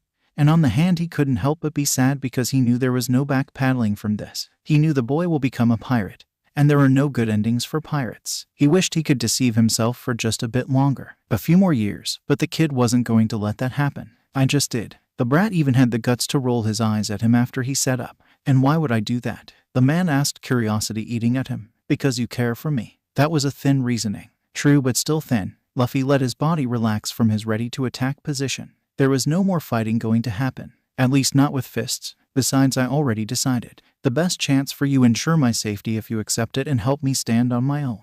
The boy pointed out smartly, making the man sigh as he crossed his arms. "I could force you to become a Marine." No way he could do that. The boy had the right to choose his own path. That didn't mean that Garp had to just accept him becoming a pirate with a nod and a smile. "No, you care more for family than to do that," Luffy reasoned, and the Marine lost it. "Screw it." Garp was laughing with tears in his eyes. Meanwhile, Luffy patiently waited for him to stop. Fine, you win. I know there is no changing your mind once you decide it. The best I can do is make sure you're strong to face whatever gets in your way. But are you sure this is what you want?" The boy had the urge to once again roll his eyes. "Once you step on this path, you can never look back. Never walk away. Never be dissatisfied with the way people look at you or talk about you. Like I care what they think of me." The Pirate King is the man who had everything in life. That's true, but many misunderstood that. You know that no matter how much wealth, power, or fame he had, Gold D. Roger faced sadness, danger, and carried incredible hardships and pain too. It's two sides of the same coin. But it was all for his Nakama and his dreams, the boy said with a satisfied nod. Besides, if it would have been easy to achieve, I wouldn't even want it. Garp chuckled hearing that. "I see, but I don't want to hear you whine about how unfair or hard my training is either," the man said with a weird gleam in his eyes that made Luffy shiver slightly. "As long as I don't hear about me joining the Marines again." Both men nodded, reaching an understanding. "I understand, but let me ask you this one last time. Why don't you want to join the Marines?" "When I was smaller, before it happened, I didn't really care about it. As long as I didn't have to listen to rules ... But now I can't stomach the idea of serving the world government. Those pricks protect people that have no consideration of human life. When I was captured by those pirates," the boy spit out the last word like it was venom. His idea of pirate was so far from what those men were that he could barely call them pirates. "I wasn't waiting for them to release me or save me. Maybe a Marine, a police officer, but not a pirate. I would have never imagined it. But he did. Do you know what the soldiers, the guards, or the so-called Marines did while I was dragged through the streets full of people to become a slave?" The boy waited for something, but there was no answer. "Nothing. They did nothing,"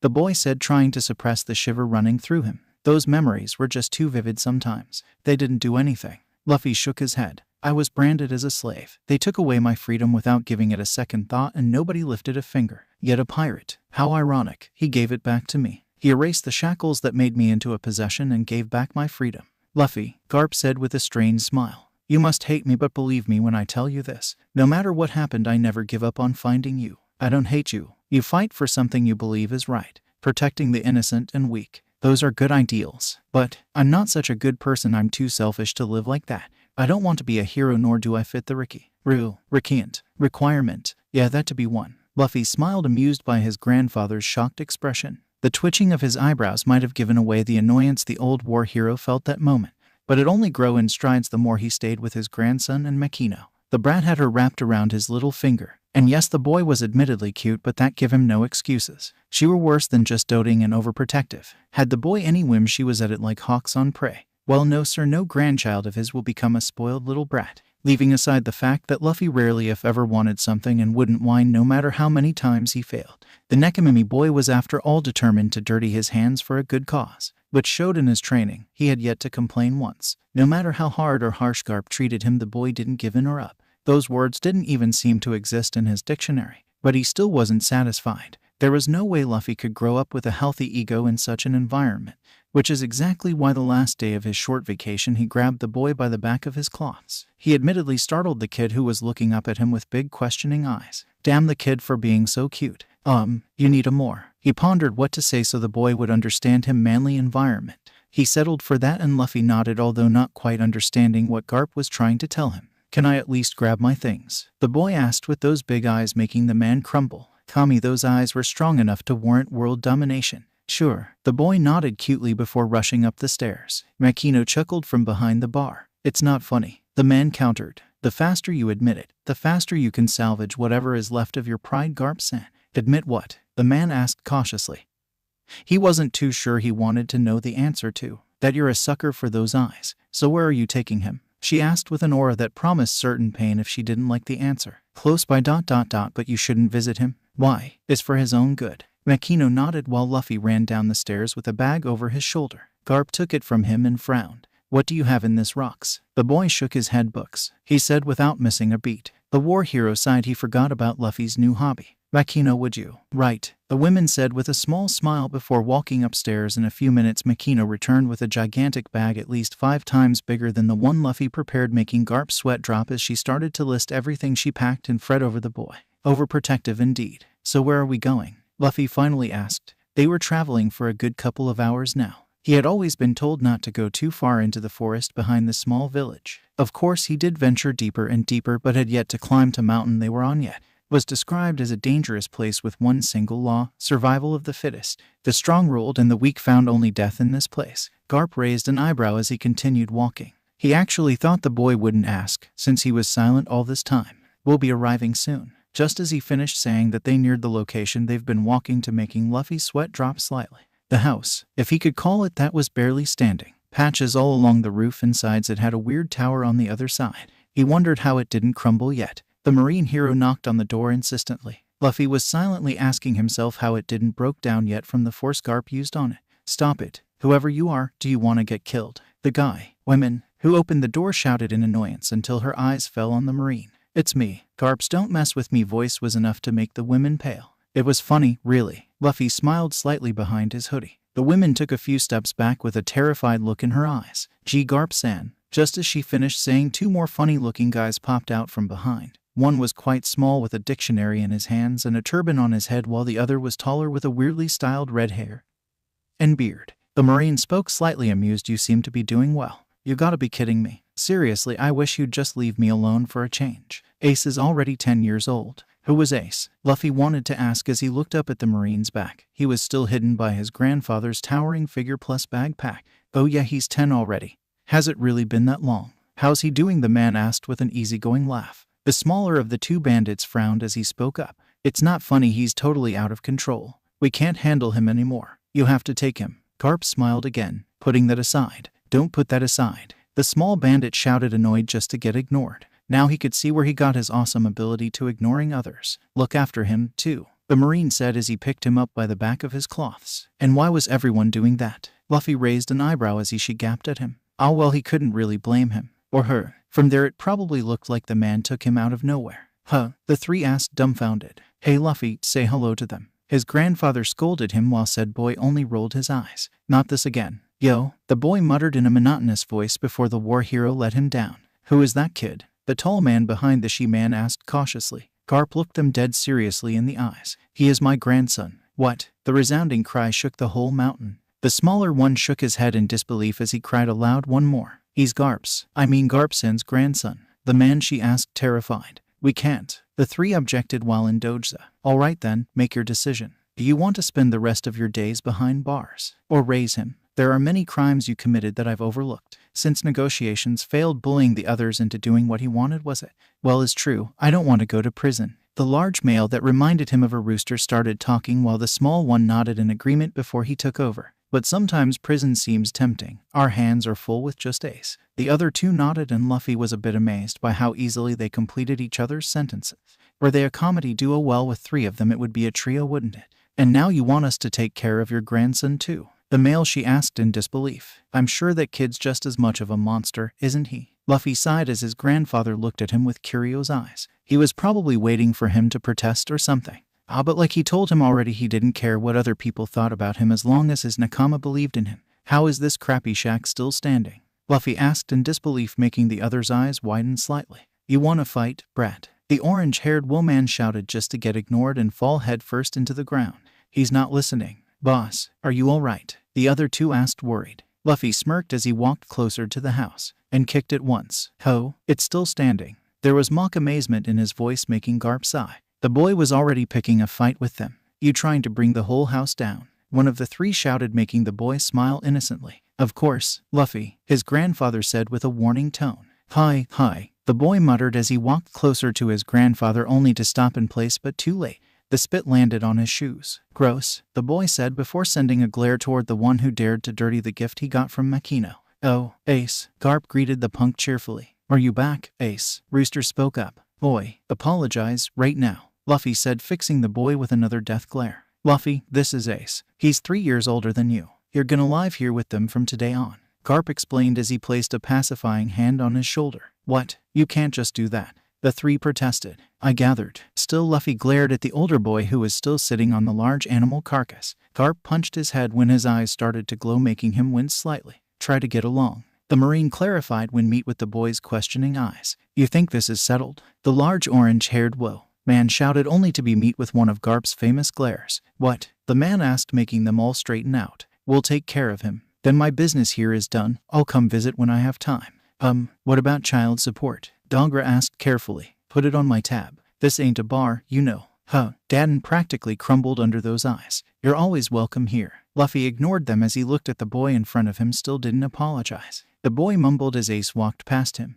The twitching of his eyebrows told Garp just how annoyed the small pirate truly was. Luffy followed the boy inside the house and raised a curious eyebrow when somebody tried to grab his neck. He grabbed the man's hand and spun them around so the man was in front of him before kicking the man in the back of his knees. The man fell to his knees and hand. Luffy meanwhile twisted the hand he still had to relinquish his grip on, making the man let out a yelp. He looked behind him and kicked the approaching bandit in the stomach. He used the kneeling man as a pivot to make a handstand for a second before letting his feet fall down on an unsuspecting bandit that approached the boy in haste. Luffy, ignoring the fact that he just landed on downed bandit's back, kicked the kneeling bandit so the man fall over the ones rushing his way now. The boy ducked under one of them before he kicked the feet out from underneath the bandit, making the man fall over. It didn't take long for those outside to hear the loud noises and rush inside, but by then all the bandits were laying in a heap on the floor. Ace was gaping just like the rest of them. Garp, seeing Luffy throw the last bandit into the pile, let out a loud booming laugh. Who is this kid? One of the bandits asked as they all struggled to stand up. Garp's grandson, the small bandit holding the dictionary said, making everyone sober up. This brat is, another one called out in disbelief. He's gonna live with us from now on. Hey, then one last thing you should know before I leave, Garp said with a smirk which was directed mostly toward Ace. Aside from me, the strongest person on this island right now is Luffy. Better not make him angry. Say that first. The bandits cried out in disbelief, while Ace's eyes widened as he looked at the small boy in an entirely different light. Luffy sighed as he watched Garp disappear in the woods from where he was sitting from. After letting his stress out, he was not quite that angry at that prick Ace. He was still angry. Don't be mistaken, just not that angry. He sighed as he watched the bandits pounce on food like starving wolves. Did they even feel the bruises he left on them? They truly didn't act like it. There was a small portion of rice and a glass of water placed in front of him. Pops, he turned his expressive eyes toward the man, she demanding an explanation. I'm a woman. The now identified life form known as a woman shouted in annoyance. I'll have you know this meat is all from that buffalo Ace brought us. He shares it with us so he gets to sit at our table. The life of mountain bandit is harsh. Starting tomorrow, we'll work you half to death. Cleaning, laundry, shoe polishing and weapon polishing. Theft, looting, swindling and killing. And listen, you're not gonna say a single word to Garp about the stuff we make you do. She saw what he was able to do and still wasn't scared to talk to him like that. Man, she got balls. 1 bowl of rice and 1 glass of water a day. That's all I'm giving you. Anything else, you'll have to get for yourself. You'll have to raise yourself to be strong. All right, he said as he turned his eyes back to the window. You're fine with it. You should be crying by now. Did people really think that he was just a spoiled crybaby that got everything without lifting a finger for it? I'm used to it, he said before standing up, bringing everyone's attention to himself. If either of you touches my stuff, I'll kill you.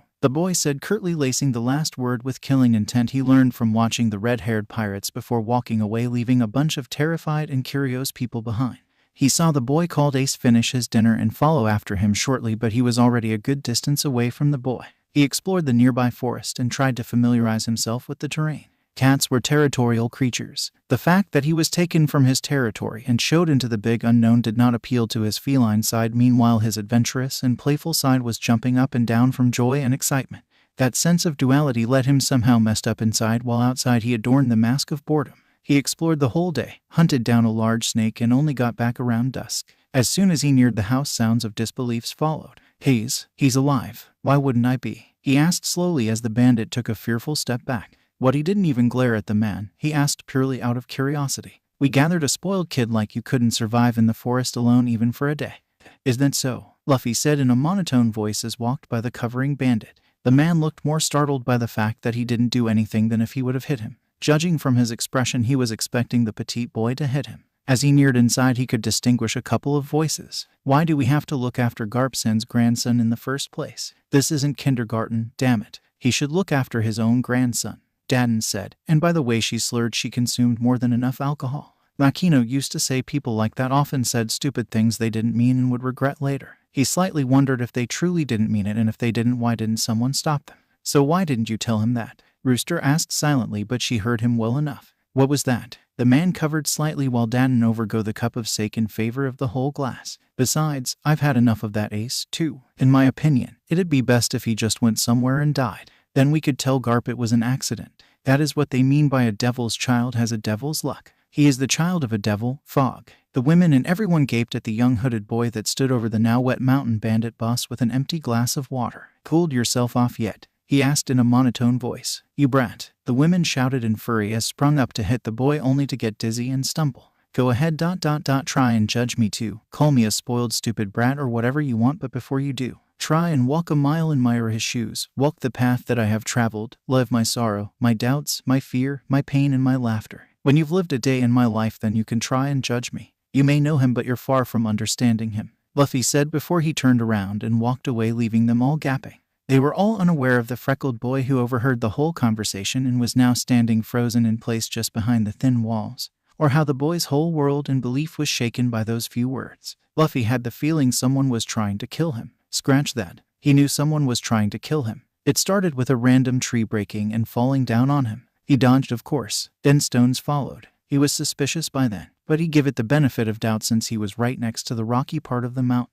Stone avalanche was possible. Improbable, but possible. But this, he glared at the ground as he neared it. Someone tossed him off a bridge. He pushed out his hand and made a hovering platform. He forced his body to turn, which thanks to his flexibility was easily accomplished, and landed on the platform. It didn't stop his fall altogether, but it lessened it. He groaned as he picked himself off the ground after the bumpy landing. Falling for only Kami knows how many kilometers was not fun at all. The Nekomimi boy sniffed the air and had to stifle another groan. Why did fate have to be such a bitch? A pack of hungry wolves licked their lips as they neared their small and injured prey. Today was just not his day. Dogger and Magra had to collect their jaw from the floor as the youngest resident of their shack stumbled back 2 days later riding on a wolf. Thanks guys, Luffy said silently to the white canine that gave him a ride as he jumped off his back. The wolf only nodded before the boy bumped his head against the wild animal, scaring the bandit shitless. Again, jaw unhinged. By whatever sorcery, the wolf actually nuzzled against him and even growled at them, protective of the small hooded figure as they tried to rush to the boy's side to help. They both took a step back, wary of the wild animal. "Go back to the pack," the boy commanded, and the wolf bowed his head in resignation and in a sign of submissiveness before turning tail and disappearing in the woods. Luffy nodded to himself, satisfied, before he walked inside, leaving the two sit there shocked. "What just happened?" Dogger asked his friend, who looked just as lost as him. "I don't know. I don't want to know," the man said quite wisely for once. Of all the attempts on his life, he hated the one including the beehive the most. He still didn't understand it. He dodged the falling beehive. Why did the bees still attack him? And how did they get through the square structure of walls he put up? He learned something new yet again, to never underestimate Mother Nature. It has been 3 months already, he thought with a sigh. He had yet to master the move Garp showed him, although thanks to his rambunctious lifestyle he was progressing in leaps in terms of raw power, stamina, flexibility, speed, dexterity, and agility. Spending so much time in nature helped him to come in terms with his wild nature. He was no house cat after all. His hunting instincts were put to test, and so did he realize he had prey instinct as well as predator ones. He learned that fear was a survivor instinct that kept him on his toes, so he learned to sense danger to keep himself alive. He learned how to track in ways impossible for normal humans. He developed cunning, trapping, and even hoarding skills thanks to his pack friends. He wasn't spending every day in their midst because he was a lone hunter, but he did go with them every now and then on hunts or just to play with the cubs. One of the she-wolves seemed to adopt him after she realized that he was apparently just a cub, which made it weird and awkward sometimes, not to mention the other wolves were still acting submissive around him, which apparently pleased his feline side, all while his normal human side wished they would just stop doing that. He regarded them as friends after all. Oh, and he also had a rival now. Garp was a sneaky old man. He did say that he was probably the strongest human on the island, but that didn't include Boss, which was a large tiger. If he was truthful, the tiger was probably even stronger than him at the moment. The only thing that allowed him to fight on somehow even grounds was his great speed. He greatly admired the feline for being so strong, for living powerfully yet solitary as she did. The large feline seemed to inspire the one living inside him thanks to his devil fruit. While he was getting used to this lifestyle, he couldn't help but miss his old one a bit, so he threw himself in training. Admittedly, he might have exaggerated a bit since he barely slept anymore. The boy kept reading books while he needed every advantage he could get. Hunting and refining his skills, he sneaked away all the time, nights included. After all, him having nightmare disorder was too big of weakness to reveal to someone he didn't trust. But he did take naps and sometimes even managed to sleep dreamlessly, just not at Dadden's place. Thinking about it, more times than not did he do so when he was around people he trusted. When Shanks asked Doc why he didn't set him on fire, the ship doctor said it was because he tried to protect them even subconsciously. Shanks, Ben, and Makino gushed over it for hours when they found out. The small black cat yawned and stretched as he heard sounds from underneath the tree he was resting in. "Amazing, you got more than me. This is a lot of treasure. How'd you get it?" "I stole it from some guys near the main gate." Oh, this voice Luffy recognized. The annoying prat that targeted him. "Damn, you beat me again. It doesn't matter who wins, does it?" The small cat blinked. Who knew Ace could talk and act so nice? "We're gonna spend the pirate fun together one day. It's been 5 years since we started saving. We've worked hard. We sure have. To leave East Blue and head into a world these islanders don't even know about. I get excited just thinking about it. Hurry and close the lid. We don't know who might be watching." Oh, so they wanted to keep it a secret. He could use that. "I wonder how much we need to buy a pirate ship." "Who knows? Hundreds, thousands, maybe even millions. Whatever, we still have way to go. Time to have some fun." "A pirate ship? So you guys want to be pirates?" Luffy asked from where he was sitting. "Yo, Ace." The boy greeted them with a small wave. "So this is where you've been going every day?" the boy asked as he jumped down beside Ace, making said boy take a few steps back in surprise. "Shut up," the older raven-haired boy shouted while throwing a punch the Nekomimi boy's way, who dodged it easily just like the following ones. The small boy easily danced out their way. "So this is the Luffy guy you've been talking about?" the blonde-haired boy asked, looking the smaller boy up and down. He definitely fit the description Ace gave him to the last T. Luffy grinned as he dodged a kick courtesy of Ace. "Oh, you've been talking about me." The boy glared at the small chibai that somehow managed to avoid all of his attacks. "Yeah, I've been complaining about how annoying you are.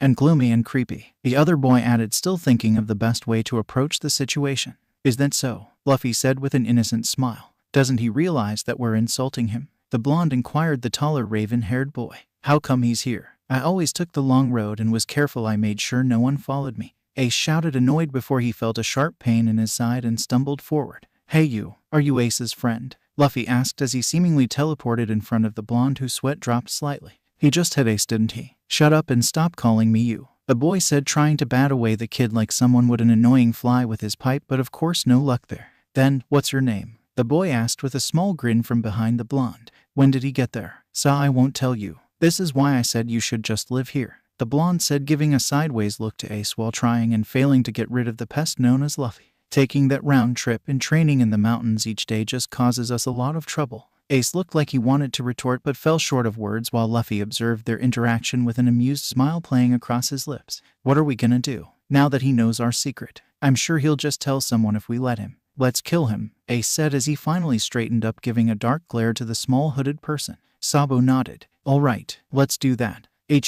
But haven't you tried that already? Luffy asked from behind Ace, making the boy jump forward in fright. Quite unsuccessfully, I might add. The boy's voice resounded from behind some trees. It was creepy how he managed to appear and disappear always where they least expected him. You knew, Ace accused. They both could hear the purring-like voice chuckle but couldn't pinpoint it thanks to the echo. So what are you gonna tell Garp now? The older raven-haired boy asked while he and Sabo stepped closer to each other. Luffy could attack from anywhere. He could try and get revenge. The boy had yet to leave, and judging by his behavior he seemed amused if anything. Luffy sat down on a branch just above them lazily. Why would I do that? He asked, truly curious. The two were looking everywhere but at him. He loved playing around with them. It was so much fun. Aren't you angry or frustrated? Ace asked, feeling slightly stupid for even asking. Why should I be? Again the deceptively innocent voice asked. The taller raven-haired boy frowned. Did he really need to clarify that? Because I tried to kill you. You did. So why? What do you mean by that? Why I tried to kill you? Or why you should be angry? Both. You. The blonde looked around with a puzzled face. Shouldn't you value your life more? That's a weird thing to say to someone you plan on killing, Luffy said with a small smile from his hiding place. The boy clad in blue at least had the decency to blush. He was almost back to back against Ace now, who was just about to explode. And so he did. Now you see what I'm talking about, Ace shouted, annoyed to his partner in crime. This guy is just too why. Shush, Luffy said, placing a hand over their mouth, making them both even more annoyed. How did the boy manage to sneak behind both of them? I heard someone shouting from over there. A child's voice, a gruffly voice said, stopping whatever the two wanted to say next. Luffy took away his hand as the two panicked slightly. We'll worry about him later, the blonde reasoned quietly, making Ace give in with a nod. If we don't get away from here, they'll find our treasure. Those brats are pretty famous around these parts. Ace and Sabo. You're absolutely certain it was Ace who stole your money, right? One of the pirates asked, making the one with a bandaged arm nod apologetically. Thanks to their conversation, the tree easily established that Ace stole from the wrong guy this time. Captain Bluegem, a pirate apparently. Luffy sighed inwardly. This guy's could become quite troublesome. But it wasn't really his problem. The hooded boy nodded to himself before attempting to just walk away. Don't just walk away, the two whispered in synchro, making the Nekomimi sweat drop slightly. This isn't my problem, he retorted, sticking out his tongue teasingly, annoying the two even more before he was grabbed by the back of his hoodie. In Ace's defense, he only wanted to stop him from leaving. He didn't intend to make him slip and hit his head. But every action has a reaction. Karma was a bitch, Luffy decided when his world finally stopped spinning. These are some ugly birds. I want a refund, Luffy said as the ones over him looked at each other quizzically. Of course it was the pirates. They obviously heard the sound and came to investigate, and of course the two would hide quickly and again obviously leave him behind. Porkamy, being the patient, not kind of person he is, helped the small hooded boy up by violently grabbing the collar of his cloths and hoisting him up into the air. He could see the hiding duo quite well from here. Why is that pirates saw him but not them? Somehow it just didn't seem fair. Who is this kid? Luffy settled on a half-hearted glare. Well, his head was still spinning and he had to concentrate on his mist not making an appearance. Chances were they will let an innocent kid go. But a devil fruit user, not so much. Boss, I think the kid's too scared to talk, one of the henchmen said, snickering. Boy, do you know Ace? The man asked, ignoring the snickering. Luffy sighed. If I say no, will you let me be? He asked, but before the man could answer he continued talking. I think not, but the chances are still higher than if I'd say yes. Still, I prefer to stay grounded. Huh? The pirates blinked stupidly at him. Let's settle then on perhaps, Luffy asked, masking his annoyance easily. He did not like being manhandled. You know them. Maybe. Depends. Porkamy grinned. This will be easier than they thought. On what exactly does it depend? On what you want with him, of course. Ace stole our money earlier today. You wouldn't happen to know where he is and what happened to the money, would you? That was a thick question. Porkamy knew he knew something, and he knew that Porkamy knew that he knew. Now that didn't help with his dizziness. So much thinking just couldn't be healthy. HMPH. Money? No idea. Can I go? Luffy asked, trying to stifle a small yawn. Sabo and Ace both gaped at him from where they were hiding. Full as a cucumber. Does he not know the meaning of being nervous? The blonde asked his partner in crime, who shrugged his shoulder. Like I said, he's weird. Ace's sweat dropped. That wasn't exactly how he'd meant by it at first, but in the end it didn't matter. The boy was actually truly weird. All right, then. If you don't know, then that's that. The man said with a creepy chuckle still playing along. I'll help you remember, so don't worry. Such a nice guy. Luffy said with a small smirk, still not panicking as he was carried away. He knew he could take them all on. For better or worse, this wasn't going to be pretty. He rather neither of the two saw what will follow. What are we gonna do? Sabo asked, panic lacing his every word. Why was Sabo asking him that? I don't know. First we need to move the money. Why didn't he fight back? Wasn't he supposed to be super strong or something? I don't know. All right. Ace shouted back, even more annoyed. He lives with you. Lives in the same house with me. Doesn't mean that I know him. Ace retorted, making the blonde nod reluctantly. We need to hurry. If Porkami and the others come back, we're done for. We need to move the treasure somewhere else, real fast. Listen up, you brat. Last chance, the man said, shacking him around, hoping to snap the boy out of the fake bravado. The cash that your friend Ace stole belongs to our crew. So tell me. Luffy sighed. It's amazing how you can embrace stupidity and arrogance at once. It says a lot about your efficiency. His eyes seemed to glow golden in the shadowy room. You, the boy glared at the man. First, before I forget it, I need to thank you for being so helpful in getting me back on my feet, and then lifting me even higher. Before the man could even question what the boy meant, he fell backwards with a sharp pain in his stomach. Luffy kicked the man away and swiftly landed on all fours, making the other pirates blink twice in wonder. Porkami let out a growl as he tried to sit up. Attack him, you idiots, what are you waiting for? The boy grinned behind the hood as he set his eyes upon his prey weakling. Useless 1 and 2, an arrogant idiot who thinks he's in charge. Let's play then, shall we? The first that got to him had bandages on his hands. Luffy let Weakling's punch fly beside him so he could grab his unbandaged hands so the man won't get away. Keeping the man in his reach, he quickly punched him in the stomach a few times with his free hand, still not letting him go, and followed up with a kick. He let go and the man was thrown in the of another pirate, Useless 1. He quickly ran up to them and kicked the weakling from behind, making the man let out a pained yelp as he and Useless 1 fell to the ground. He chuckled slightly before he dodged a few punches from Useless 2 before one punch hit. Well, a wall that is. Considering they were in a rundown shabby rack that barely stood, it went right through the plank of wood that was the wall and got stuck there. The small boy grinned deviously as he punched the man in his unguarded side. The man screamed as he fell to his knees, trying his best to guard himself with only one hand and get his hand free simultaneously. The two other pirates, Weakling and Useless 1, approached Luffy from behind, trying to be sneaky. Unfortunately for them, he could hear them from miles. The hooded boy jumped over the first pair of hand and kicked Useless 1 in the head, anchoring his feet around the man's neck to give him enough momentum to turn around midair and repeat the action with his other foot. The power behind the move was so great that Useless 1 flew through the air and hit Weakling, who managed to grab the man heading his way. The boy smiled as Weakling threw the Useless 1 to the ground, then tried and attack him. He ducked and the pirate sailed right over him and hit Useless 2 instead. Good news, he managed to free the man's hand. Bad news, well, Weakling made Useless 2 go through said wall. Idiots, what are you doing? Porkami asked, annoyed as he put on his spiked gloves. The kid was playing them against each other, ducking and dodging so they hurt each other instead of their target. The man threw a punch Luffy's way. The boy dodged it with more effort than it took to defeat the others. Our captain, Blue Jam, is inhumanely brutal. Arrogant idiot said, making Luffy file away the information for later. The man was a better fighter than most hoodlums and bandits he meet on the island. Better not get careless. We don't have time for this. He continues his rant. Ace, Sabo shouted before he doubled over, panting gravely. The raven-haired boy looked at the blonde with a questioningly. What's wrong? Have they gone to our old hideout to look for money? No, they haven't. There's no way they'd know where to go. What do you mean? That Luffy guy ... He still haven't told them a thing. There's no doubt that he's being tortured. I thought that he would spill the beans right away. This doesn't make any sense. At this rate, he'll die. No matter how strong he is, there's no way he could take them all on. Just die, Porkami said, making both Ace and Sabo's eye widen as they speed up toward the rundown shack. Stop it, Ace and Sabo shouted as they tore down an entire wall, making the eyes of the ones inside widen. Yo, Luffy greeted them awkwardly from where he was sitting, from that being Porkami. Weakling, Useless 1 and 2 were laying dead somewhere on the ground while Porkami was in the middle of bleeding out. The man was drifting in and out of consciousness. Meanwhile, Luffy was sitting on his back with small dagger in his hands. The large man obviously had been tortured brutally if the cuts on his back were anything to go by.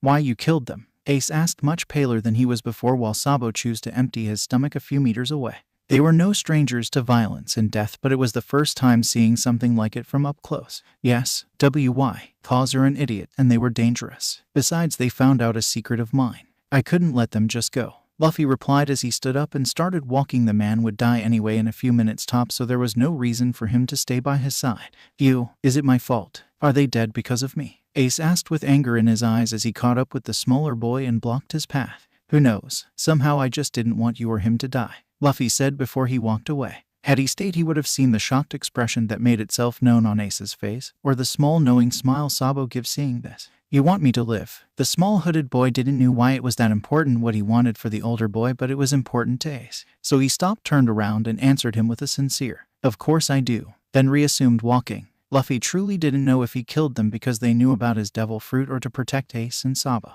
Ace had become a somehow important person to him without himself realizing it, and Sabo, well, he barely knew the boy, but he was important to Ace. When the pirate started talking about how brutal, merciless, and unreasonable his captain was, the Nekimimi boy realized there was no way the man could find out about what truly happened. Blue Gem would never forgive Ace and Sabo for stealing from him, nor would he let someone with a devil fruit like himself live peacefully. So the answer was simple: everyone who knew about these had to die. Like they say, dead man tell no tales.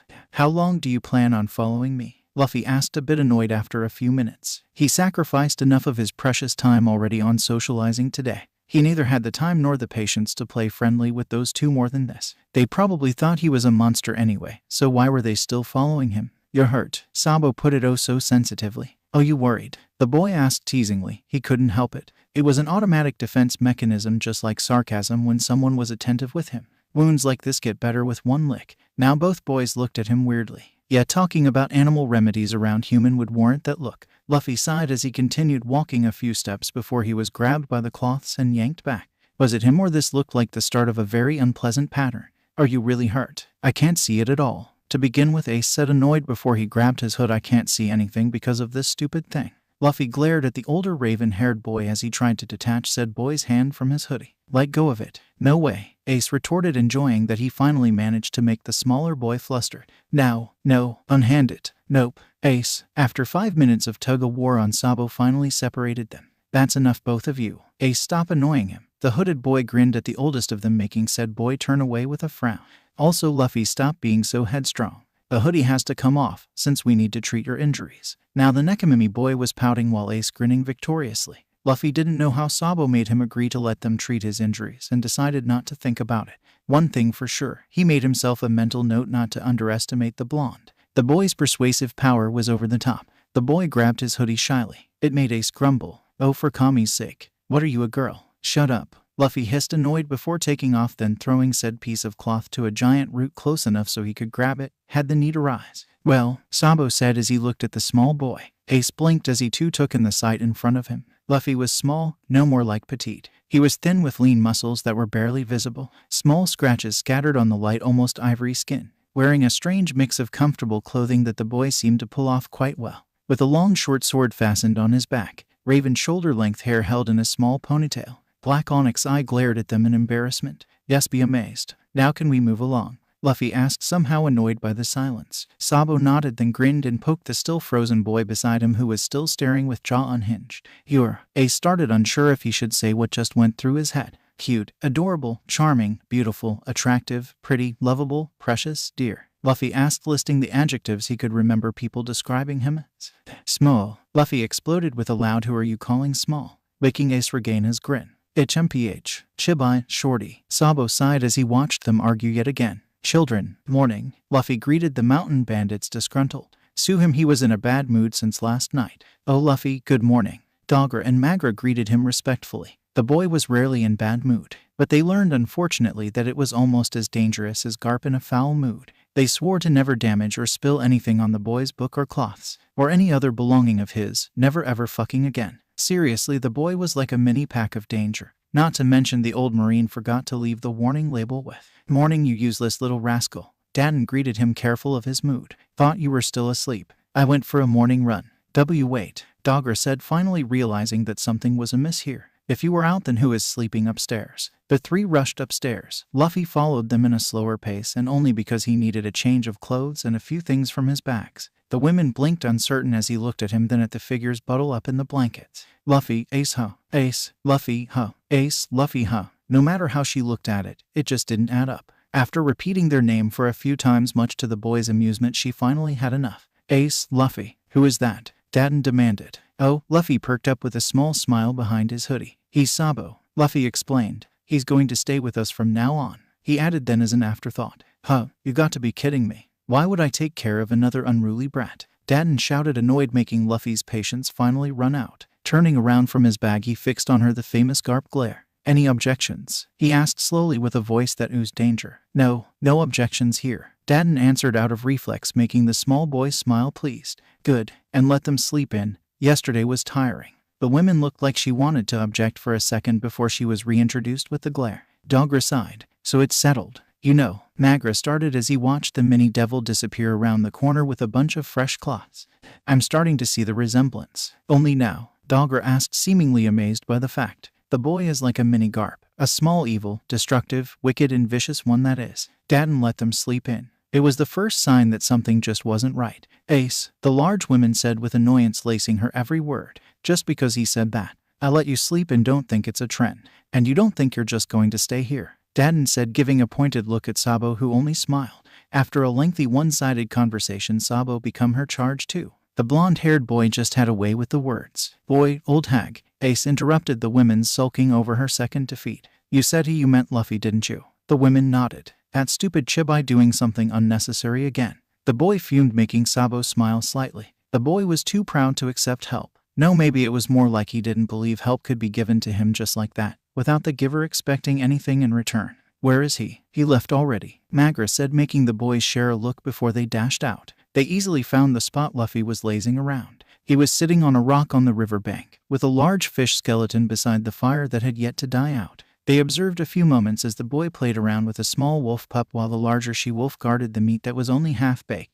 The female must have caught their scent because it started to growl in their direction. Luffy looked up and petted the female gently, who, reassured, sat back down while still keeping a critical eye out on the two intruders. You can come out now, the small hooded boy said. That's so cool. How did you do that? Sabo asked, fumbling as he approached the boy. He could be such a nerd sometimes, Ace thought with a smile. So yeah, that might have been cool, but still, he didn't see the reason to fuss about it. Do what? I just patted her head. Oh no, you're not playing the what?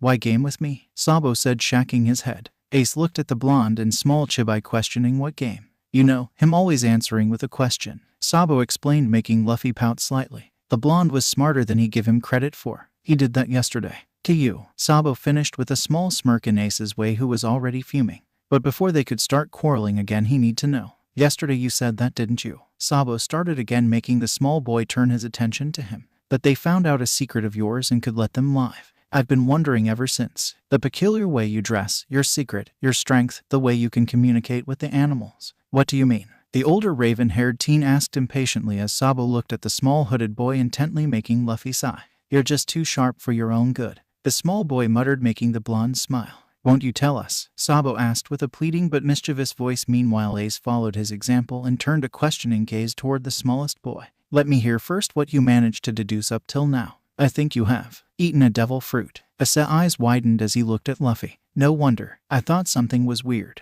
How else could it be possible that you're so strong even though you're so short? Who's micro-sized? Luffy shouted back with sharp teeth. Sabo sighed as he stepped between the two. No one said that. Beside, I don't think his height has anything to do with this, Ace. Both raven-haired boys HMPH'd and looked away in annoyance.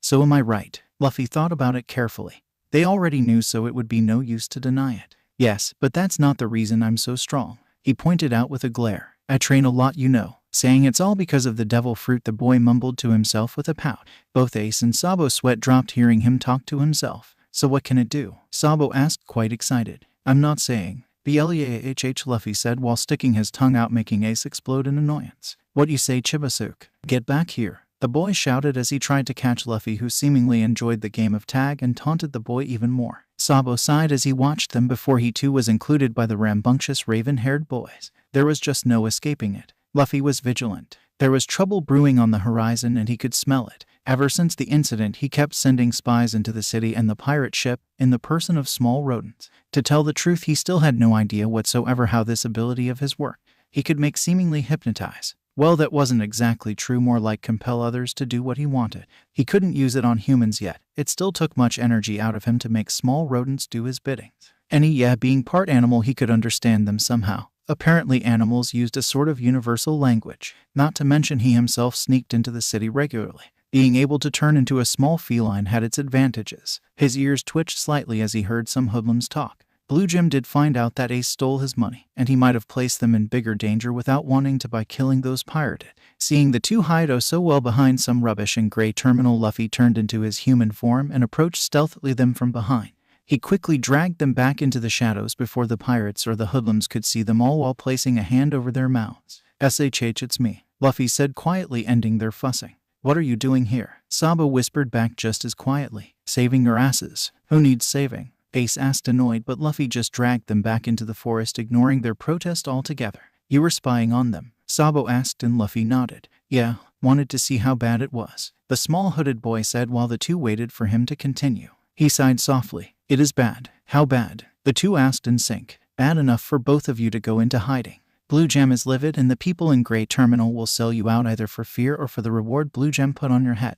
Ace frowned. "Reward? This is bad." Sabo shook his head. The idea of his family hearing about his name sent shivers down his spine.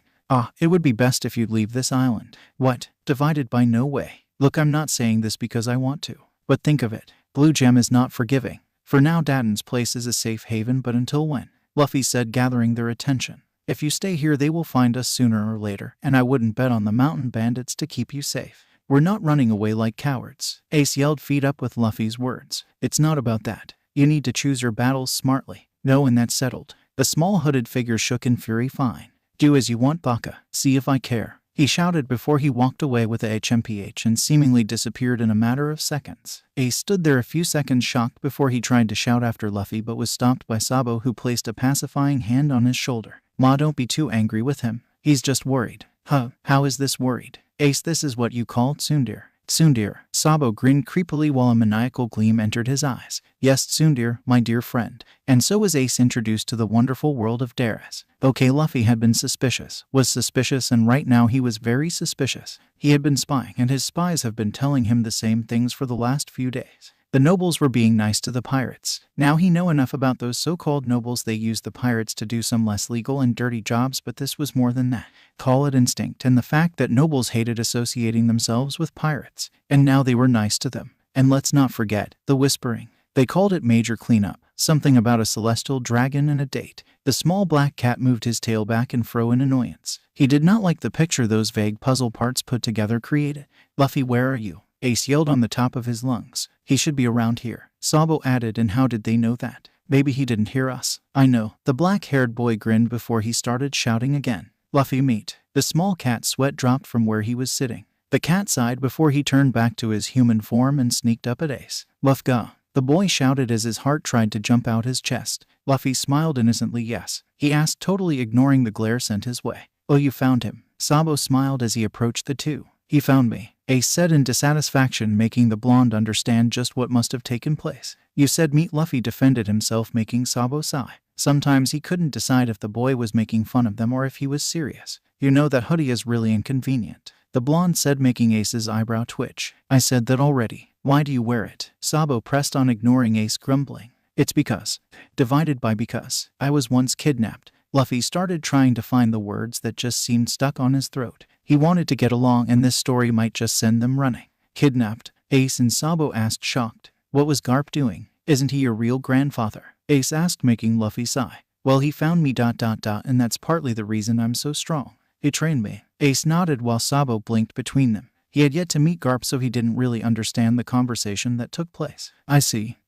Luffy tried to speak just for Sabo to place a hand on his shoulder. "It's okay. There's no need to force yourself," the blonde said. Meanwhile, Ace nodded. "Thank you," Luffy said sincerely. Ace grinned before he grumbled low. "Let's catch some food," making the other two smile, amused. Luffy learned soon that human curiosity and tenacity can become incredibly annoying. Following him was one thing. He easily managed to lose them even without turning into his Nico form. What he didn't count on was their perseverance. Somehow they seemed to develop a Luffy sensor, as Sabo dubbed it. He barely had time to train anymore. They always found him, popped up in the most awkward moment, disturbing his patterns and invading his personal space and territory. It was truly annoying, but more aggravating was the fact that no matter how he tried, his revenge ended up in flames all the time. Say he tried to follow them. Sabo took every chance he had to pester him about his devil fruit, and Ace followed the blonde's example and challenged him for a fight every time they meet. If he popped up in a time that they were concentrated or preparing for something, well then Sabo made use of his curiosity to make him participate. He had to admit some of their schemes were truly interesting and rewarding. He always thought back at the delicious ramen with a smile on his lips. Thanks to that, they also found out that Sabo was born into a noble family. That meeting left a bad aftertaste in his mouth. Well, something good came out of it. They shared their feelings and dreams. To think all three of them wanted to become pirates. Garp will surely have a field day with that. Yo, Luffy said with an amused smile as he appeared behind Sabo, scaring the crap out the blonde. They should be getting used to it by now, but neither could. You're finally here, Ace said with a small smirk. You were waiting for me, the petite boy asked as the blonde pushed back his hoodie. Both Sabo and Ace complained for some reason if he had his hoodie on around them. Not when other people were around, mind you, only when it was just them. Something about making it hard to read him, which were fine by him in the beginning. But he had to admit, it just wasn't worth listening to all their complaining. Besides, as long as he was careful, it didn't really matter. The only reason he had yet to reveal his devil fruit was because he enjoyed keeping them guessing. Sabo and Ace's theories were truly amusing. Ace placed a glass before them and started to speak. Since we might end up sailing on separate ships. Oh, where did you get that? Luffy asked, taking a whiff and scrunching up his face cutely. The other two smiled slightly, seeing that. From a while back they started seeing Luffy for who he truly is. Though he was arrogant in the beginning, and were surprised to find out they were wrong. Almost wrong. A boy was confident in his abilities, borderline arrogant, but since he had the power to back up his words, they couldn't really blame him for it. Besides, he had lots of positive traits. He was hardworking, trained daily, which Ace approved of, read books and studied hard even though it was apparent that it was a struggle for the boy to sit put for more than a few minutes. Sabo could truly sympathize with that feeling. Luffy was also quite friendly if you know how to approach him. Curious, easily impressed, and somehow naive if a bit jaded. Have you heard? When you exchange sake cups, you become brothers. Ace's words lit up a smile on all their faces. Brothers? Really? Luffy asked with seemingly stars in his eyes. He never really had a family bond such as this. His grandfather was more absent from his life, and he couldn't remember what his mother or father was supposed to look like. The closest he had to a family was Makino and K's, Shanks maybe. When we become pirates, we might not be crewmates on the same ship, but our bonds will keep us connected as brothers. No matter where we are or what we do, our bond will not be broken. With this, starting today, we're brothers. The sake seemed to sparkle around their cups. They drank it in one go. Bleak. Ace nodded, sharing the feeling. It's nasty. I think I'm gonna be sick. Sabo, you okay? The two raven-haired boys shouted at one.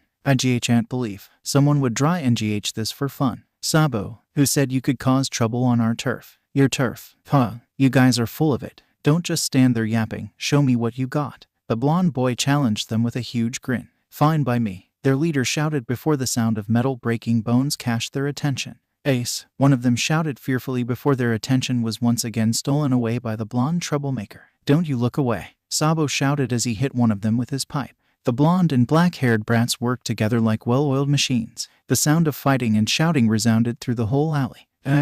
One of them shouted as he tried to run. He may have been a coward, but these kids were admittedly monsters. He cursed as small child stopped in the middle of the road. Move, Gaki. The small boy grinned in a feral way. In a split of second, the man found himself introduced to a wall before darkness overcome him. Let's go, the police are on the way, Luffy said in a monotone voice, seemingly uncaring that he just throw a man so hard into the wall that said person was still sticking to it.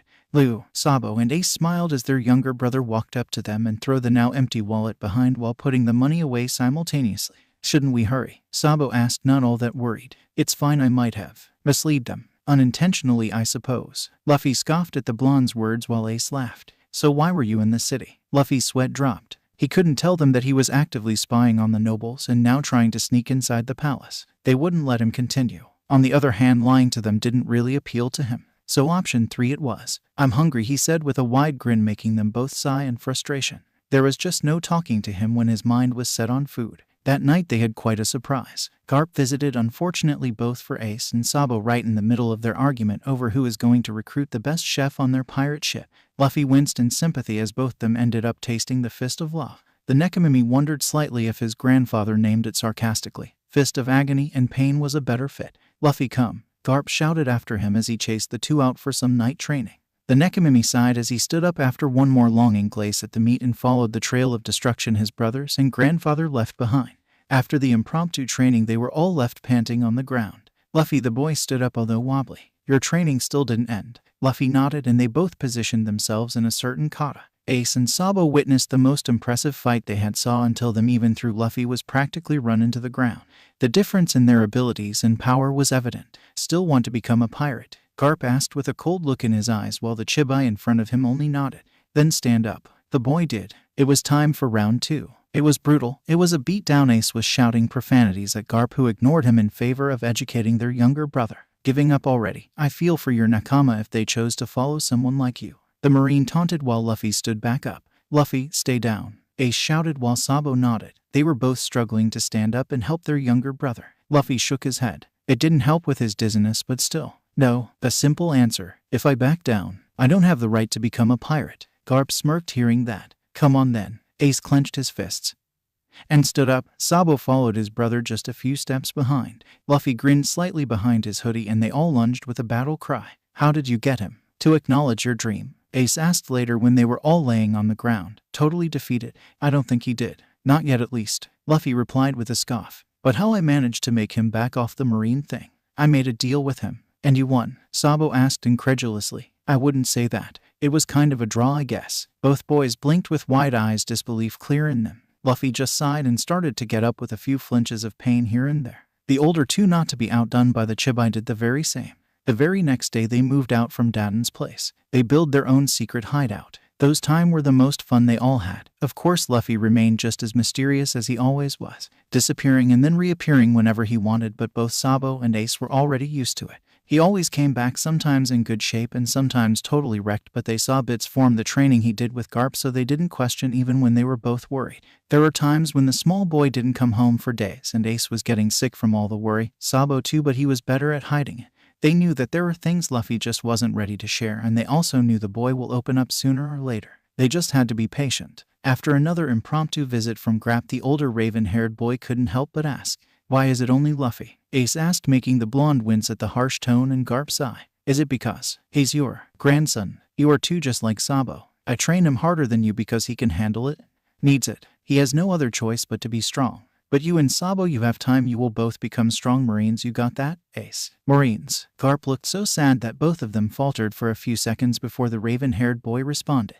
"We're still gonna be pirates." "What did you say?" Garp shouted before another shouting match started, making Sabo's sweat drop and crawl beside his sleeping brother. He couldn't help but smile at the way the small boy slept curled in a fetal position. He looked even smaller and more fragile this way. To think he was one of the strongest person the blonde has ever met. He crawled closer and Luffy hugged his arm, making him smile widen slightly. A strong protective feeling washed over him. Garp didn't say it outright, but he deducted as much. Someone out there was trying to harm his baby brother, someone powerful enough to make even Garp worried. He won't allow it. He will fight tooth and nails if he had to. No one was allowed to hurt his brothers. Not on his watch. Luffy panted slightly as he tried to stop his fall by creating a small hovering platform. He used it as a launching pad to attack the giant tiger. There was a resounding metallic ching sound as Luffy's sword and the tiger's claw meet. The boy remained airborne as they tried to overpower each other. A few drops of perspiration trailed down from his eyebrow to his throat before the tiger's other paw attacked him from the side.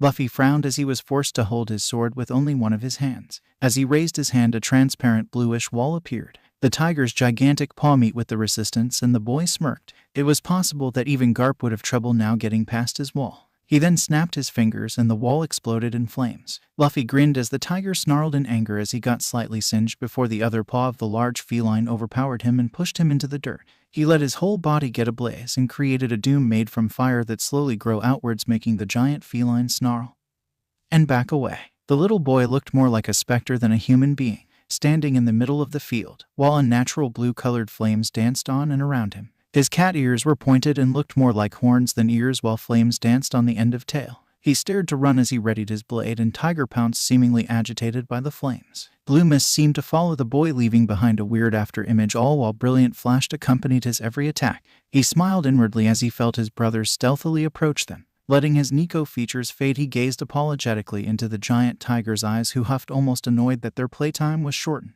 They continued for a small while, neither wanting to end up as a loser. Whoever drew blood first won, so they both concentrated on their opponent. To the viewers it probably looked like a fast-paced fight, but thanks to the adrenaline rush they were both experiencing, it felt slow. Luffy ignored the feeling in his muscles as they were practically screaming in pain as continued this dangerous dance. They were circling each other, carefully testing the other's defense before going in for the kill, while carefully reading the other's body language. It was over in a moment, no even before their strike landed. Luffy skidded a few meters before stopping. The giant tiger did the same. A few seconds later, blood started dripping down Luffy's arm while the tiger's fur became red and wet at the juncture between its leg and neck. Luffy stood up, not showing any of the pain he was currently in, before he nodded thankfully at the tiger before he walked over to his brothers, all while placing his long sword on his back. "Are you sure your sensor isn't broken?" Ace asked skeptically as they climbed the mountain, making the blonde seethe in anger. There is no way. He couldn't finish the sentence as they hear the battle cry of their youngest brother. All thoughts set aside, both rushed to the clearing to help, only to be shocked. Luffy was fighting the boss of Mount Corvo. The large tiger actually appeared to be eager. There were blue flashes accompanying Luffy's attacks, but they couldn't really discern what it was from such a distance, only that the sword that was always on the small boy's back was now in his hands. The two watched with wide eyes as the boy managed to go one-on-one with the large feline. The two combatants seemed to ignore both their wounds and them both as they sparred relentlessly. After what felt like an eternity for the two, Luffy and the tiger stopped their fight. They had to gather their jaws from the floor as a large gushes appeared on both the tiger and Luffy. The small raven-haired boy nodded, seemingly thankful to the tiger, who snorted before leaving. "What was that?" Ace shouted, completely freaked out. "Well, my dear spying brother," Ace flushed red hearing that. "That was my rival." Sabo looked like he wanted to argue with the adjective spying, but he was too shocked and only managed to let out a strained rival. "That's your rival?" Ace rephrased the blonde's eloquent question. "Yup," Luffy said with a small smile before he tried to bandage the gush on his arm that covered even his shoulder, making Sabo return to reality. A few centimeters and Luffy's neck would have been torn open. He had no illusion. Such a wound would have been fatal even for Luffy. "Let me Lou." The small raven-haired boy nodded with a small shishishi. "So that's why you're always so banged up?" Ace asked as Sabo bandaged the smaller boy's wound. "Yeah, some of our spars. Well, let's just say they don't always end so nicely and in such friendly terms." Ace and Sabo exchanged worried glances. They had such long ways to go before they could fight alongside their baby brother. It just wasn't natural for the one they sought to protect to be so strong. It was just against the natural order. Older brothers were supposed to be stronger than their youngest. They both sighed in sync before gaining a determined gleam in their eyes. At least they now know how to get even stronger. First things first, however. They needed to beat the giant tiger. It soon became a competition between the three, since they all tried to recruit the others in their pirate crews. Thanks to Luffy's insistence they both started on beating up on smaller animals, since you can't just challenge the boss outright. True to be told, Sabo and Ace both couldn't care about all that, stating that they were pirates and didn't have to follow rules, but after Luffy added that he already beat them all up, they got real determined to beat them all too. Couldn't be outdone by their younger brother now, could they? It's how they meet Naguri, the man who battled against the Pirate King. Luffy couldn't help but be amazed after hearing the stories the old man told them about Roger. "Oh yeah, old pirate man, give me some tips," the small boy demanded, shocking both Sabo and the still eavesdropping Ace. Luffy rarely spoke when they were there to act as a buffer between others and him. The boy smiled mischievously. "I need to be strong. I don't think. You were a captain once. I need to be strong enough to protect my nakama." Luffy interrupted before the man could protest. His eyes were burning with determination, making the older man smile slightly troubled. Okay, Sabo asked, shocked, while Luffy let a loud shishishi out before turning toward the forest. "Well, see you tomorrow then." "Wait, Lou, before you go, there is something you should know. Is about Ace's father." Sabo glanced at Naguri suspiciously before walking away for some privacy. The small raven-haired boy followed him closely but didn't speak the whole time Sabo explained about Ace and Roger's connection. Luffy knew that Ace hated Roger ever since before, but now he understood why. Suddenly Daden's words made more sense. "But, I see. Whatever, I have some stuff to do, so I'll be home later." "That's all?" Sabo asked, almost shocked. Roger is Roger. Ace is Ace, just like Sabo is Sabo and not his father. All the other stuff, I don't really care about that. The blonde smiled to himself as he watched their little brother vanished. "Ace, did you hear all that?" His older brother didn't reply. Instead, he just nodded. If his eyes were just a bit wet, Sabo didn't mention it. "I'll be counting on you," the well-dressed man said haughtily. The pirates all smiled as they awaited orders. "Yes, I'll leave no stone unturned," Captain Bluegem said as he watched the liquid move gently in the glass as the noble walked away before addressing his pirate crew. "You heard what you have to do." "Yes," the crew shouted as one. "And if you do find him, don't do anything yet," the captain added again, shocking the pirates. "Can't you see? We need to make his father feel in debt to us. The longer he worries, the more he'll appreciate us when we find Sabo. Most pirates snickered hearing that. Until the time comes, don't do anything, just monitor him. A small black rat squeaked before quickly disappeared. His boss needed to know about this. Dadden frowned. When the spring comes, we will visit Dogra, Magra, where is the country called Goa, Mount Corvo, Grey Terminal, and Windmill Villa. On this island, Luffy said from the window he was sitting in before he started reading his newly acquired newspaper. Oh, wait, what are you doing here, brat? And stop stealing my newspaper. This is bad, Luffy said with a dark frown, making the bandits freeze in shock. The boy wasn't scared from Garp and his visits, which was crazy, but he was panicking over some stupid noble. The bandits frowned as one. Just who were these celestial dragons? And what was Luffy's connection to them? Celestial dragon, one of the reasons the world government was as corrupt as it was. They were called the closest things to God by the ugly fat noble that he once called master. Ever since he got back, he started to forget about the time he was a slave. But now the place where his brand once was seemed to burn. He flinched when one of the bandits moved too hastily. He took the newspaper and jumped out the window, ignoring Dadden and the bandits shouting. He didn't trust himself not to lash out. He ran until he found his rival. Just the one I was looking for, he said with a dark smile while the tiger's fur seemed to puff up in a seemingly threatening way. At least that's what it probably looked like. The truth was that the tiger was only responding to the dark and dangerous air that was surrounding the small boy, not to mention the one letting out enough killer intent to make the other animals run far away in fear was him. Nagari found him a few hours later, exhausted on the ground with a large bite mark on his upper torso. Apparently his rival didn't enjoy being used as a stress reliever. He should have known, but his mind was just so clouded by fear that he blanked out and simply run on instinct. And there was nothing more dangerous than a cornered animal. That was reckless, the old pirate said with a small frown. Yeah, I hope not all our training session will start like this. The boy flinched as he sat up. Need to keep them safe. I just don't know how. He would never let the same happen to his brothers that happened to him. You'll be a good captain one day, Nagari said finally before he helped him up. Let's treat your wounds first and then let's make you stronger. Thank you. The boy smiled gently, making the older man only nod. The older pirate made him do peculiar things like meditating. He didn't know how or why, but it helped him with his devil fruit powers. He was learning how to ignite his flames without his hands. But the process was just too slow for his liking. He had a candle placed in front of him to help him concentrate. At first he barely managed to create a spark. Later, as he tried to will the particles to ignite the whole candle and wood the candle was placed on started burning. His physical training consisted mostly on enhancing his already monstrous strength and controlling it.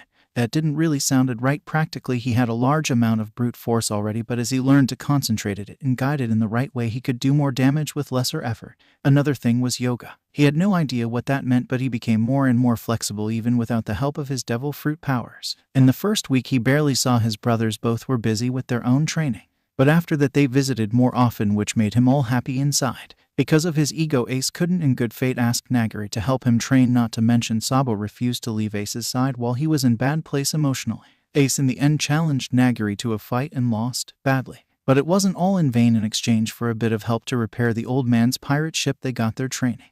Luffy watched fondly as his brothers challenged his rival. They lost, but the giant tiger didn't hurt them, knowing they were his litter mates. He smirked as he saw his brothers' determined faces. He knew that if they worked together they could probably defeat the tiger. He could do it alone by now, but he refused. While Ace and Sabo were here, trying their best to get stronger, they were nowhere near Grey Terminal. The stronger they got, the more chances they had. So what if he had to give up on his chance to become the captain of his brothers? It was a small sacrifice. Unfortunately, he could feel it underneath his skin, the Big Nico refusing to acknowledge his decision. The monster cat was too prideful to admit defeat, even if it meant to protect someone dear to him. It was frustrating and scary if he had to admit. To think that his will was the only thing restraining the monster cat from unleashing his might. He shuddered slightly as images of the feline's claws, his claws torn apart people like a hot knife would butter. He couldn't let that happen again. Not when innocent people and, more importantly, his brothers could get hurt. Hey, old pirate man, Nagari hummed, showing that he was listening. What is the tallest and steepest mountain on this island? Why, I need to make peace with my inner beast, the small boy said with a small troubled smile. The entire sky was enveloped by a giant gray cloud, making him frown slightly. He stared up to the mountain peak that disappeared into said cloud and frowned. Luffy let the nails on his fingers turn into claws to help him climb, but all in vain. His power seemingly refused to cooperate with him. The claws vanished as soon as he summoned them. A little help would be appreciated, he said with a frown as he dangled almost 50 meters in the air without a stable footing. His hands were already blistered and bloody, and he swore that the moment he got down from this fucking mountain he will buy himself some damn gloves. Sturdy ones, he thought before he slipped. Thanks to his own blood, he cursed inwardly while a small scream left his mouth. He managed to break his fall but got some nasty scrapes on practically his whole body, and he managed to dislocate his shoulder. He tried not to shout, but the pain was just too strong. He grunted as he pulled himself up, and even the wind seemed to pick up. It looked like a nasty storm was coming. Worst timing ever. Sabo and Ace were in Grey Terminal since Nagari already left. They needed to repair their hideout thanks to the giant storm that just passed. Couldn't wait their youngest brother home into a wrecked place. Nagari told them he went for some extreme training to the mountains. Sabo smiled as he found a telescope on the ground. He knew Luffy had been looking for one for some time now. "Hey kiddo." The pirate greeted him with a foul smile. "I never would have guessed that one of the infamous 3 troublemakers was a noble." "Blue Gem, how did you find out about that?" the blonde asked with a glare as Ace grabbed his weapon. "Don't hurt him now." The fight that followed was over too soon. Sabo and Ace fought bravely and almost nabbed the win, but unfortunately Blue Gem brought out a flintlock, and after that everything went downhill. "Stop, you stupid bastard, let me go." Ace shouted enraged as a tall pirate held him back. Sabo was shouting profanities too, like "unhand me" and "bloody bastards," and many things Ace never heard in his life but would bet everything he had that were insults. "Looks like we barely made it," the tall, well-dressed male said as he stopped beside the pirate captain while many guards from the city followed him. Sabo's eyes widened as he recognized the man. "Father," he muttered, broken. "He doesn't have a single scratch on him," Blue Gem said as the pirate holding Sabo took a few steps forward.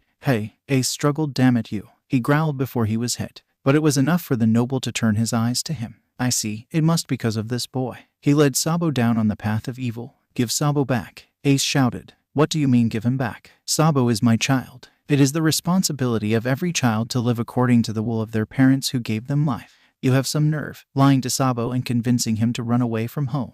You are but a stupid child. What are you truly after? Are you attempting to steal my fortune?" "What was that, you bastard?" Ace's remark wasn't appreciated. The more Ace fought, the harder he got beat up. The more Sabo protested, the more he was ignored. All they could think of was that they weren't strong enough. "Hey now, pirate, be careful how you handle this kid. I don't want the blood of this inferior filth on my face," Outlook 3 said as Ace's blood got splashed on the ground near his shoes. Sabo's shout grew even louder. "Please stop. Nobody deceived me. It was my choice to leave. Just be quiet. Hey, pirates, I trust you will handle everything from here on." "Of course we will. After all, we received payment. Rest assured. I'll finish off him and their little friends so they will never bother your child again," the pirate captain said with a dark gleam in his eyes. "Wait a second, Blue Gem. Father is all right, I understand," Sabo shouted, frightened. He couldn't lose his brothers. He couldn't allow that to happen. Not when he just found them. Not because of him. It just wasn't worth it. He just wasn't worth it. "What did you understand?" his father, Outlook 3, asked his son with little to no patience. "Don't do it, Sabo." Ace's words were all ignored.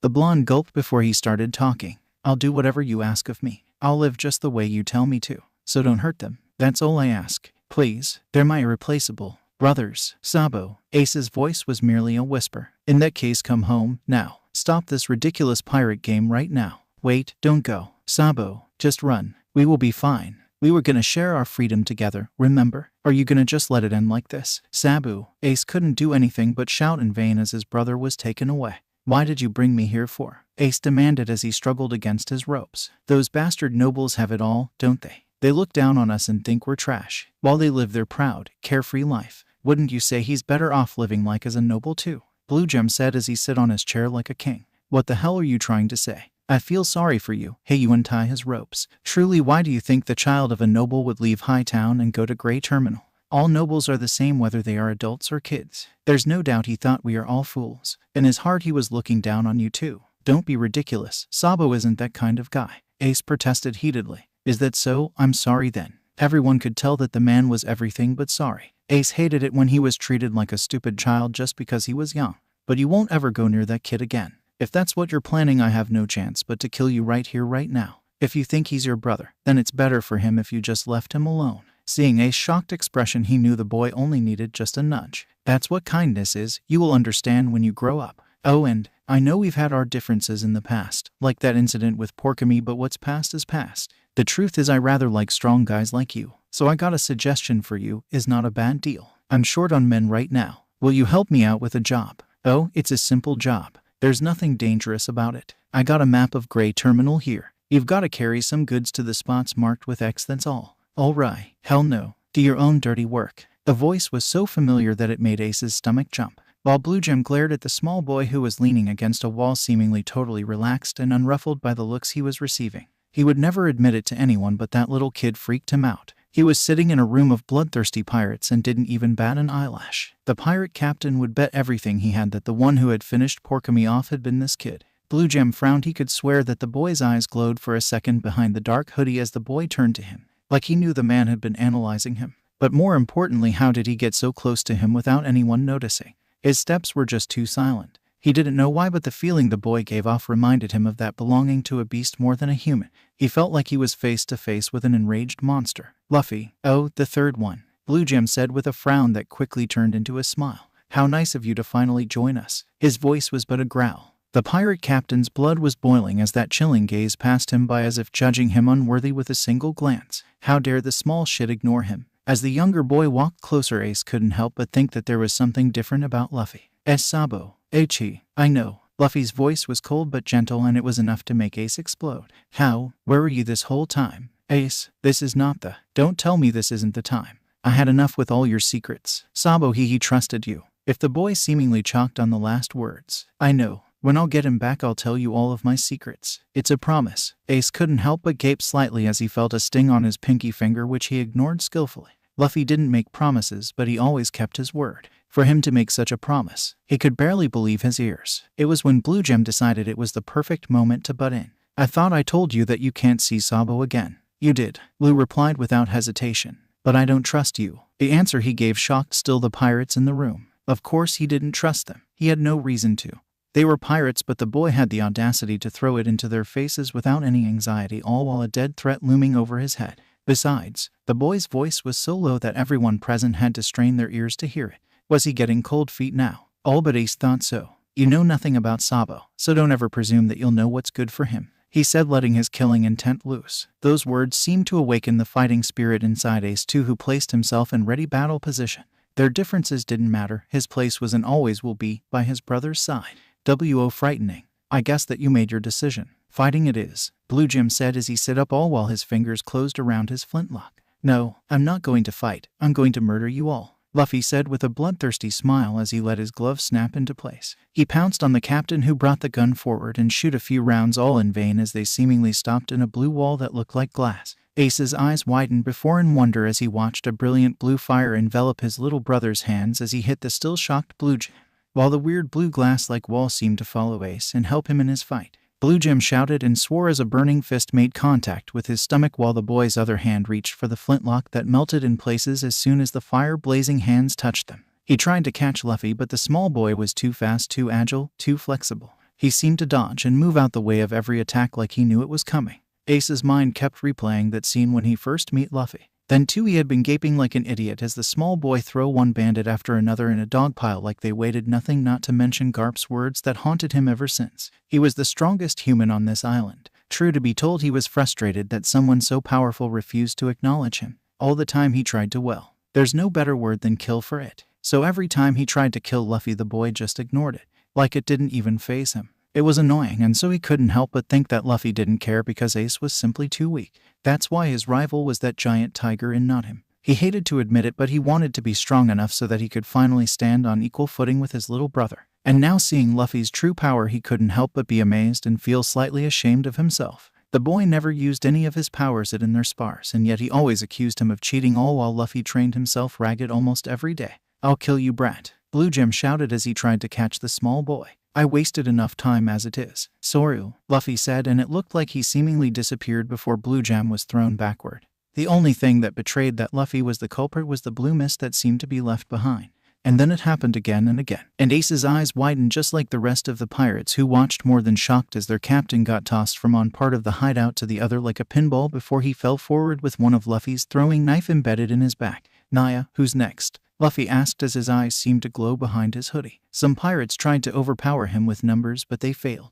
One tried to use Ace's leverage. He died in a particularly nasty way as the wall sudden got ablaze and burned him slowly to death since he couldn't put out the fire not matter what he tried. Some, seeing it was useless to fight, tried to run away. Ace wasn't sure if they managed since he was too now busy fighting himself. Please, the man begged, and Ace froze for a second. It was the same man who beat him up when Sabo was taken away. Luffy kicked the man's head into the ground. There was now brain matter on his shoes, but the little boy seemed to ignore it. Don't leave enemies alive. As the small boy said that, the pirate's hand opened, letting Ace catch a glimpse of a small dagger that no guess would have been turned against him the moment he let his guard down. The older raven-haired boy nodded, slightly shocked. He should have known by now not to trust pirates. Hey, big brother, Stelly said mockingly as he invited himself in. Sabo couldn't suffer hearing those words from him. To think that those words he treasured so much could be sullied like this. He couldn't stand it. I heard you're an idiot. Mother and father kept saying that in secret. Still, you've got the devil's luck. They'll be disposing of the trash tomorrow night. If you'd stayed in Grey Terminal, you would have probably die. But, for my part, it would have been better if the real heir of this family would have never come home, the boy said without realizing the danger he was in until Sabo got too close. What do you want? You, Sabo said, grabbing the boy by his collar. What did you mean by that? You are going to tell me everything. There's gonna be a fire tomorrow night in the Grey Terminal. Fire. Sabo repeated the word with reasonable doubt. That's right. I suppose there's no way you could know since you ran away from home. It was decided several months ago. Didn't you know the inspectors from the world government are touring East Blue? They are coming to Goa Kingdom in 3 days. One of the world nobles, a celestial dragon, will be on the ship. People are really worked up about it. The royal family is determined that the celestial dragon won't see the filth in this country, so they decided to burn all of the Grey Terminal to the ground. If they do, the whole country will be spotless. What are you talking about? There is no way they can do that. Sabo felt the blood in his veins freeze over. Lots of people live there. You mean they are going to destroy everyone's homes? Let go of me, the boy shouted as he backed away. Didn't you hear what I just said? They are gonna burn all the filth in this country, even the people. It wasn't a question. Sabo quickly got his overcoat and his trustworthy weapon. Hey, Stelly shouted, panicking as he saw the blonde open his window. What floor do you think we're on? Sabo ignored him as he masterfully jumped out the window onto the tree that was close by and then to the ground.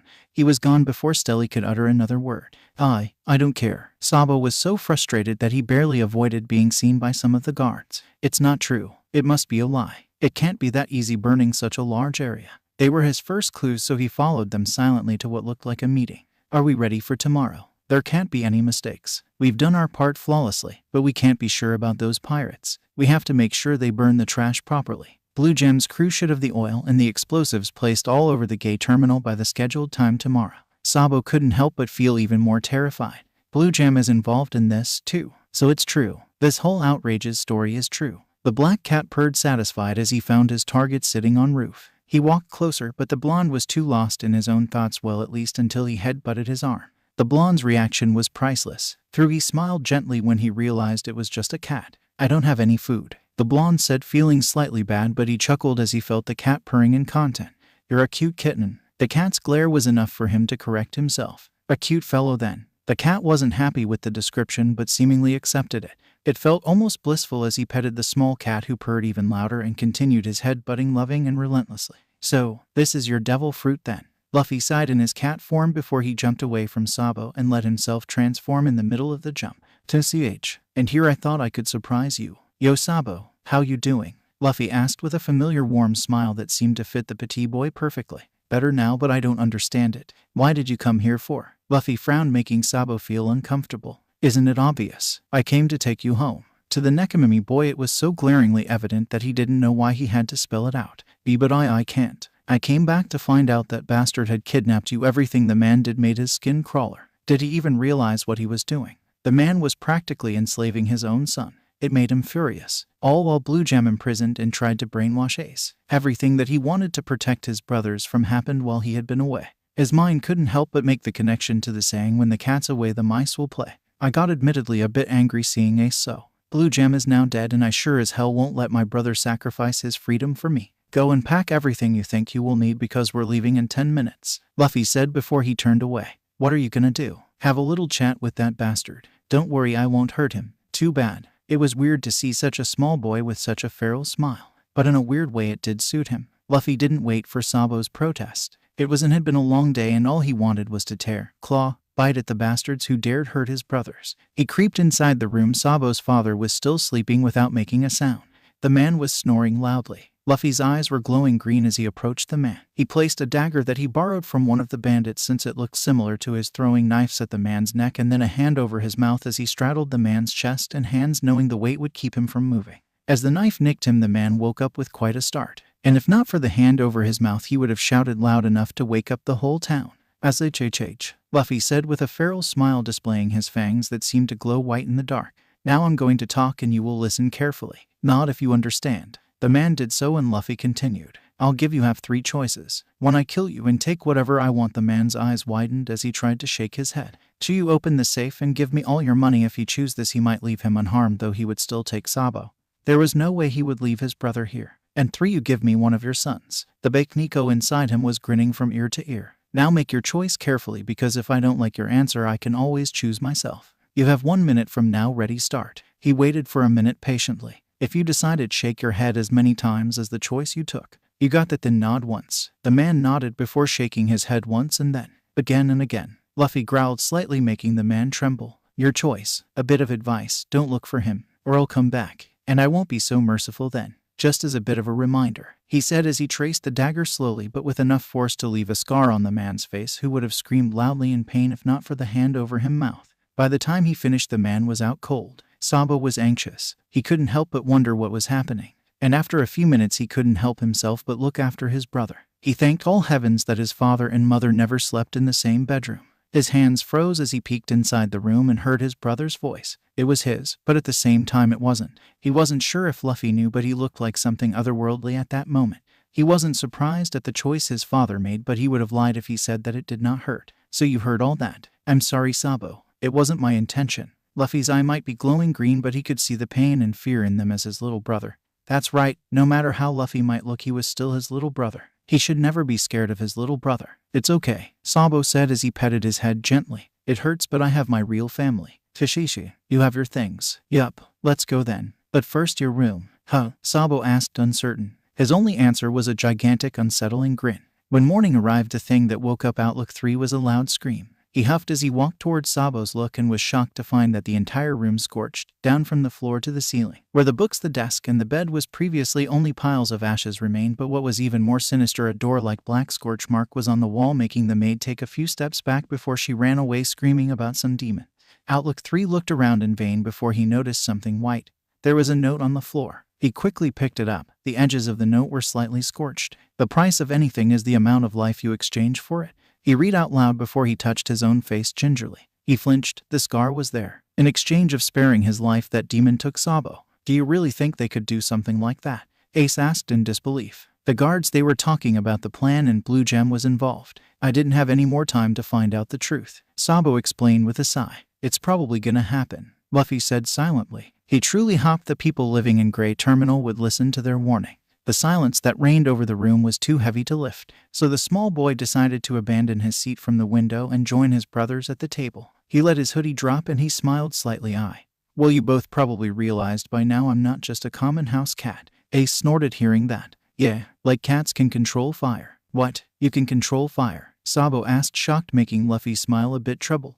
Not exactly. It's complicated. Yeah, he got the look. No backing out of it. What I control is fire, but not your usual one. He let his hands catch flame. Both boys' eyes widened as they saw brilliant blue flames dance around Luffy's hands playfully. They felt so alive. They had an alien beauty they just couldn't place. I call it soul fire. Let's start from the beginning. As he said that, the flames disappeared. I'm a Bakniko, which is a cat yokai, is a mythical Zoan and according to Grandpa one of the most dangerous ones. To start with, a Zoan usually has 3 basic forms of transformation: normal human, hybrid human beast, and beast form. For me it's a bit different, he said with a small smile. I have what Ace saw when we were fighting those pirates, the human hybrid transformation. As he said that, his Nico ears and his tail appeared, shocking his 2 brothers slightly before they instantly blushed. What? Luffy was cute even without them, and with them. In this form I have, beside the obvious appendages, some increase in speed, my flexibility, agility, and hearing, and the whole shebang. Now what differentiates a Bakniko from other yokai cats? They have 2 tails, Sabo replied before both he and Ace looked at Luffy's back to see a single tail swishing from side to side slowly. Correct, Luffy said with a small smile before he continued. I have a second tail, but I don't know how to summon it. But back at that house, Sabo quickly corrected himself. It was never his home. I saw. Yeah, well, apparently my powers react to what I'm feeling, Luffy said with a strained smile. It happened only 2 times until today. When? We'll get there. Luffy looked away before he started talking again. My first beast form that Sabo is already familiar with is this. Ace's mouth opened as he watched his little brother practically disappear in what looked like blue mist. A small black kitten jumped on the table, making Sabo chuckle as he watched Ace blink stupidly for a few seconds. With a small evil smile, he reached for the cat, who let him pet him on the head and started purring when the blonde scratched him gently behind his ears. "Oi Luffy, I think Ace feels a bit lonely," Sabo said with fake innocence, making his older brother scowl before he had a lap full of purring kitten. As Luffy head-butted him gently, he caught courage and run his hand gently over the cat's fluffy and soft fur. After both of his brother familiarized themselves with his form, and not that he would admit it, but he needed some reassurance right now, he turned back. "That form has both advantages and disadvantages. While it allows me to do many things I normally couldn't, it's really fragile," Ace said as he looked at his hands. A rock, an angry human, an angry dog, or just about everything. He felt like he could become sick at any moment as he saw flashes of his assassination attempts before his eyes. Luffy didn't need to ask. "It's okay. I forgive you. I had for a long time now." Sabo smiled content as he saw the scene play out. He would never change his family for anything in this world. "As for how I ended up with this devil fruit, well, I was kidnapped. I already told you that. What I didn't was the fact that I was a slave." Sabo couldn't help but feel like the wind has been knocked out of him. Ace clenched his fists tight enough to bleed. "A slave?" the blonde asked in disbelief. "I don't want to talk about what happened there," Luffy added, and both could see the small tremors travel through his body. "But enough said that it was terrible. I broke out from there with the help of a pirate doctor. He patched me up and saved my life. It's okay. You don't have to. I'm fine. You deserve to know. I guess I should start at the start. They found me by chance. Truly, some pirates docked in Fusha because they knew Garp's hometown was Goa Kingdom. Of course, we had no idea then. They were searching for just about anything that could be useful against Garp.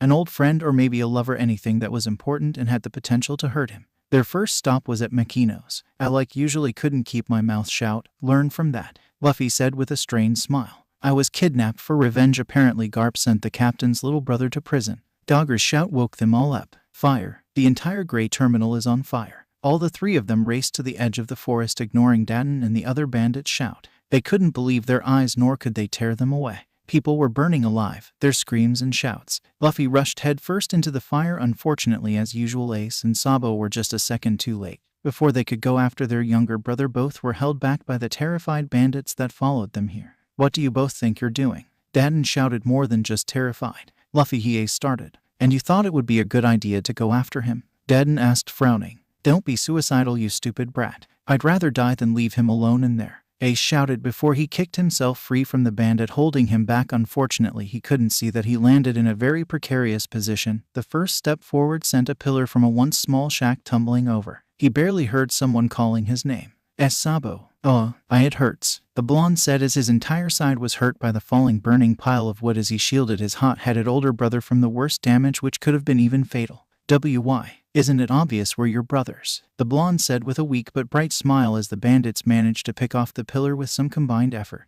"Don't be in such a rush. Did you forget about Luffy's devil power?" the blonde asked as Ace helped him up. Sabo truly hoped he was right and didn't commit a mistake by stopping his older brother. "Luffy will be all right," he had to believe that. "We need to go now. Don't wounds need to be cleaned and bandaged right this instant?" Daden shouted before she started yelling instructions to the bandits. Luffy let his own blue flames coat him like a shield against the still raging fire and heat. He was searching in vain for survivors in this wasteland. No, this wasn't a wasteland, he thought as he saw bodies burned to death. It was hell on earth. He could still hear their voices even though they were long dead. Their pleas for help. He had to stop walking several times as the voices grew just too loud.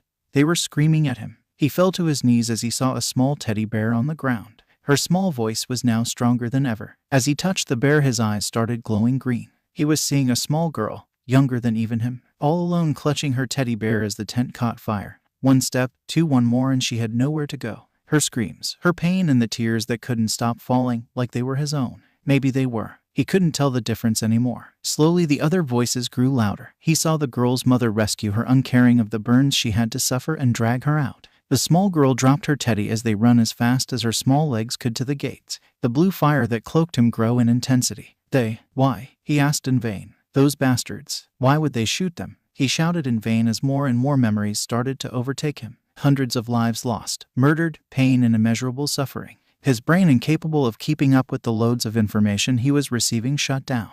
At least, he thought, relieved in the endless dark that he found himself. He couldn't hear those damning voices anymore. When he awoke, the fire was almost out. Some soldiers started to clean up after the fire. He had been hidden away by K's. He usually summoned the undead subconsciously, similar to a defense mechanism when he found himself in grave danger and couldn't protect himself or was just emotionally distressed. The undead nodded toward him as he woke up. Luffy sighed as he looked at the piles of ashes that covered now gray terminal. The undead started to burn with black fire just as the sun's first rays appeared on the gray sky, and Luffy couldn't help but think it wasn't fair. The sun shouldn't shine so brightly after such a tragedy. Luffy grabbed the undead by his clothes before he could disappear, but what shocked was when instead of staying he was too dragged away into the dark flames. Ace cursed as he and the bandits searched in vain for Luffy. Sabo's words echoed in his ears, giving him hope. His little brother couldn't get hurt by flames. No, Luffy was stronger than that. He knew it deep inside, but somehow couldn't stop his worrying. Ace, Dogger shouted as he jogged up to him. As Sabo, he woke up.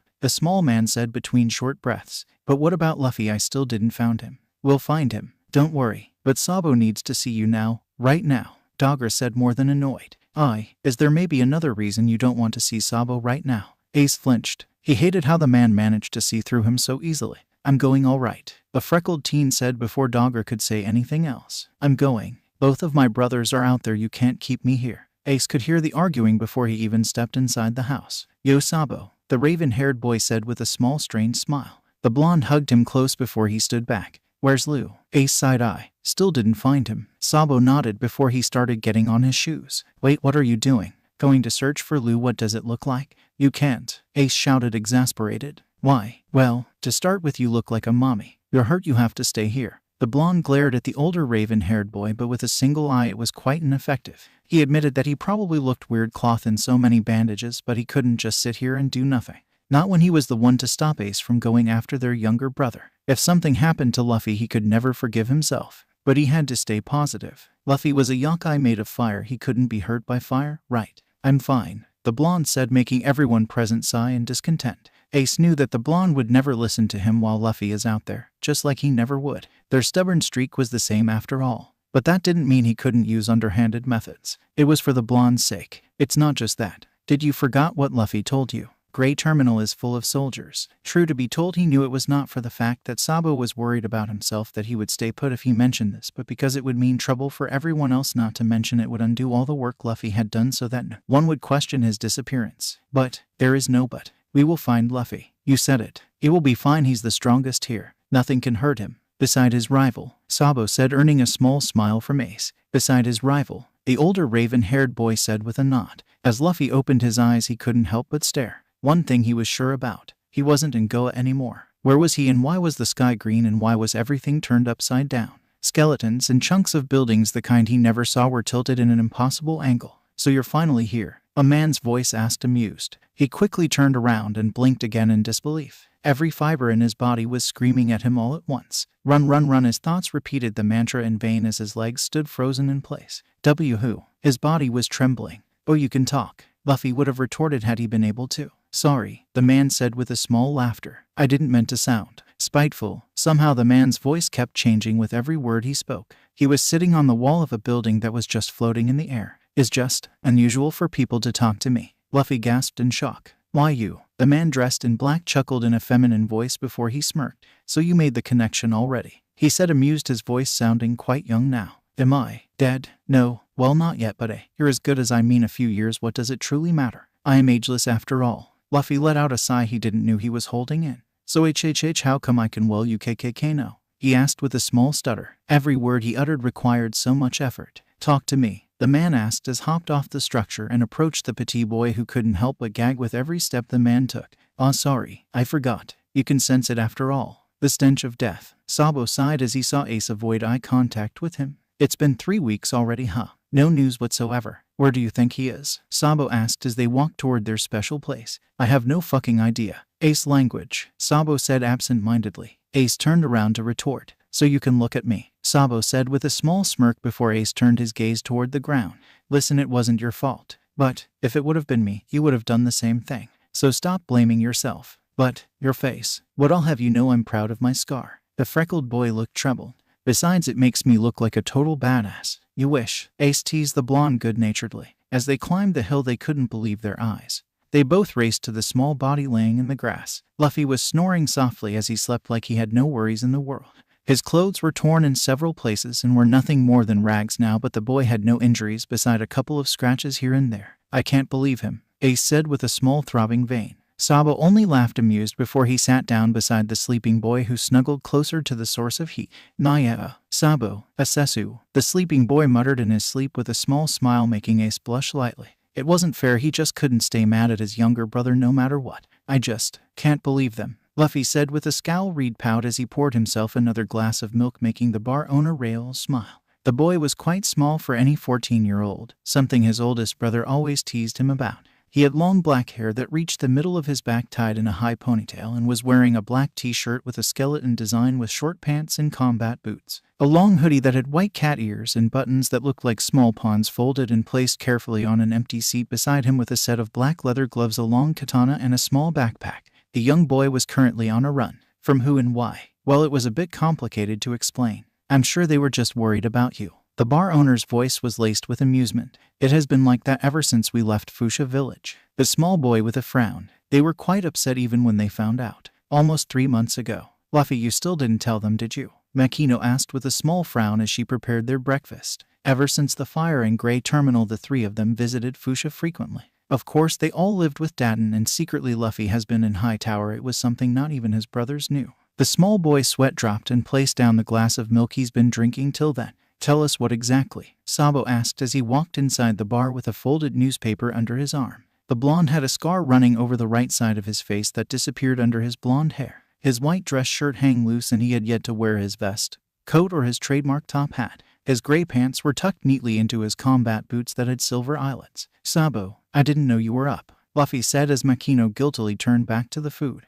Needed to. The morning Q only comes well in the morning. The blonde paused slightly. So what was Makino-san saying? What were you supposed to tell us? Well, Luffy started, refusing to meet the blonde's eyes. It was funny how the small Nekomimi boy could bluff his way out of almost everything, but couldn't lie to his big brothers without giving himself away. Maybe the fact that you have been in High Tower again, Sabo asked before he seemingly shook his head. No, that's not it. Maybe the fact that you've been robbing those nobles dry. I mean, it's something I knew for a while now, but I don't think that's what Makino meant either.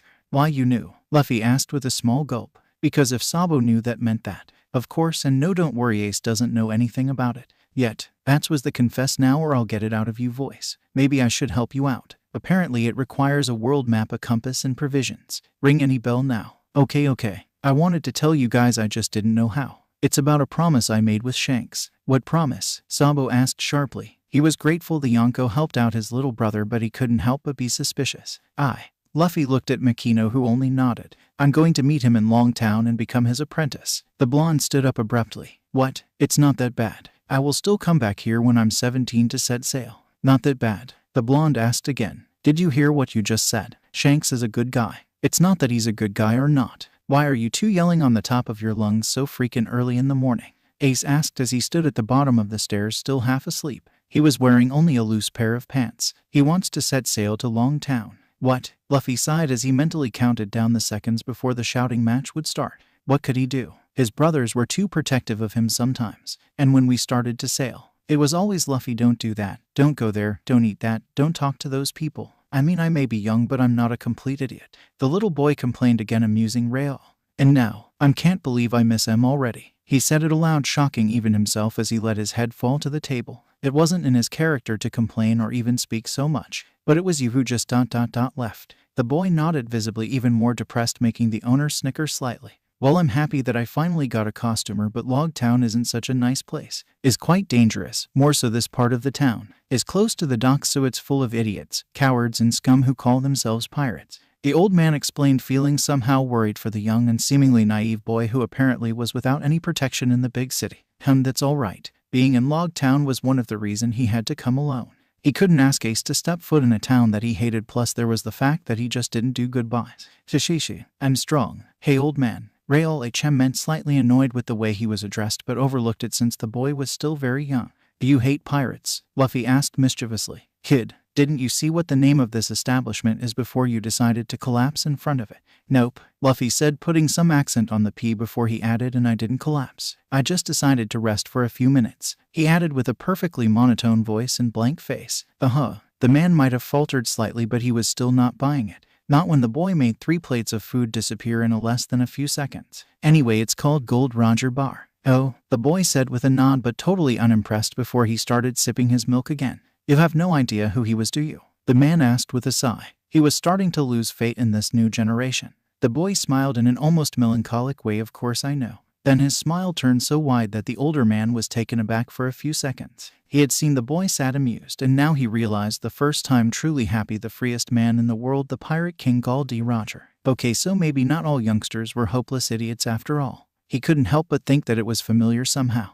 That's a nice expression on you, boy. You know he used to be a costumer here. Luffy's eyes widened in wonder as the man started to talk about Roger. Being so enraptured he couldn't help but lean forward until the chair was balancing on only 2 of its legs. The bar owner smiled as he finished his storytelling. There are not many who appreciate such stories. The small boy's eyes filled with wonder and excitement sifted in a blink to sharper and slightly amused ones. It was amazing just how expressive his eyes were. But you, tell me, why did you come to Log Town? His words got cut off as the doors was thrown open. The young boy's expression turned back to its default bored one, all excitement or amusement gone from them. It was scary how quickly the boy's mood seemed to change. But more importantly, Raoul looked at the entrance. You again? The bar owner asked with annoyance as he glanced at the tall man who just made his way over to the bar. Such a warm welcome. As usual, the Marine countered. Hey, old man, have you seen even one or both of these pirates around here? Luffy tried to ignore him. It wasn't easy seeing the man was way too tall to be just overlooked. Not to mention the man looked more like a delinquent than a Marine.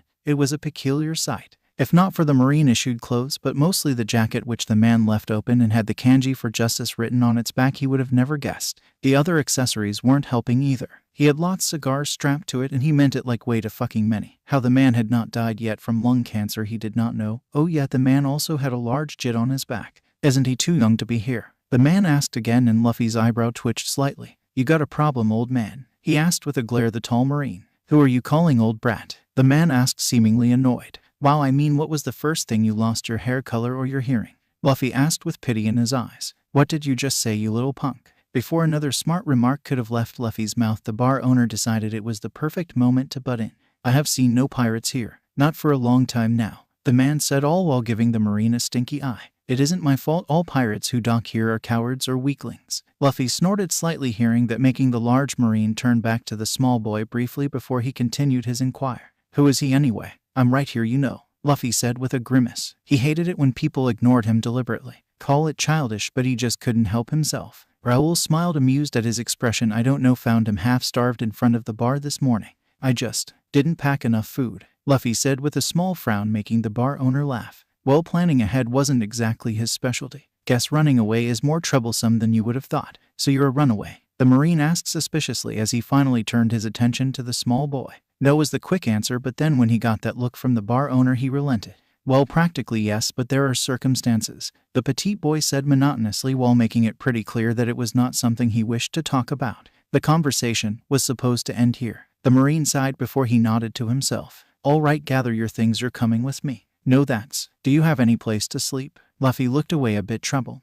No, he didn't, but he was a pirate. Well, technically he wasn't one yet, but he was at the heart, if that meant anything. And he was well on his way to become one. Thank you very much. Staying with the Marines just felt wrong. Then move along and stop wasting my time. I still have work to do, the man grumbled, making Luffy's eyebrow twitch in irritation. He was a pirate, or will be in the future, so he might as well use this situation to his own gain and amusement. Getting back at the Marine for being so irritating and thinking he could just order him around seemed just fair.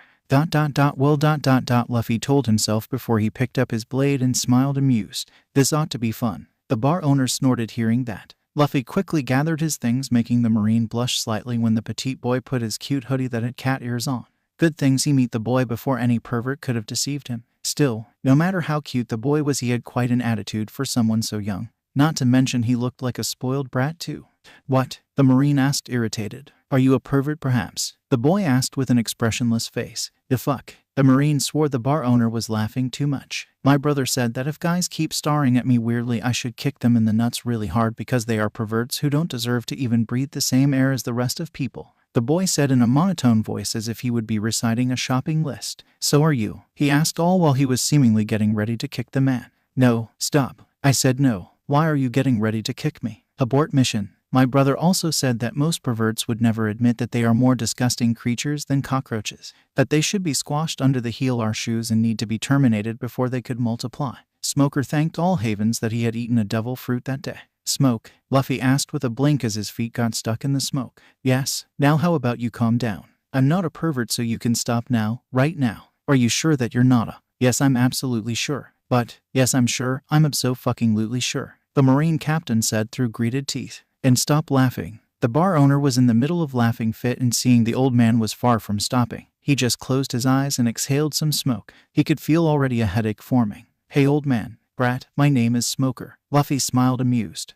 Fitting, I guess. Let's just go, Smoker said through gritted teeth. Name, Luffy. The lack of first name made the Marine raise an eyebrow, but he continued anyway. Birthplace? Smoker asked without looking up from the empty file placed right in front of him. I don't know, Luffy replied innocently with a nice smile. How can you not know that? The Marine asked, more annoyed with every second that had passed by. Somehow the kid really knew how to push his buttons. I don't know where I was born, the long-haired boy elaborated innocently. I lived in a forest almost all my life, if that helps, he asked with a splash of young naivety, and Smoker wished he could groan in frustration. He surely would have if only his subordinates wouldn't watch everything that was happening with hawk-like eyes. He couldn't look weak in front of them. Are you sure that kid is safe in there? One of the Marines finally asked aloud the question that they all couldn't help but ask themselves. And just why did their captain had to take the boy to the interrogation room? He could just ask those questions in his office. Even such a formal-looking place must be scary to every youngster.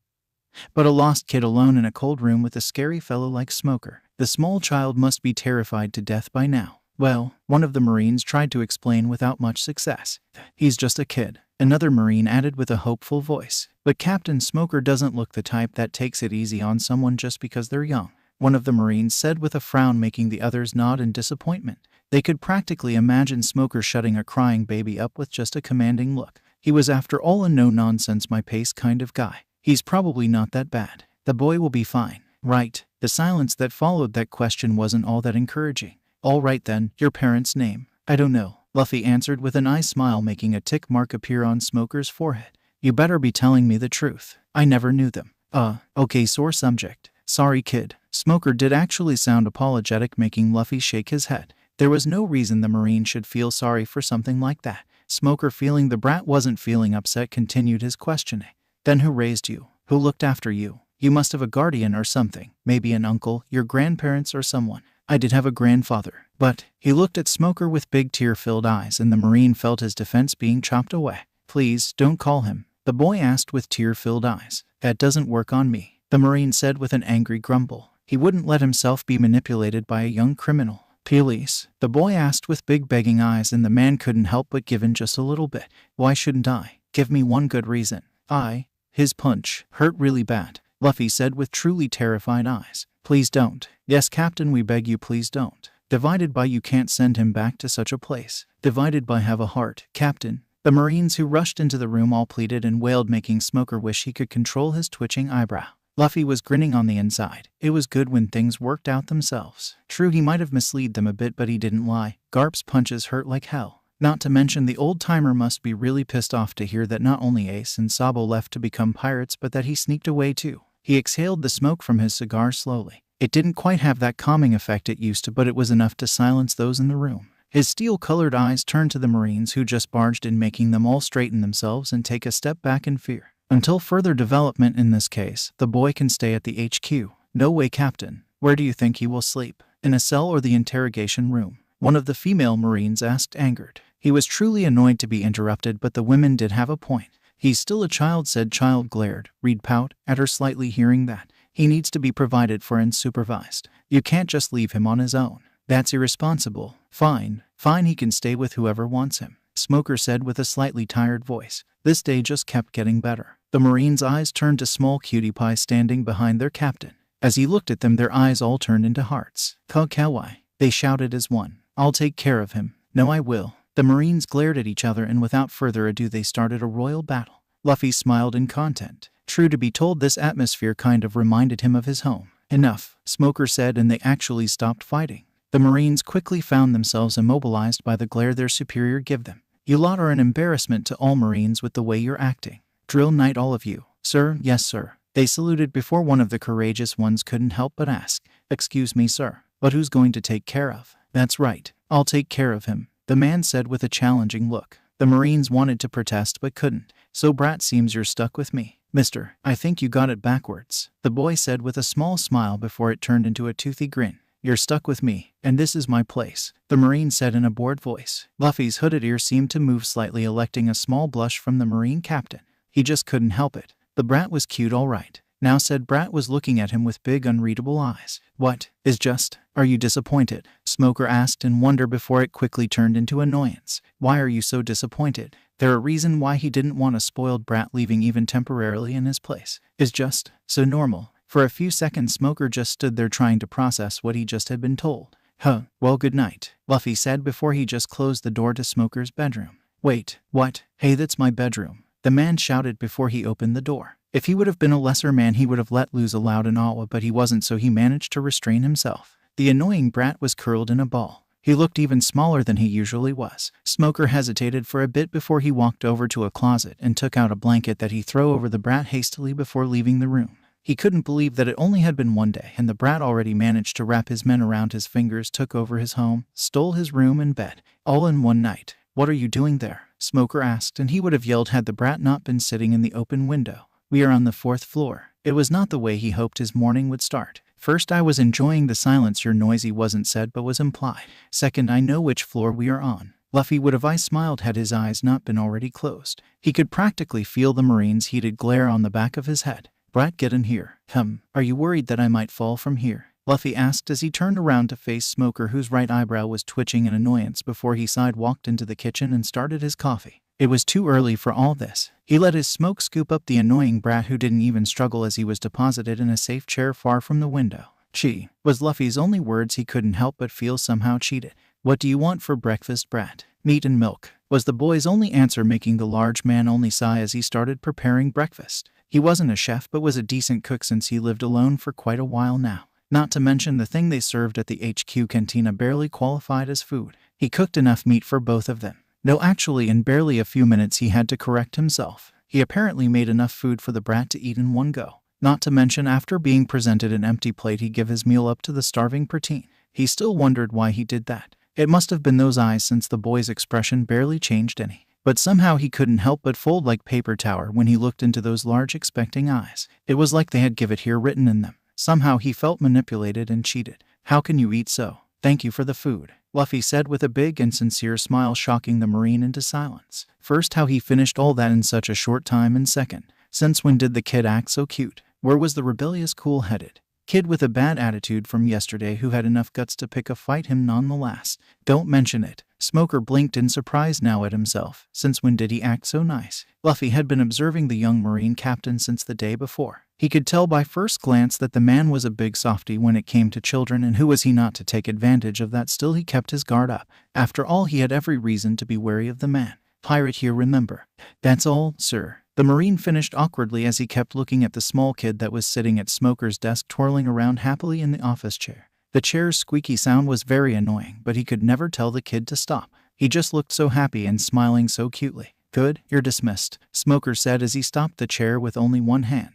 The kid hopped out of it after giving the scary captain a small pout that moved the officer's heart. Smoker took the boy's place and sit down at his desk carefully as he placed the reports into a pile of other papers, seemingly giving no shit whatsoever about the pout directed at him. The Marine stood there dumbfounded for a few seconds before Smoker looked at him with a raised eyebrow, making the man scramble backwards, all while apologizing profoundly before hitting himself with the door after fumbling a good minute to open it. "Fucking idiots," Luffy giggled as he heard the white-haired Marine grumble. "He is kind of funny though," Smoker snorted as the unfortunate Marine blushed furiously in embarrassment before he managed to finally close the door. "Hey, you okay, mate?" sighed Smoker's second-in-command asked. The weird Marine stood there frozen in front of the captain's door with an unreadable expression for a few minutes, one hand still on the knob. Am I dreaming?" Side stared at him for a second, trying to piece together what the man was saying before he replied with a drawn-out "no." Then the Marine started talking again. "Then I stepped into an alternative reality. Yeah, that must be it." The man nodded to himself before he walked away, leaving Side stand there dumbly with a "what the fuck just happened"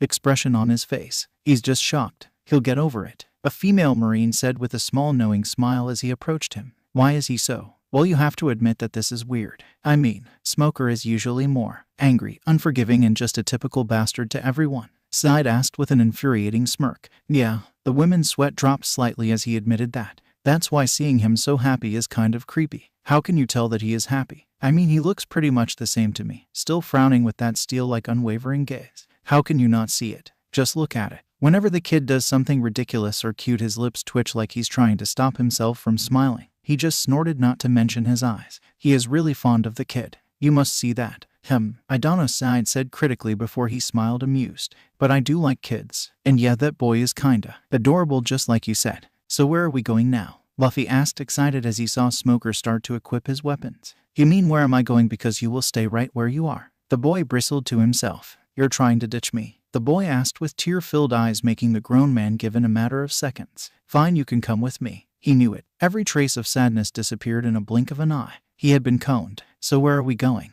The Marine cursed silently as the boy looked at him expectantly. Patrolling. Okay, the boy said, just a bit too happy as he equipped his weapon. Let's go. Luffy had been territorial ever since he got his fruit, so he often patrolled the forest back at home. Defending territories is just normal behavior for him after all. Why is the brat so excited about? Smoker asked himself with a small sweat drop. You can leave that thing here. You won't be using it. I won't leave my weapon here, Luffy replied with anger in his voice.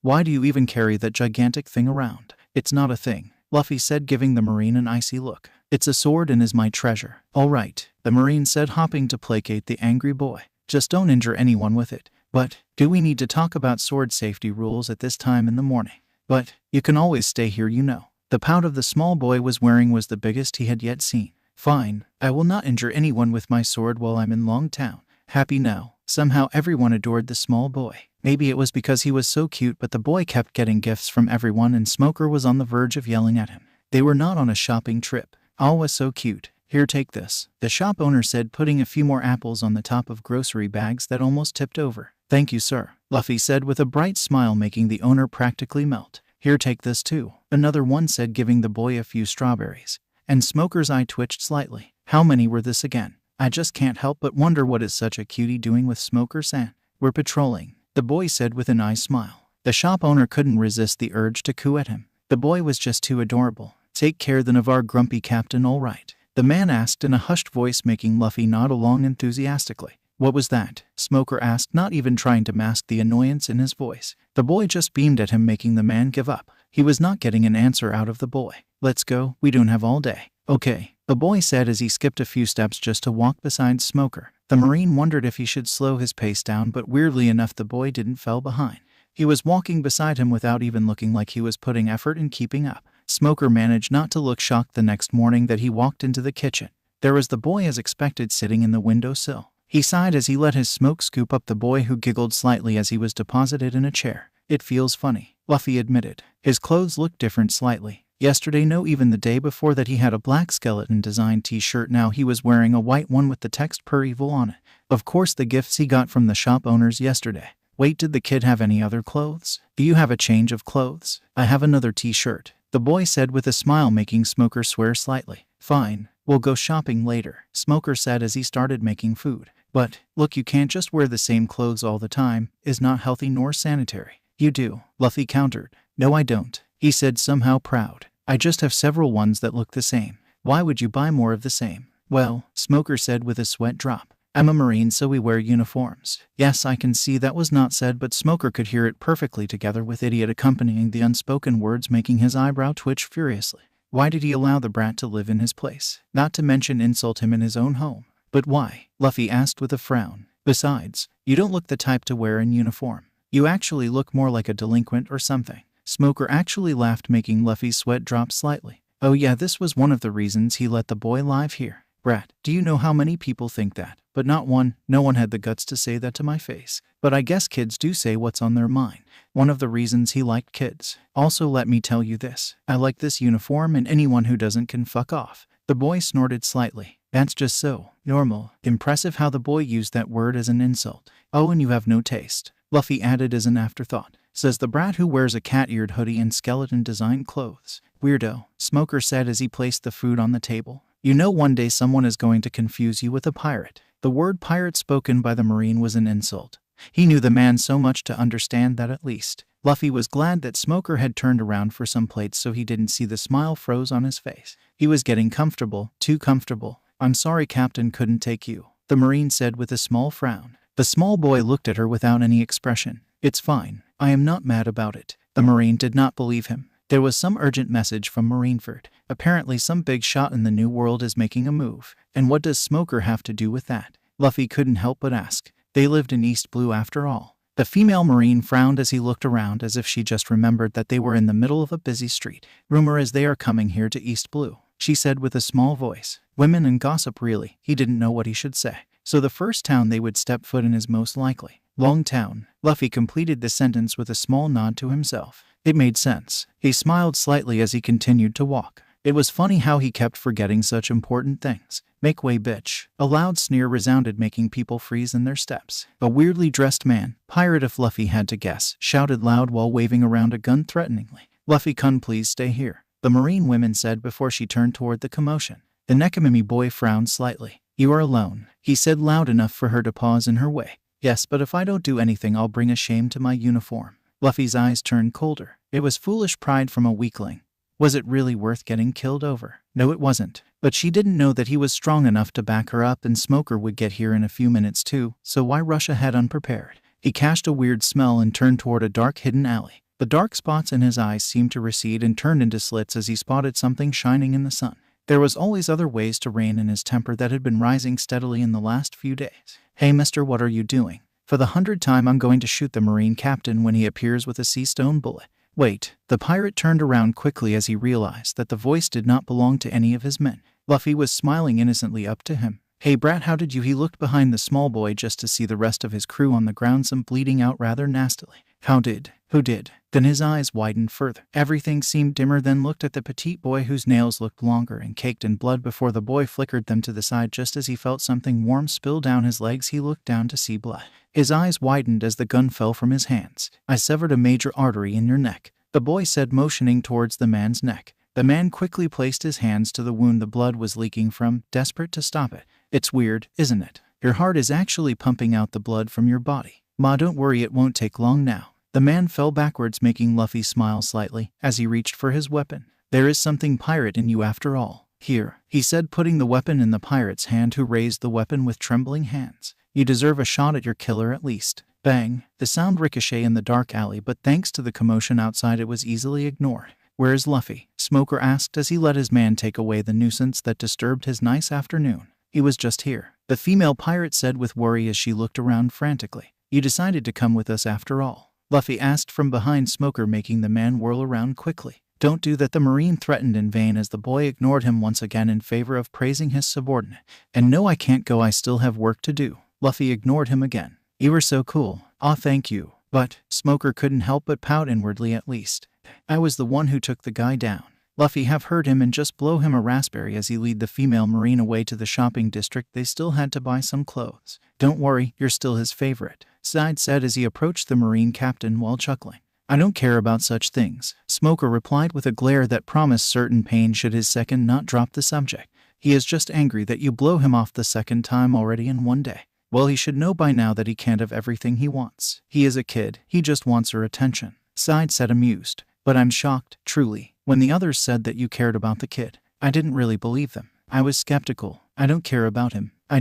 He doesn't have anyone here. So until I find his family, or someone who can take care of him, I'm good with kids. I have a little brother, you could always. Smoker looked Side in the eyes before he spoke without hesitation. He is my responsibility. Any conversation stopped thanks to a loud shriek. What the fuck is it now? The Marine asked, cursing slightly as he approached the terrified civil woman that was standing in front of a dark alley. Those are just excuses, Side said with a smirk. Still, I wonder how much does Smoker truly like him? I know I said you needed clothes, but Smoker took a long drag from his cigar, hoping that it would soon show its calming effect. Do you really need all this? He asked as he turned to the entire office that was full of baggage. They were mostly gifts, the Marine female answered with a small sweat drop. Only because someone insisted to pay for some of them, Luffy said with a small pointed look. He never had to pay for things before. When he said he wanted something, people usually give them to him for free. And there was always bribing, cheating, intimidating, and stealing if it came down to it. Grow up with bandits after all. Garp couldn't really say he never learned anything from Daten. He didn't really understand why the other people were so weird because of it though. I couldn't help it, the Marine muttered. It felt like we were robbing them. Smoker sighed, knowing well that feeling. Luffy's cuteness affected people in weird ways. That's new, Smoker said, looking Luffy up and down. His hair was braided for one, and he was dressed in black jeans and a black long-sleeved hooded shirt under a red t-shirt, definitely prepared for the cold weather outside. No text today, the Marine asked. Bai regretted it when the boy just turned around with a grin. Cute but psycho imprinted on the boy's entire back. The Marine sighed as he turned toward the kitchen. Let me guess, milk and meat. Yup, Smoker sighed as he poured himself some coffee. Meanwhile, so what is it? I can feel your eyes burning on my back. So what is it? Luffy started but then frowned.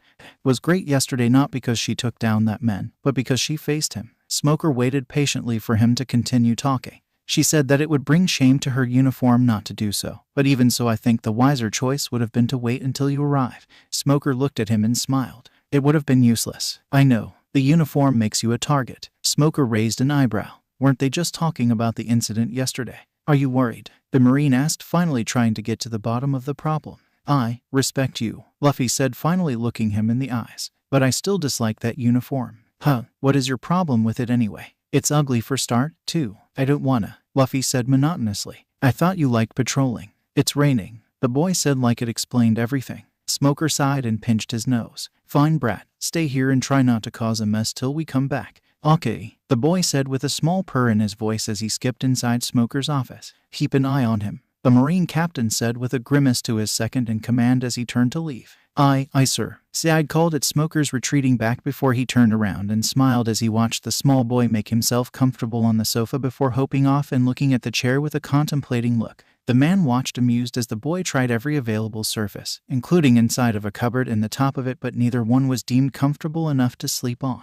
In the end he settled in the window still. Side found it amusing how the boy acted like a pet that has been left alone by its owner. Hey kid, want to grab some food? The rain is letting up slowly. Side had never been in close proximity of the boy, so he was quite shocked when the boy's eyes turned at him. He was being judged with just one long look. It made him stop slowly. The boy, as he heard, was truly adorable. Big eyes that seemed to draw even the light in, with long eyelashes that fluttered open lazily. He was small and young, but he was not as young as he looked. Lips opened slightly. The boy looked so distant at that moment that he seemed more like a finely carved china doll with his cold gaze and flawless skin than a real human being. But then the boy's lips twitched. He smiled and jumped up from his place, skipping to his side, only pausing briefly at the captain's desk to take something. A lighter Side's brain finally supplied. Where to? Luffy finally asked, amused, and the Marine jumped slightly, clearly startled by the close proximity. Sorry, lost in my thoughts, Side said with a sheepish smile. There is a nice restaurant only a few blocks away, so even if it starts raining again we won't get wet. The boy nodded along enthusiastically. You choose the wrong day to mess with me, Smoker said, quite annoyed as he proceeded to pound his enemies to the ground. Is it me, or is Smoker Captain even more angry than usual? One of the Marines asked in a hushed and small voice as they witnessed their captain take down an entire crew. His buddy replied with an odd and slightly terrified whisper. Apparently his lighter is misplaced, and thanks to this weather the matches are all wet and go out before he could light his cigar. Ew, Smoker's voice bellowed, scaring the crap out of the Marines. Yeah, what do you mean kidnapped? This is far enough, don't you think? Luffy asked finally. But the restaurant is never there to start with, the boy said as the rain started to pour louder. Clever little boy, Side said with a grin. You worked it all out, didn't you? It wasn't that hard. What gave me away? Luffy snorted, hearing that. His hoodie was getting wet and started to stick to his skin, and he really didn't like the feeling. Many things. I know there was someone after Smoker, he could smell it. The man was surrounded by the smell of imminent death. It was hard to ignore. No, it had to be someone from the inside. Because while the pirates hated Marines, they would rarely go out of their way to target someone in the manner Smoker was being targeted. Oh, and how did you know that? Devil fruits are never made public. Yet those pirates, they had sea stone bullets. Luffy continued talking, his voice painfully monotone. Now from where does one get sea stone bullets? Marine issued, if I'm not mistaken. You're not. Bravo, now all you lack is motivation. Do you know why I did it? You are second in command. I guess should Smoker meet an untimely death, and with the pressure Marineford is under thanks to the Yonko's movement, it would be some time before a new captain would be sent, if they would at all, Luffy said as he tilted his head to side, unsure about the last part. Plus I guess they offer that pirate crew brought you was quite nice. You are of course right. Smoker is unmovable, he doesn't negotiate. Do you know what salary does a Marine have? I don't care. Of course you are a child. You don't understand yet the value of the money. But it doesn't matter. It's perfect, in fact. You are an easy mark, such a glaring weakness. Smoker will walk willingly in a trap to save you. He is naive enough to believe he can just do that. He will do it. Funny, isn't it, how caring became his downfall? You are wrong though. Oh, am I? I'm not a child, I'm a pirate. That shocked sighed and made him laugh, but the boy's eyes remained unmovable. He extended his hands and brilliant blue flames lit up on his arms. Also, caring, nor I will allow myself to become anyone's weakness. The man quickly grabbed his gun, panicking slightly. The boy was a devil fruit user, and he controlled flames. Flames not put out even by the fucking rain. He still had some of those sea stone bullets. He needed just one shot. He fumbled slightly, but too late. He was thrown backward into by a flaming punch. He didn't even saw the boy approaching. The pain that ripped through him was unbelievable. His face, it felt like it had been melted up.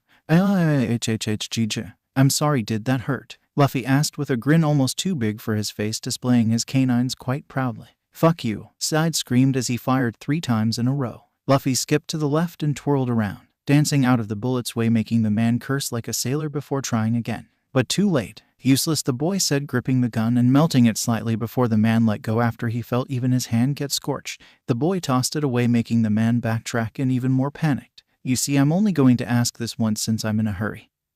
Have to go and save Smoker after all. Where is that meeting place? You better answer me and I'll kill you quickly. Side wanted to protest, but looking into those eyes he knew it. He could feel it. Death was approaching. He sent a messenger for him, a cruel and beautiful angel from hell. It's the warehouse 31. It was over in less than a second. A gigantic lightning colored the sky in the same golden light as the color of the Nekomamu's eyes. Side coughed up a bit of blood as his chest had been pierced. Funny how the blood that leaked was actually warm, but he suddenly felt so cold. The small boy's right hand was caked in blood as he withdrew it with a small grimace. The man was dead before his head even hit the floor. There was no time to waste. Smoker's life was in danger. He hated to admit it, but he grew to like the man even though he was a Marine. Smoker drove as fast as he could. He swore if those bastards did anything to that brat, there was going hell to be paid. He parked his motorbike hastily in front of the warehouse and made sure he had his jit secured before he let his smoke break down the doors to the warehouse. He was prepared to see many things, but not this. Never this. Smoker. Luffy greeted him with a small wave before he realized that his hands were caked in blood. He did forget his gloves that morning. What is? I knew this will happen. I came here a bit too soon and they attacked me, Luffy explained after he punched the pirate one more time. Not strong enough to kill him, but enough so that he won't wake up for a long, long time. The alley. That was you, Smoker said in a broken voice while trying to calm his nerves. Yes, they were pirates. The Marine tried to speak through gritted teeth. Excuses. We both know that's not how it works. No use trying to avoid it.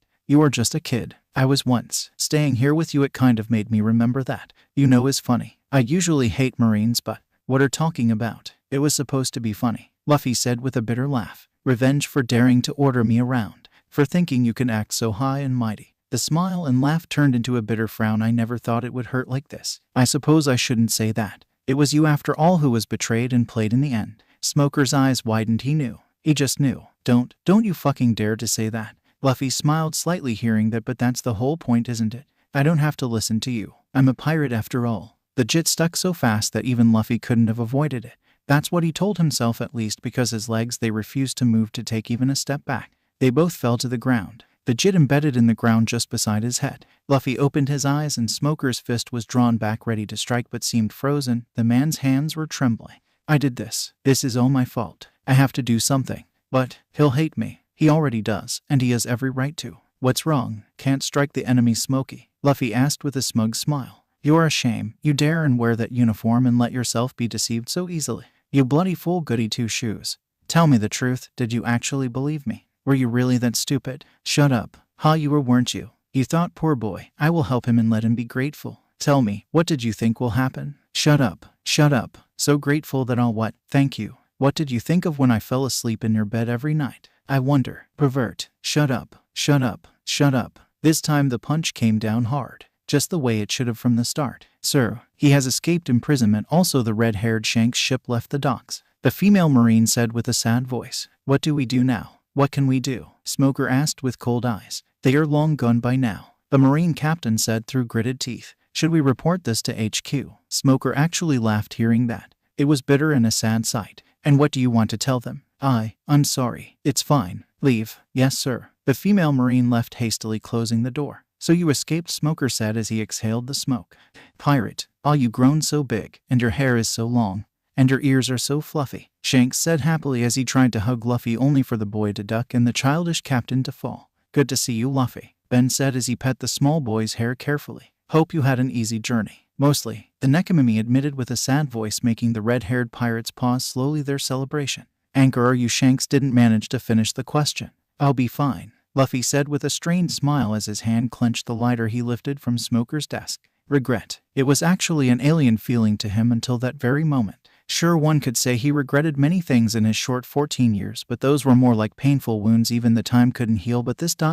he pondered slightly. It was probably the first time he regretted deceiving someone. Luffy's eyes were drawn to the moon, and somehow his silent but faithful companion that accompanied him through 1,000 or more of sleepless nights seemed to shine just a bit too brightly for his liking. He sighed as he let his feet carry on their monotone rhythm of back and front movement, his boots making a small clicking-like sound whenever they hit the ship's railing.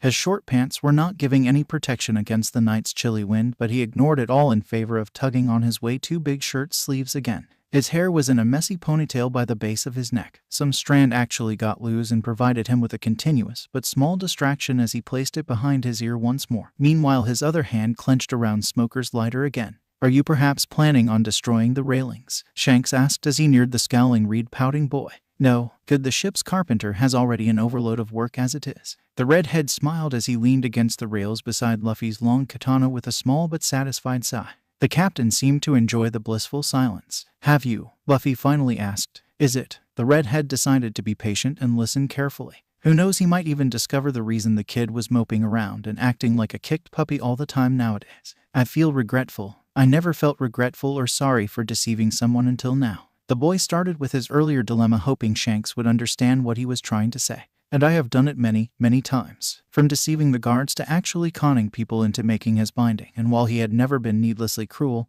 he could be a heartless bastard." Luffy could recall with perfect clarity the time when he took away everything a man owned, maybe even his sanity, before he made said man shoot himself in the brain. He had not been regretful, and he had been just 10 years old back then. Of course, the man had more than deserved to die. He tried to work his magic on Makino, and when she refused him, he tried to destroy everything she owned in a big childish temper, hoping to change her mind.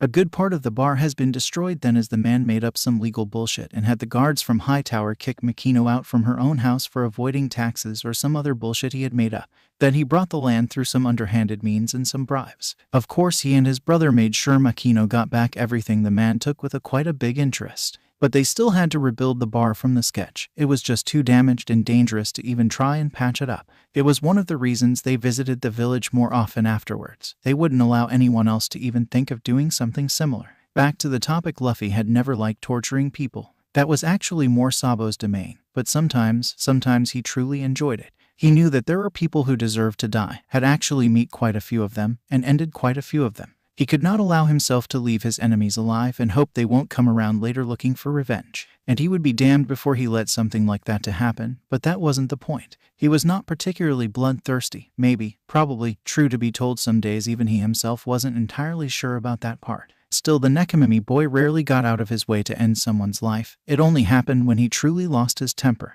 When someone did something that he considered unforgivable, like threatening or "Kami, be merciful" on the poor bastard, because he surely wouldn't actually dare and hurt someone important to him. Those times he did not and would not hold back.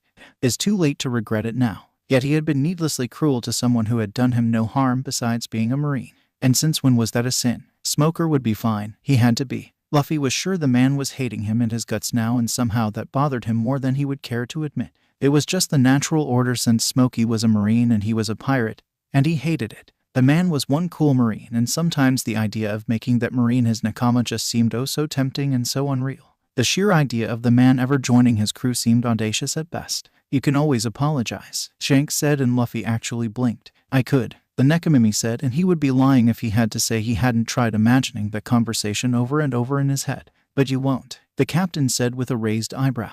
"No, I won't." The boy somehow sounded both proud and pained by it. Shanks sighed, not knowing what to say that could help. He knew Luffy wasn't the easiest person to get along with, and that making the boy apologize would be impossible if said boy didn't want to. He was just stubborn that way. But he also knew that the boy wouldn't actually put his pride in front of his dear ones. Not when he was ready to face loneliness just to keep them safe. So why wouldn't he at least try? The person Luffy had been talking about was clearly someone the boy valued. Someone important to him. who he hurt, and even though he regrets it he won't try and apologize, even if it hurts him not to do so. Almost sound like he was trying to make the person hate him, to keep their distance, to be safe perhaps. There were just too many questions. That hopeless he finally asked, giving up on trying to decipher what had happened. Yep, Luffy said as he jumped off the railing, all while taking his sword and turned toward the kitchen. Maybe he could find some milk. It always made him fall asleep faster and cheer him up. Seeing the boy try and walk away, Shanks couldn't help his curiosity. So what is the name? The chances of the boy answering him were 50-50. Luffy grinned, and before the red-haired could ask what was so funny, he replied, "Current Marine Captain of Longtown from the 78 Battalion, Smoker the White Hunter." The silence was so big that you could hear even a pin drop. Shanks had no words left to say. He was left standing there in complete shock and no question about it, gaping like an idiot. "Good night, Captain," Luffy shouted cheerily as he left towards the kitchen. Seeing Ben walk up to the deck, he couldn't help but grin slightly. "Ben-san, I think I broke Shanks." The first mate looked at the still shocked captain and only sighed. "Oh well, let's enjoy the silence till then." That would have earned him an undignified oi from the red-haired captain had he been able to talk. Ben petted Luffy's head fondly, who chuckled slightly with a purr-like undertone in his voice. "Want some milk?" "Yes, please," Luffy said, making the first mate smile so gently that the lookout remained dumbfounded. Luffy knew that he was practically the lowest-ranked pirate in the crew. He was but the captain's apprentice, and he had to start from the very bottom. He knew the crew's core members were quite fond of him, but he didn't want the newer recruits to think it was the only reason he was on the ship, that he was just a snot-nosed kid who couldn't stand his ground. No way. Everyone on the ship was aware that he was a devil fruit user. But they didn't know what his devil fruit was, and while nobody was trying to bully him, they were teasing him quite mercilessly. Maybe they were just a bit jealous. He pondered that slightly as he looked at the deck he just finished scrubbing. The entire ship was shining and sparkling. Oh yeah, he made sure to polish it afterwards. "What the?" Shanks asked as he stepped on the deck. "Wow," was the only verbal response Ben gave before his eyes landed on him and his smile softened as he walked up to Hooded Boy. "Made you do it?" The boy grinned back cheekily. "HMPH, it wasn't that big of a deal. You missed a spot though," Shanks said as he approached, making Luffy look up at him questioningly. Before he could have realized what the captain was planning, he was drenched from head to toe. He looked at the bowl in Shanks' hand with narrowed eyes and uttered a small run. And so the chase started. Luffy was fast, he was agile and very flexible. Shanks was for his part enjoying playing tag against a new opponent. As the battle prolonged, so did the unwilling partakers join. By the end of it, the entire crew was forced to partake in some form, by it willingly or by force. Of course, the winners were no one else but Ben, who joined force with Luffy and teamed up to take down Shanks, who had been distracted since he managed to just eliminated Yassip and Lucky by making them shoot each other with water pistols. It was a nice exercise, but by the end of it, the entire ship needed to be cleaned again. A typhoon could not do so much damage as their crew did playing around, Ben thought with a small frown. The carpenters were going to sulk again. Well, nothing he could do about it. He scooped the young pirate up by the end of his hoodie and put him on his shoulder before turning to the losers. "Nice and clean," he said before he turned to leave. "What?" Shanks asked, not quite sure what was happening. "You lost, so you all clean up," was the first mate's words before he asked with a chilly voice. "Any complaints?" "No sir, none," the crew shouted as they got started on the cleaning, while Shanks let out an undignified, "But I'm the captain." After that incident, he started to get along better with the rest of the crew. The second incident happened when some low-key pirates attacked them. He had to stay on the ship, since Shanks told him to, but then he saw someone jumping ship, and since mostly everyone was distracted or cheering on their sharpshooters who were trying to see who could take down more opponents, he decided to investigate. "Yo," he said with a small smile, making the enemy pirate flinch slightly before he turned his eyes to the small form of the Nekimimi sitting on a desk. His eyes seemed to glow golden, but the man of course attributed it to the poor light he had here below deck. Then his eyes were drawn to the long sword that the boy was hugging. "What are you doing here?" "Fine." He wasn't sure what to say. The kid looked like a child, but he was part of a dangerous crew. "Are you perhaps looking for the treasure?" the boy asked, finally making the man gulp nervously. He could admit it or he could try to lie. But it was a kid, and if he tried to run and tell his captain, he could stop him. Yes, maybe he could even make the kid show him where they were keeping the treasure. "Okay, just okay, weird kid.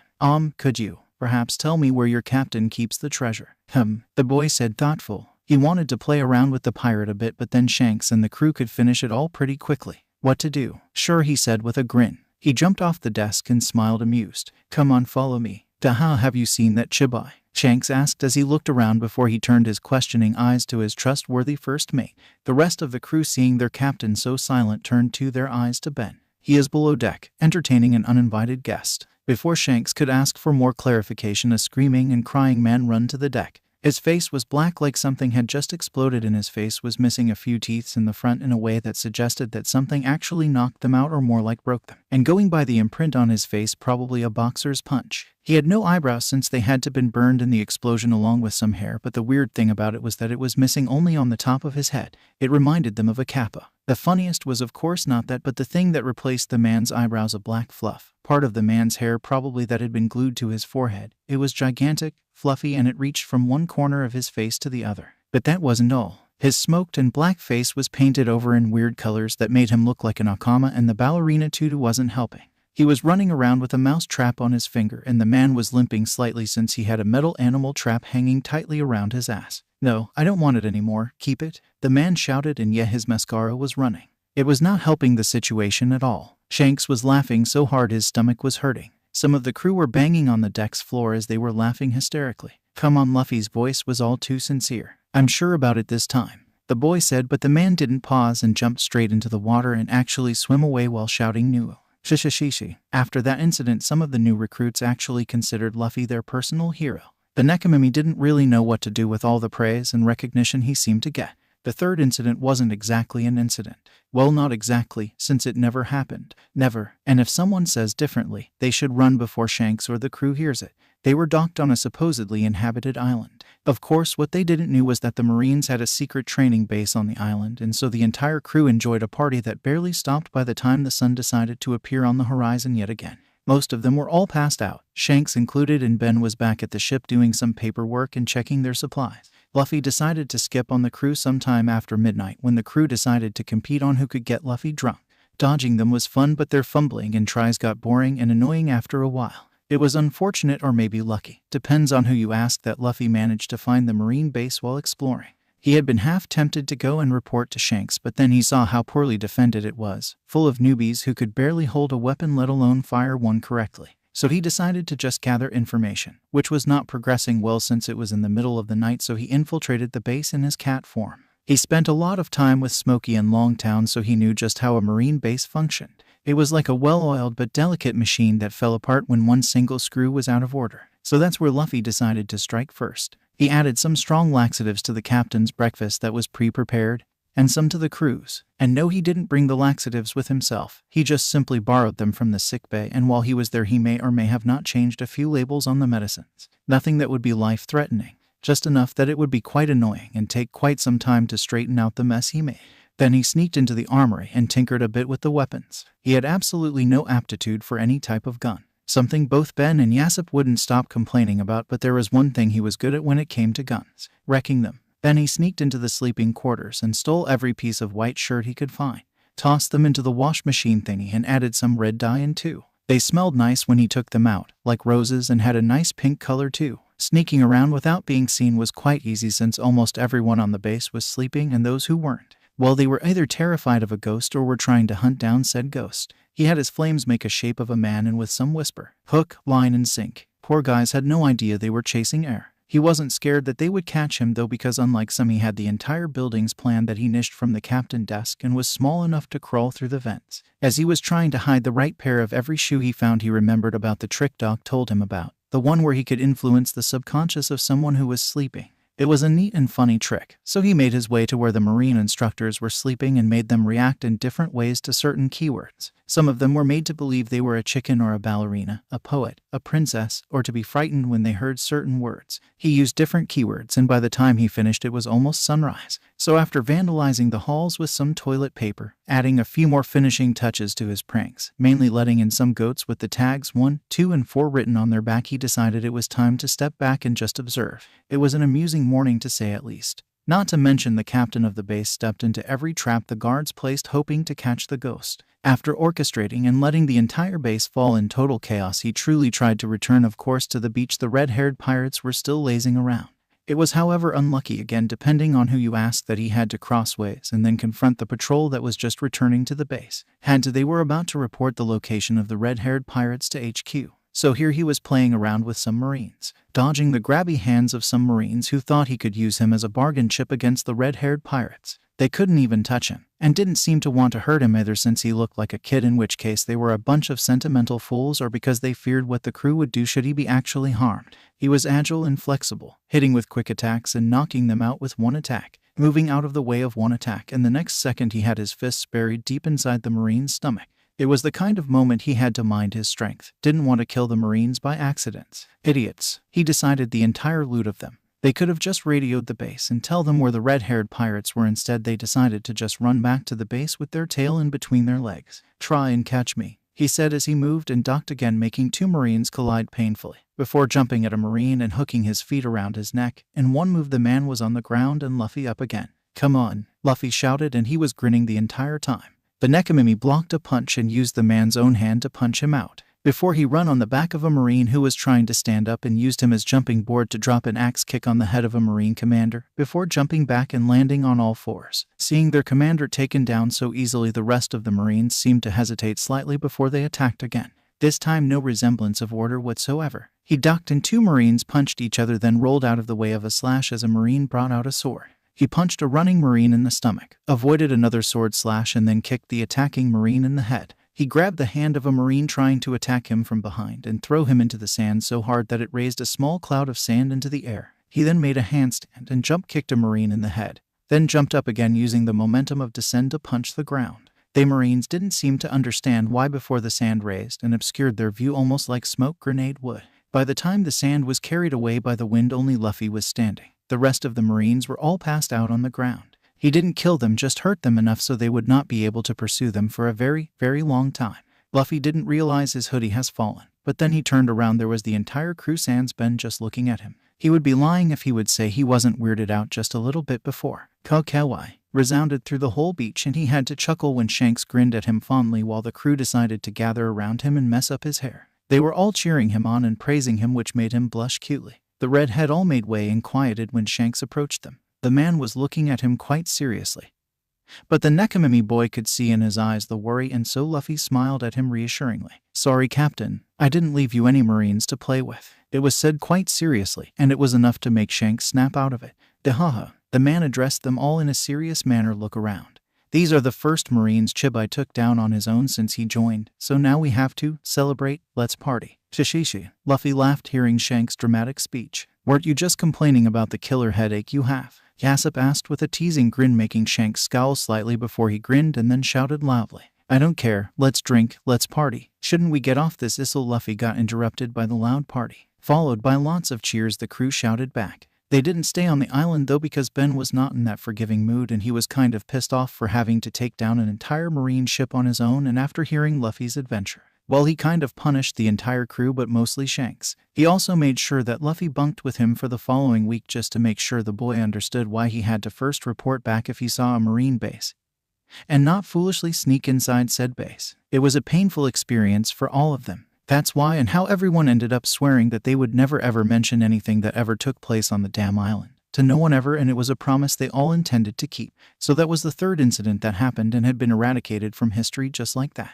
Over the many incidents that took place, one of the weirdest was probably the one where people decided to sacrifice Luffy to the moon god. Like any other story, it all started an island that seemed just peaceful and nice, beautiful house with flowers in the windows, people who smiled back at them, and children who played on the streets with no care whatsoever. No one had any idea that they would encounter an entire cult of fanatics at that given moment. Luffy had been, like always, flanked by some of his crewmates as he explored the city. Shanks knew that they were all too overprotective of the boy, but he truly didn't care. He was talking quite animated with Rockstar, who was gazing down at Lou with a weird admiration most of the newer recruits seemed to have in their eyes. Again, not that he could fault them for it. The Nekomimi boy had the entire crew wrapped around his little finger, and he had absolutely no idea. And that made him even more adorable. And yes, he knew Luffy was 14 already, but Anchor didn't look that much. He was small and petite. He looked around 10 minutes 12, and 12 being quite a stretch. More importantly, it was Luffy. Anyone saying that the boy wasn't adorable was either blind or stupid and jealous, possibly all. He was dressed in a black t-shirt with white, a grinning cat head on it, and white double belts around his midsection. Black pants neatly tucked, and some black sturdy boots that almost reached his knees. black gloves with white guards on his forearms. His cloths were completed by a white sleeveless hooded jacket that was left open and stopped before his knee. His long katana was attached to his jacket. "Shut up and just do as you are told." The shout was loud, and while it gathered most people's attention, the red-haired pirates ignored the man with practical ease. They were more preoccupied with the blonde boy that hit Luffy as he fell to the ground. Luffy had to control his devil fruit power and not to let his shield make an appearance. Wouldn't do to let his devil fruit ruin everyone's vacation. And while technically it was not the blonde boy's fault, but the pirates couldn't help their overprotectiveness. They glared as one at the boy as they all reached for their weapon. Luffy's attention meanwhile was captured by the blonde boy who was trying to sit up. He was nursing his swollen cheek, so Luffy reached into his pocket and withdrew a handkerchief. "Here," the Nekimimi boy said with a gentle smile while looking at the other's bloody lip. The pirates sighed inwardly before letting go of their weapons, knowing all too well the effect that smile would have. The boy's eyes widened before his expression totally closed off. "I do not need your help," he said tonelessly before he stood up and walked away. Luffy looked at his still outstretched hand with a small frown. "That brat," Rockstar said as he started to draw his sword slowly. Meanwhile, the other two pirates behind Luffy did the same. "Stop," the Nekimimi boy said as he placed the handkerchief away and looked at Rockstar with a raised eyebrow.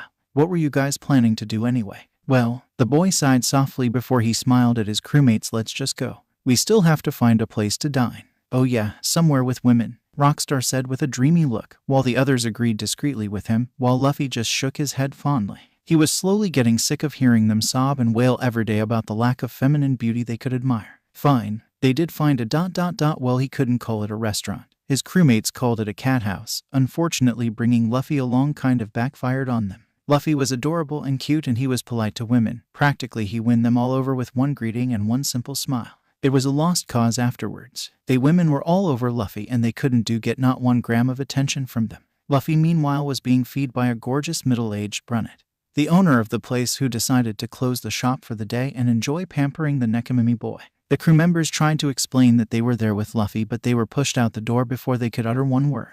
They all were struck flabbergasted, and after sulking for a bit they decided to try their luck at the next place. They didn't get that far. Ben saw them and asked where Luffy was, since he remembered them leaving together. They didn't want to admit that they took him to a cat house, but Ben put the pieces together and punished him severely after he dragged them all back to the ship. Shanks only laughed at their misfortunes before he offered them some booze. "Night," Luffy waved cheerfully to the girls, who all waved back to him from the windows. "Come and visit again." Divided by Sayu. Divided by take care. They all shouted, and he smiled once again before leaving. He was wearing a satisfied smile and humming slightly as he walked. "HMP. Luffy looked at the guy that bumped into his shield and was sent to ground.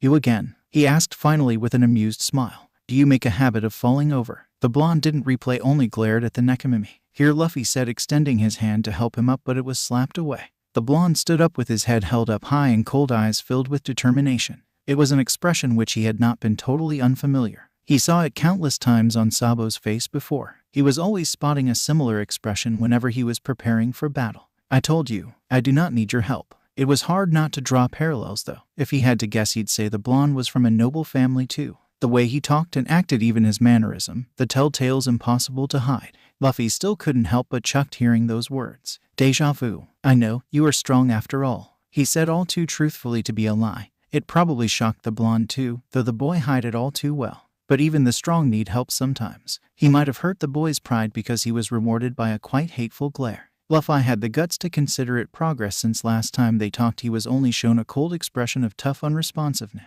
It did not last long, since the boy's eyes was quickly drawn to the destroyed package he had been carrying. "You, look at what you did," the blonde said, almost shouted, so Luffy looked questioningly at broken bottle onto the ground, wondering what could be so important to get this kind of reaction. "I did," who was running around like a headless chicken and not even paying attention to where he was headed. Luffy wanted to ask but bit back the retort. The blonde stormed away before he could ask anyway, and Luffy was left wondering the second time that day. Should he follow him? It would surely annoy the blonde. Still, the Nekimimi couldn't help wondered why was the boy so agitated all the time. He looked at the ground and raised an eyebrow as he saw the broken bottle of glass that had been left behind.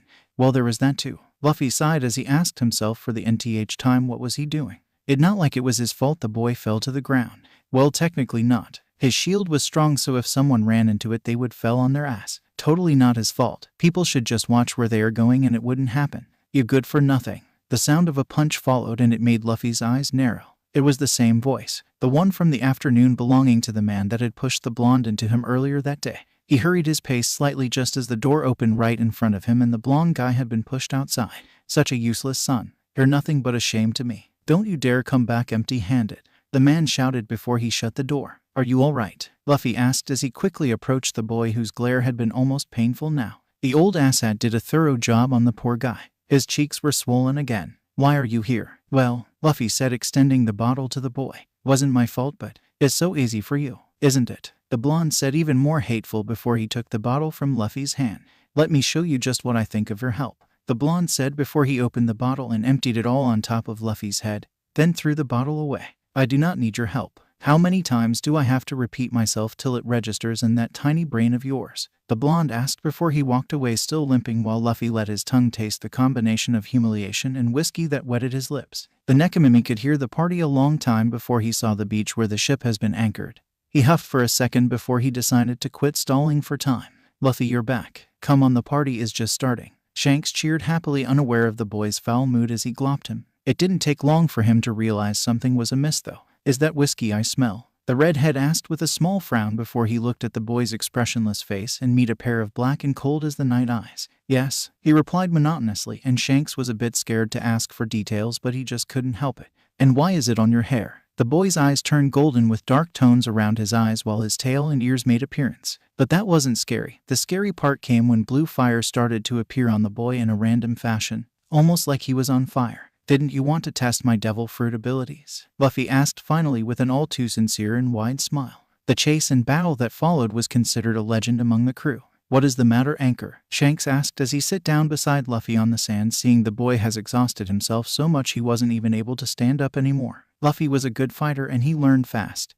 He had a versatile style that was based mostly on the boy's ability to adapt to every situation. It was like he was growing every time they fought, not to mention the boy was very creative. A devil fruit like his in the hands of someone like Luffy was a very dangerous combination. But there was the fact that he wouldn't use the 6 powers against his nakamas. And while he was fast, really fast, Shanks was still able to keep, and it mattered little that he could cause a small earthquake when he couldn't even touch his captain. Shanks, how did you do it? Luffy asked finally, and it made Shank blink in question. Do what? Not punch me for my pig-headedness. It was enough for the red-haired man to understand. Shanks replied with an amused frown. I did punch you. You did, huh? Luffy sighed and looked at the moon before his eyes watered, and no matter how he tried he couldn't stop a tear trail down on his face. I just don't know what to do. He is hurting so much. He knew he was acting like a crybaby, but he didn't know who else to tell this. I can feel his pain, but he doesn't want my help. And I don't even mind it if it's not my help, the boy added quickly before he fumbled once again. I just want him to stop hurting. He tried to will away the tears, and before a familiar straw hat was placed on his head. You will find a way. The boy nodded once as he let his tears fall fearlessly. Now meanwhile Shanks grinned confidently at the night sky. He knew Luffy could do it. The boy could achieve anything he set his mind to.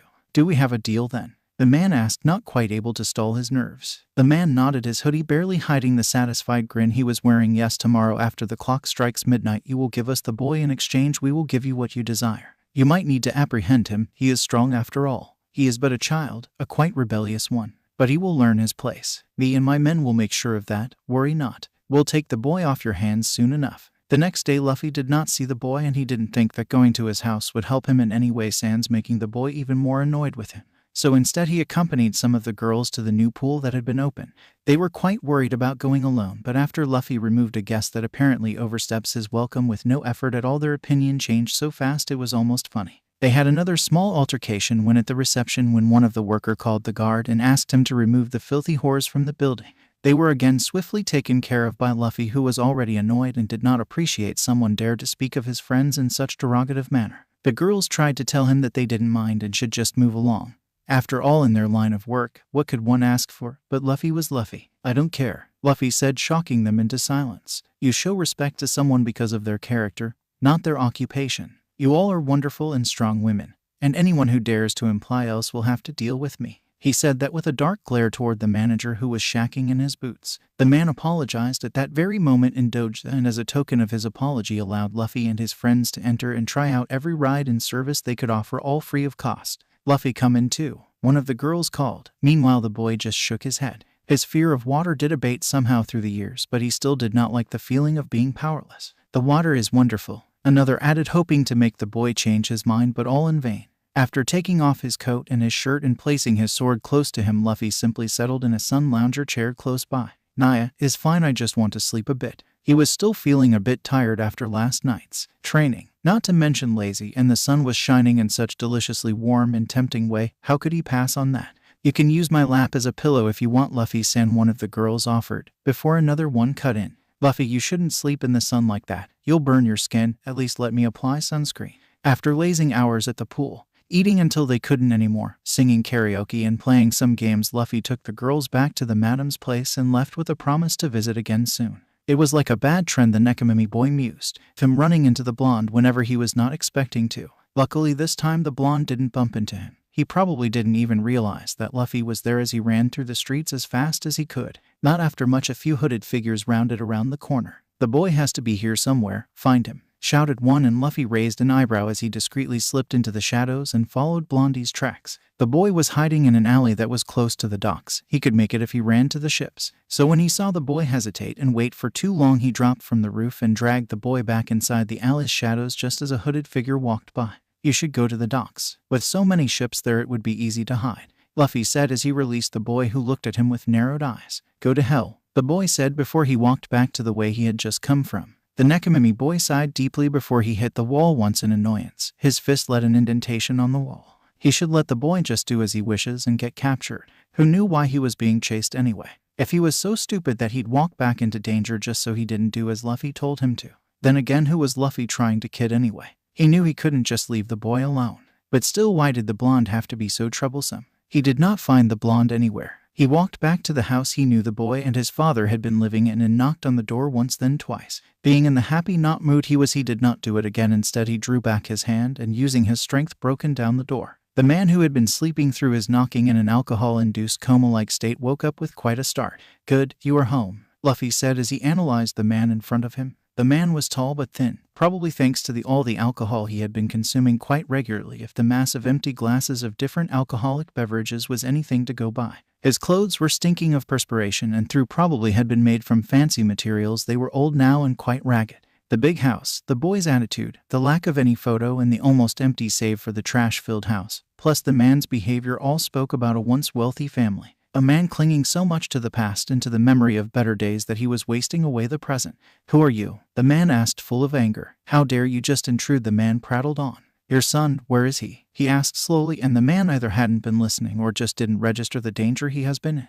Still, one would think that breaking down a gigantic metal door with his bare hand was enough to make people at least wary of him, but no. The man launched a punch that the boy stopped easily. He gripped the man's hand hard enough to make it uncomfortable and squirm like a worm. "Let go, you little brat." Do you even know?" "You have to," the man said as he tried to detach his hand from the man's. "Don't know, don't care. Rude, just like him. I will educate." "Educate." Luffy repeated the word slowly as he remembered the boy's wounds. "Educate." The word tasted like poison on his lips. "You did though, didn't you? Educated him good. Tell me, how old was he when you first hit him?" 8 years old, maybe even younger," the boy asked as he squeezed harder, and the man cried out in pain as he fell to his knees. "Maybe I should return the favor," the man trashed and tried to get away hopelessly. "Do not try my patience. Where is your son?" The man stopped squirming, threw his head back, and started to laugh, freaking out the Nekomimi slightly. "Haha, Kim, my son?" the man asked before he looked at the small boy. "No, the small devil in front of him. He's dead. My son is dead.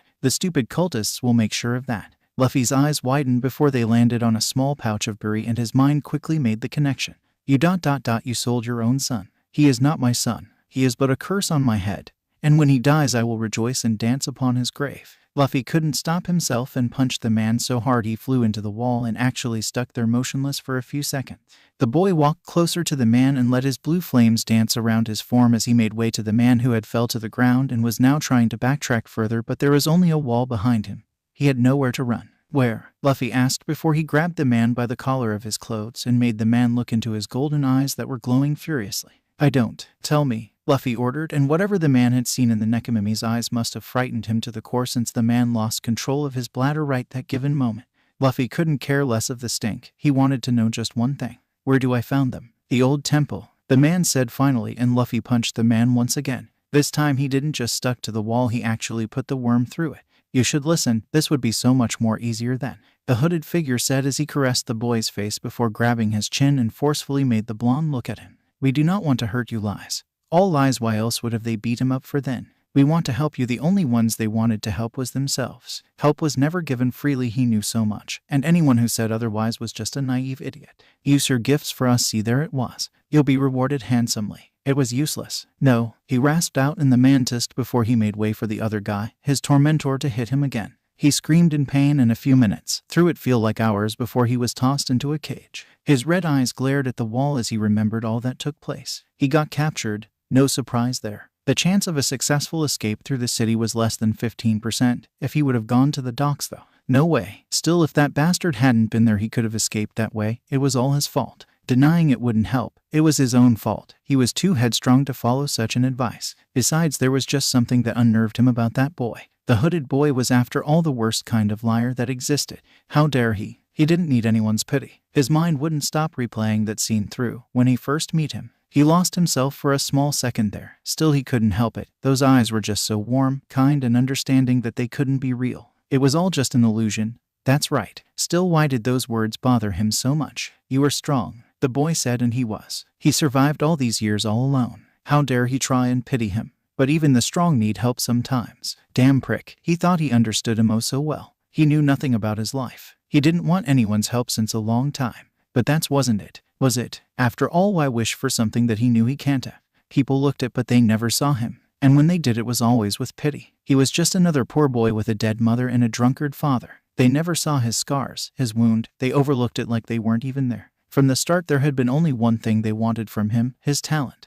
They used him, and when he got too troublesome, he got sold, like an item that had overgrown its usefulness. His father didn't even consider him a living human being to start with. Why was he expecting someone else to do so? This was truly the end, wasn't it? The blonde asked himself as he was dragged into the temple's backyard and thrown in front of the head priest. He either swore his loyalty to this cult or he'll be beaten again until he either died or just gave up and joined.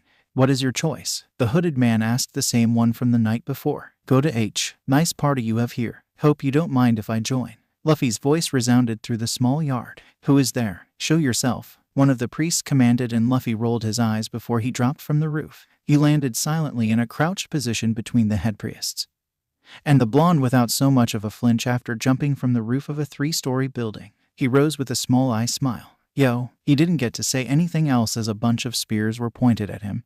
They were just a bit too close for his comfort. Who are you? One of the head priests asked. Shouldn't you introduce yourself first? No manners whatsoever, the small hooded boy asked, making the head priest's eyebrow twitch in annoyance. My name is Luffy. And what business do you have here, Luffy? Well, you see, this is quite hard to explain. But right now I'm practically his. He pointed at the blonde, then making the cult members inch closer. Stalker. Yep, they all fell onto the ground, the blonde included. Are you messing around with us? The head priest asked in annoyance while Luffy continued in his devil could care less attitude. Of course not. The priest turned to the blonde finally. Do you know him? I suppose I run into him a few times. Luffy gave them the UC smile. Fine, so what do you want? I believe it was obvious, Luffy said, now leveling the entire cult with a cold glare. I want him. When everyone gave him that look, he sighed. Fine, let me put it like this. I want you to let him go free. Possibly let him punch you a few times. You know, as payback for the care he had to suffer under your hands. The cultists laughed all as one. Meanwhile, another head priest couldn't help but add. Only that, are you sure? Maybe give you all the gold we have while we are at it.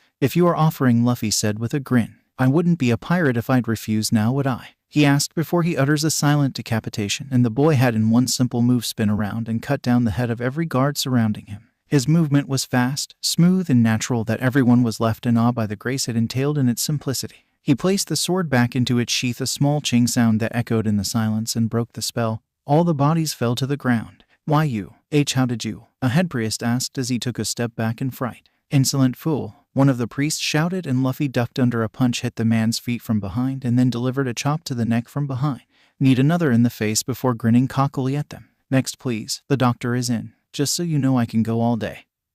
Hope you're prepared for pain. Stop, the head priest shouted as he made his guards point a blade at the blonde's neck. You wouldn't want your friend here to die. I don't like threats. I do not respond well to them, Luffy said as he tried to control the fear. He could feel his flames burn under his skin, waiting to be released. He wanted to burn them all to ashes, and the ick to do just that was growing stronger with every second that passed. You came here to save him, did you not? Correct. Then I propose a simple deal. You killed some of my dear friends, so I cannot let you just walk away. But if you win, yes, a fight. You can challenge us to a fight if you win. You and your friend here can walk away. If you lose, you die. All or nothing, right? Precisely. I accept. You are an idiot, the blonde stated as a matter of fact, making Luffy blink at him in confusion before he gave up. It was not the first time he had been told that, so the hooded boy shrugged. I've been told so many times before. You are truly an idiot. Yes, I know, Luffy said while the blonde frowned once again. Why are you here? To bust you out of here. The blonde's eye twitched slightly. You truly are an idiot, aren't you? Luffy sighed. He considered the fact that the blonde was talking to him a victory. Now if only he could stop repeating the same questions every 5 seconds. If you truly wanted to liberate me, why didn't you try a subtle way? Joy, finally. Maybe Kami didn't hate him after all. The blonde was looking at him suspiciously, and he slowly realized that he had yet to answer the question. Because I thought they were going to kill you. They want me to join them. They wouldn't have killed me. Beat me up, yes. Kill me? I do not believe so. Sorry then. Next time I'll make sure to ask them beforehand, Luffy said as he took down his jacket and folded it neatly. You truly are an... The small boy groaned. Not that again. Why are you here for? Luffy looked at him with a small smile. To bust you out of here. The blonde frowned slightly. You keep saying that. You keep asking me that. What is your hidden motive? None, Luffy said with no hesitation. Liar. A good one, but a liar none the least. He had to be. Cynic. Maybe, but I still refuse to believe in fairy tales. I don't believe in them either. Then why? I don't believe in fairy tales. I believe in my friend though. We are not friends. Your theory is flawed. Illogical. Who said we are not friends? Luffy asked with a grin, making the blonde take a step back. He felt cornered by such a small boy. It was pathetic if he had to say, but the boy's personality. It seemed just so gigantic. And worse, he was getting caught up in the boy's pace. It was like talking to a brick wall. The boy was unmovable in his points of view. He could see it. Saying anything else would be a waste of time. I still believe you are an idiot. I didn't ask for your help. I do not. You know I asked you 3 times now, didn't I? The boy said with amusement. That's why I decided that from here on I'm not going to ask you. More so, from now on I will ignore your point of view on said matter. You cannot do that. Pirate here, I can do whatever I want. The boy told him with a shit-eating grin. I did not ask you to do this. I know, I'm doing it out of my own selfishness. So don't mind. The blonde was gaping actually at the boy's impertinence. Did he not understand that he was going to risk his life for a stranger? One that had not been particularly nice to him. Here, Luffy said, placing his sword in the blonde's hand. Take care of it, it's my treasure. Wait, you don't even know my name. How could you possibly trust me with? Luffy stopped right in front of the battle ring. Then your name is? The blonde's eyes widened, and before he could stop himself he said it. Basil Hawkins. And he just knew he was doomed by the wide smile the boy gave him. It was already too late now. He had already fallen victim to the young boy's charm. It was the first time in years now that he truly wished and wanted actually trust someone. He should have crushed the seeds of hope when he had the chance, but is too late now. That little brat is my opponent, the man asked as he looked at Luffy talking with Basil. He narrowed his eyes as the boy took down his hoodie and couldn't withhold a sneer. The boy was small and, dare he say, even cute. The brat had no business being there. Don't look down on him just because he is small, one of the priests said. He killed all those guards in the yard in one move. He used a sword. It does not mean he should be allowed to fight in our arena. He is a capable fighter, the priest said, remembering how quickly he disabled 2 of the priests. Luffy regarded his opponent. Big, full of muscle, and not all that stupid, one would have thought at first glance. Dressed in an armor that let his upper body move freely. Guards on his forearm and shin, but no gloves. The man didn't protect his fingers either. The man was looking down on him, if the sneer was anything to go by. Start, the priest shouted. Luffy was standing in place as the man took up a fighting stance. The man, seeing the boy had yet to take up any stances, growled in distaste. Was the boy even trying to fight back? But while the boy's face seemed totally expressionless, his eyes had fire in them. He didn't even try to look away, almost challenging him. The cocky little shit. Did he really think he could fight? Know that he could actually win against him? It was enraging, he decided. The punk should just die. It was fast, Luffy decided. For his body type, the man was actually fast. The punch came almost out of nowhere. An impressive swing, if he had to say. The fighter's eye widened dramatically. Had he missed? No, the boy actually dodged it. Could it be just luck? He followed up with no hesitation, putting even more power in his punch. All useless. Luffy shifted just slightly to the right, letting it fly past him. The movement was small. The boy was barely moving a few millimeters as he dodged the punches thrown his way. It was goddamn infuriating. No matter how many he threw, the boy seemed to move out of the way seemingly effortless. But it was impossible. He was throwing punches faster and faster. Luffy moved his head just a little bit to the left, then he twisted his body to right, left, right again. The man was getting faster and apparently more careless with every growing second. He was leaving himself wide open. The boy was actually tracing his every move. The boy's eyes were moving following his. Was he telegraphing so much that a 12 could read him?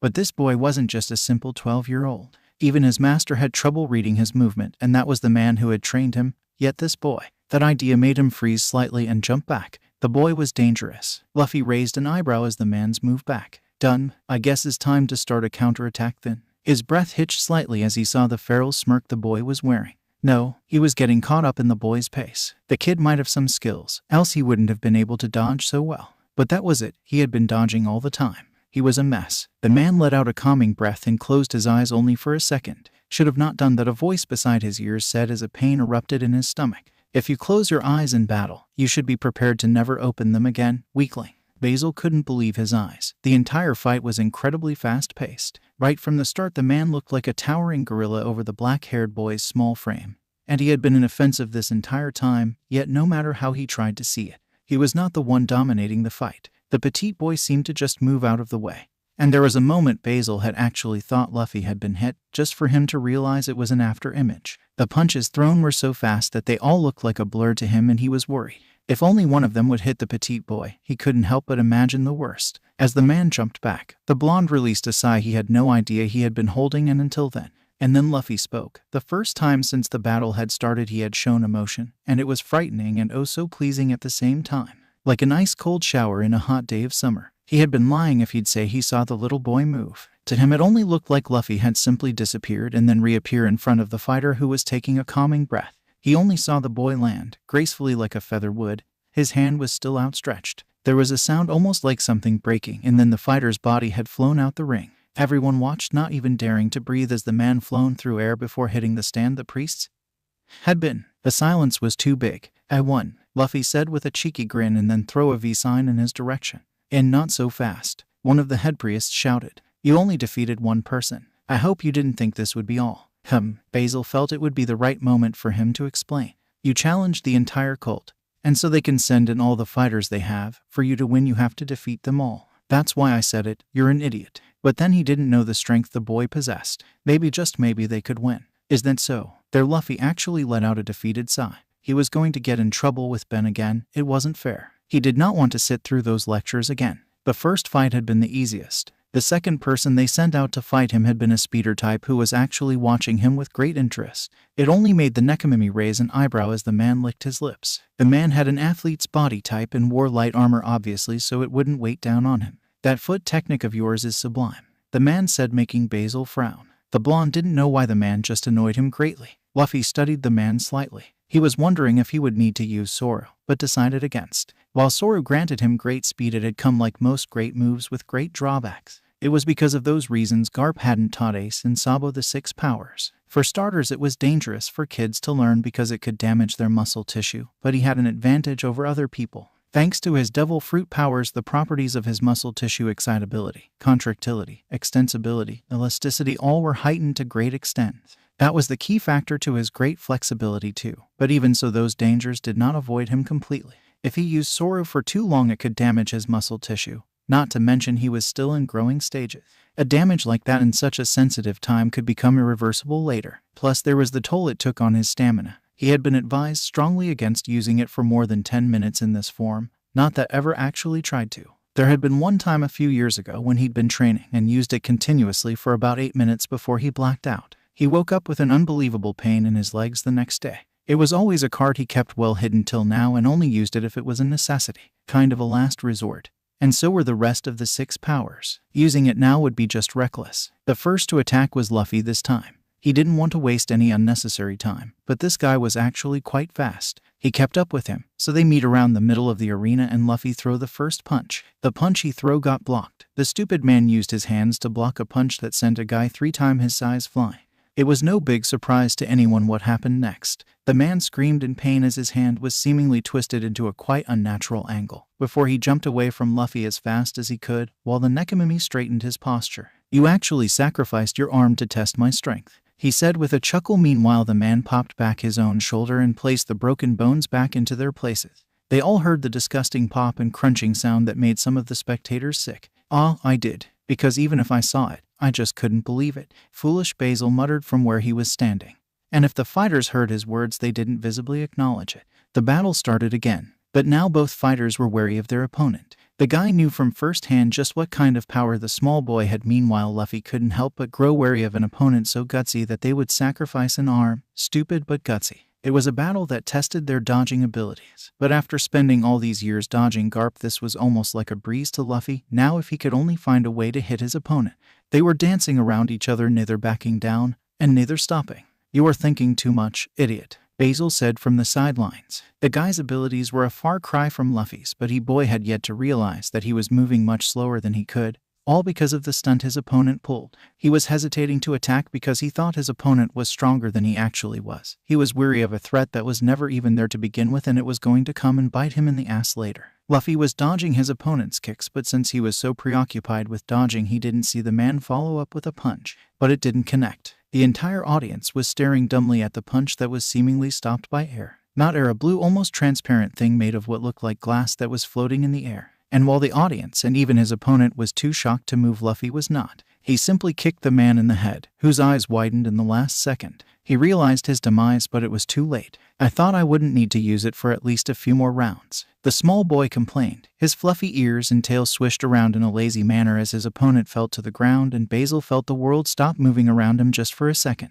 What the actual hell? Cat ears and a tail. You ate a devil fruit," a head priest shouted with accusation. "Yes, I did. Now then, who is my next opponent? Because he is not going to get up." Luffy said the last part with quite a dark voice. He had broken the man's neck just below the brainstem. It meant an almost instant death. K's books were quite useful, even if not in the way they were supposed to be used. Still, not the right time to feel guilty about that. "You were quite in a hurry. Fine then. I will allow you to fight multiple opponents. I suppose you aren't going to oppose the idea," the head priest said, making both Luffy and Basil more than a little suspicious. No, instead of dragging this out, the faster he could finish the fight the better it would be. Multiple opponents made no difference to him. The first fighter held a similar imposing figure as his first opponent held. The second was, although tall, quite skinny. Almost looked like a scarecrow with long hands and a slouched form. The third was just a normal-looking guy dressed in a white gi. But it was all pointless from the start. Luffy was merciless. Seeing all the three attack at once in somehow organized manner, he decided that dodging and using his guard was just not going to be enough.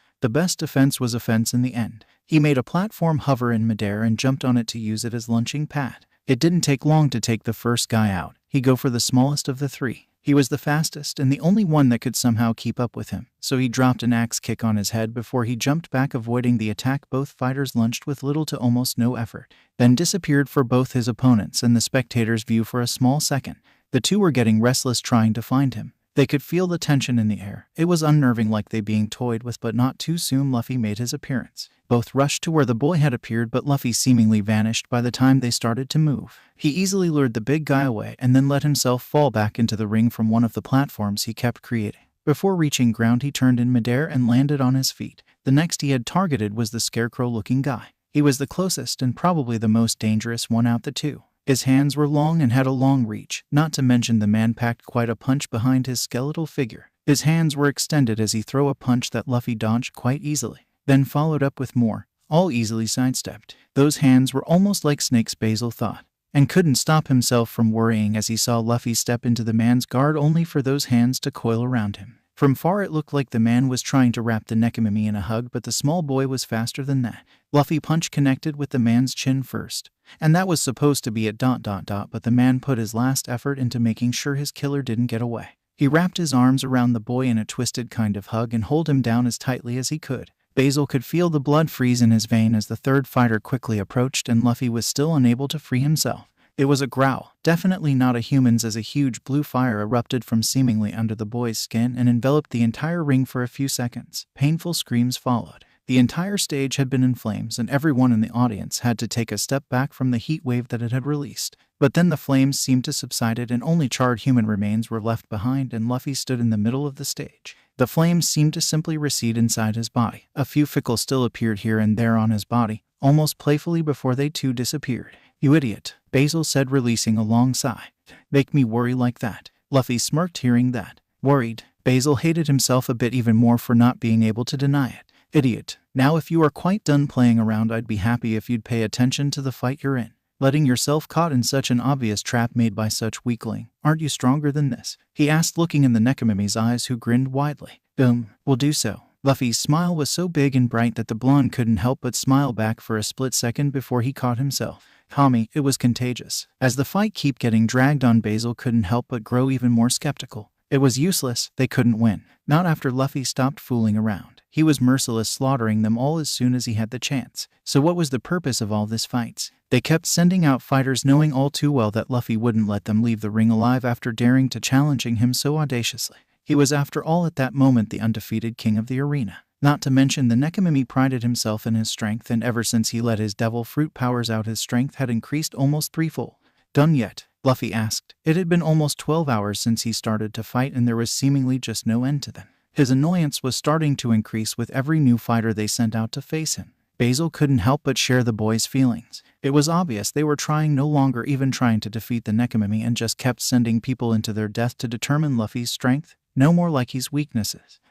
I suppose this is enough, one of the head priests said as he stood up. Luffy raised an eyebrow. That's it. Obviously we can't defeat you, so yes, you both may leave. The man said, shocking his fellow cult members into silence. I believe you will find the exit on your own. But one of the priests shouted. Enough. The elder of the three head priests said, annoyed. We had an agreement. Not honoring it would bring shame to our goodness name. The crowd grew silent, and besides a few resentful glares, no one moved a finger as Basil walked up to Luffy. I believe it's time to leave, the blonde said, extending both the sword and hoodie to the smaller boy, who grinned up to him. Yup, we overstayed our welcome. How did you even find this place? Basil asked as the younger boy put on his jacket. Luffy hesitated slightly as he adjusted his sword on his back eye. Asked the old dude. He wasn't sure if Basil knew about what that sad excuse of man did, and if he told him, it was still his dad's word against that of a pirate's. Basil was aware of the cautious way the younger boy was speaking. And he actually told you. Call him skeptical, but he couldn't just believe that. No, not at first. And there was that look. I didn't kill him,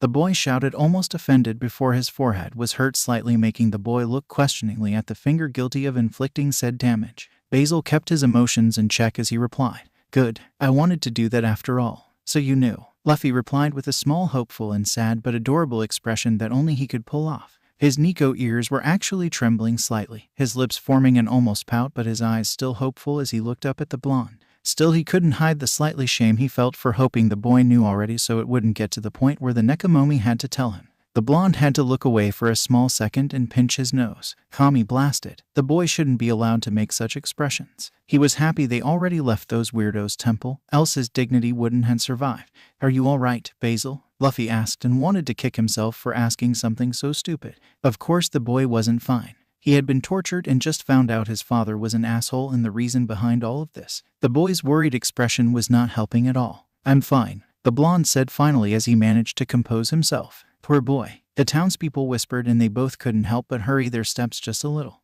It was uncomfortable hearing those words. Still, the blonde couldn't help but wonder his sorry excuse of a father had done again. But then as they rounded around the corner of their house, there were people, too many people. Wait, you shouldn't go in there, but too late. The blonde dodged the guard with ease as they rushed into the house. Basil felt his body freeze as he saw it. Only for a small second everything seemed to stand still. You're his son, the doctor said carefully when he saw him. I'm sorry, there was nothing we could have done. The cause of death is alcohol poisoning, Basil said with no hesitation, making the doctor nod slightly. Was this even real? If you'd like our funeral services, a growl interrupted the man. Luffy's cold eyes were enough to make the man back up. Basil said as he swayed slightly, don't feel ... so well. Before he could hit the ground, Luffy caught him. I caught you. Rest now, Basil. I'm here, was the last thing the blonde heard before he succumbed to the darkness. Oh, you're up. The voice was old and unfamiliar, but not exactly unkind or unpleasant. Where am I? Basil asked as he cracked an eye open. On Red Force is a pirate ship. Luffy brought you here. Oh, that's right, Luffy was a pirate. Funny, he was sure that if he ever got away from his father he would turn to piracy too. Where is he? I suppose either right outside the door, or maybe Shanks or Ben managed to drag him to eat something. Goddamn stubborn, that kid. Give us quite a scare too, the man said with a shake of his head. He just appeared in the middle of the deck after missing for almost 2 days with you on his shoulders, begging Captain to let me take a look at you, and then he wouldn't leave until I had to kick him out of here. Because he's an idiot, Basil said with a toneless voice. It was so emotionless that it gave Doc the chills. The boy was what, 16 minus 17, so young and so jaded. Yes, he is, but is undeniably one of his charms. I'm glad you woke up now. The funeral is in a few hours. Basil wasn't sure how to respond to that. That's why the moment the door had been rudely thrown open, he was glad he didn't need to. Doc, one of the pirates shouted as he ran into the sickbay. Why are you running around and screaming like a headless chicken? It's Luffy he's missing. Doc interrupted with a resigned sigh. That isn't such a surprise by now. He's gone missing at every island we docked. Quite a troublesome trend he developed. No, I don't mean missing like that. Some hooded idiots ambushed him and there was blood. The old doctor stood up and suddenly the room was under a pressure big enough to make the others in the room get dizzy. Blood. Luffy was bleeding. An hour earlier. The Nekomimi sighed again as he brought the spoon to his mouth. He should be back at the ship beside Basil. What if he woke up and panicked? Luffy, I know you are worried for your friend, but he is fine. Then explained again, making the black-haired boy frown slightly. But I promised him. You eat something and then you can go back to annoying Doc and the crew. The food disappeared so fast that Ben's sweat dropped. Should have known this would happen. The idea was faulty from the beginning. There was after all no way Luffy was going to sit and wait nicely while his friend was unconscious. He thought a change of scenery would help, but the boy had a one-track mind. Can I go now? Let me finish and we can go. The boy was actually waiting patiently. That's a surprise, the first mate said with a chuckle. Makino taught us all good manners. She did. Luffy nodded. It was surprisingly one of Ace's ideas, but even Sabo helped with the lessons sometimes. Is that so? Ben had many questions. For start, who was Ace and Sabo? Were they Luffy's friends? But more importantly, if she taught you manners, why aren't you using them? I use them when I feel like it. Ben's sweat dropped. Of course Luffy would say that. Why had Ben even expecting anything else? All right then. Waiter, Ben said as he stood up, and he took a few steps back unsteadily before he looked at the food he had eaten with a dazed expression. Ben, Luffy's voice seemed so distant. Hoi ... son ... the first mate said before he collapsed. Luffy felt lightheaded but still managed to catch the falling man. People in the restaurant stood up seeing Ben collapse, either to place on their hooded cloths or to run away seeing that trouble was brewing. Luffy let out a threatening growl that chilled everyone who heard it as the hooded figures approached them. Still such defiance. Luffy glared at the man. You, what did you do to Ben-san? He's poisoned, the high priest said, making some of the cult members chuckle. He will be fine, don't worry. Of course there is an if, but you will accept, won't you? Luffy couldn't help but let out a louder growl as the people took a step closer. What do you want? The poison he had taken is quite dangerous. I have the antidote and I will give it to you if you surrender to us, the head priest said. You can't fight back, because if you do, well, I don't have to tell you what's going to happen to your friend now, do I? You will give me your word. You heard me. Not good. Say it all. Yes, I will administrate the antidote to your friend if you give yourself up. And you won't hurt him. And I won't hurt him. The priest repeated the words tauntingly back to the small boy who was sporting an incredible grin by the end of it. I promise. Happy now. Quite, Luffy said as he felt a burning sensation appear on his finger. The head priest yelped and looked at Luffy with quite an anger behind his eyes. What did you do? Didn't think that I'll just take your word for it? Luffy asked as he stood up, wobbling slightly. Think of it as an insurance, the Nekomimi said with a grin. If I or you either go back on our words, well, we'll die in a quite painful way, Luffy said with a chuckle. The head priest couldn't help but strike the small boy in his ire, but his punch was stopped by the blue, almost see-through glass-like structure. You lied. I didn't do anything. It's an involuntary response to any danger I sense, Luffy said with a grin. Now then, don't you have to administrate an antidote? How dare the boy trick him? Like hell was he going to administrate the antidote? Just as the thought appeared, a painful, clenching, burning feeling took over his entire body. He couldn't help but let a painful scream out. Hurts, doesn't it? The boy's eyes gleamed an almost poison green color. Save for the excessive sweating, the boy showed no other sign of being poisoned. It was almost admirable, truly. Should administer the antidote now, or the pain is just going to increase until your heart won't be able to take it. The head priest showed a priest out of his way as the pain keep increasing. Then took the syringe hidden on his person and quickly administrated the antidote. Luffy grinned as the head priest finally regained his steady breathing. You, he shouted, and Luffy's shield stopped his punch again. You know I said I won't hurt your friend, but that doesn't include the rest of my friends here. Now then, how about you never use those skills? Or your friend here will have to suffer the pain in your stand. The boy glared at the man, but the shield disappeared and the small boy got punched in the face. Still, the smug look didn't let his face. The head priest growled as he continued to punch the boy, who took every punch and gleamed at him with even more pride. Like he was so above in them, even through the one getting his ass kicked was Luffy. It feel like the head priest was the one losing. It was goddamn infuriating, and the boy wasn't backing out. no matter how many punches and kicks he suffered. Fuck, the head priest shouted before he stood back and let the crowd that was thirsty for retribution take his place. It hurt, and Luffy was getting dizzy with another punch to the stomach. He couldn't help but collapse to the ground. They stood in a circle all around him, and he could only curl in himself as they continued to kick him everywhere they could. It didn't take long before darkness overtook him. Back to present. Shanks was sitting on a table doing the best not to let his fury out. There are drag marks here in blood. Lucky said Ben was with him. They must have incapacitated him somehow. Rockstar said, not understanding how could this even happen. Those two were ones of the best fighters they had. What was it? Shanks asked, making the restaurant's employees tremble. Blackmail or poison? Because I know that neither respond that well to threats. I'm sorry, but we had no other choice. The owner shouted, giving himself away. Tell me everything. The captain ordered, and the man could feel the pressure rise so high he felt that there was no oxygen left in the room. He started talking as quickly as he could, hoping to satisfy the dangerous man's curiosity and avoid death. So he told them about how he was approached by a hooded man that barged into the kitchen and held a gun to the chef's head. He told him to make 2 special orders for the man and the small boy sitting in his restaurant, and so he put the poison in their food. How they both eat it and got sick. 1. Ben had lost conscious, and the young boy then bargained for the antidote. That's not all, is it? The red-haired devil asked, and the man looked the ground ashamed before they told him about the brutal beatdown the smaller one had to suffer before the hooded man left. They dragged both away and disappeared just like that, like they haven't even been there. But of course people saw, and in such a small town the gossip quickly reached even the pirates. Where did they go? The danger was quite loud in the silent question Shank posed. I swear I don't know. The man was weeping and praying at the same time, and Shanks couldn't help his temper get the better of him, his sword dancing dangerously in the sun-setting rays. But I know, Basil shouted. Yes, actually shouted, making Doc's eyes widen as the young man walked calmly inside the restaurant that was probably the most dangerous place on the island at that moment. Boy, just what are you doing here? Their captain was quite angry. Not that he could blame the man for it. I know where they are. Luffy and I had been there. Shanks eyed the boy up and down with interest. Bet your life on it. If I'm wrong, you may do with my life as you wish. Oh, he is waking up, one of the voices said, making him squint slightly to get a better look at the speaker. Hey big guy, you up? He had an ugly mutt, Ben decided. The first mate tried to move just to realize his hands were bound behind him. Oi, sleeping beauty, done with your nap? Another man asked with a snicker. Ben let out a sigh before he looked at the man with a resigned look. The sun was almost down by now. There was no evading it now, was there? His crewmates were going to rescue them, and he just knew it. Shanks wouldn't let him live it down. He looked around before he fixed a dangerous glare on the hooded man in front of him. I see my friend is not here, the first mate said, weighting his words carefully. There had been no wounds inflicted on him, which was weird. After being kidnapped, even so. It only made sense if his health was being used as a bargain chip. Oh, you mean the kitten? The man snickered, and Ben felt his anger rise in waves. He isn't here. The head priests are taming the little kitten. He's been very naughty, you see. Killing our friends like that. I'm sure the boy will wish he had been dead by the time the goddess is finished. The chain snapped just like that. The cult members gulped before they all took a step back.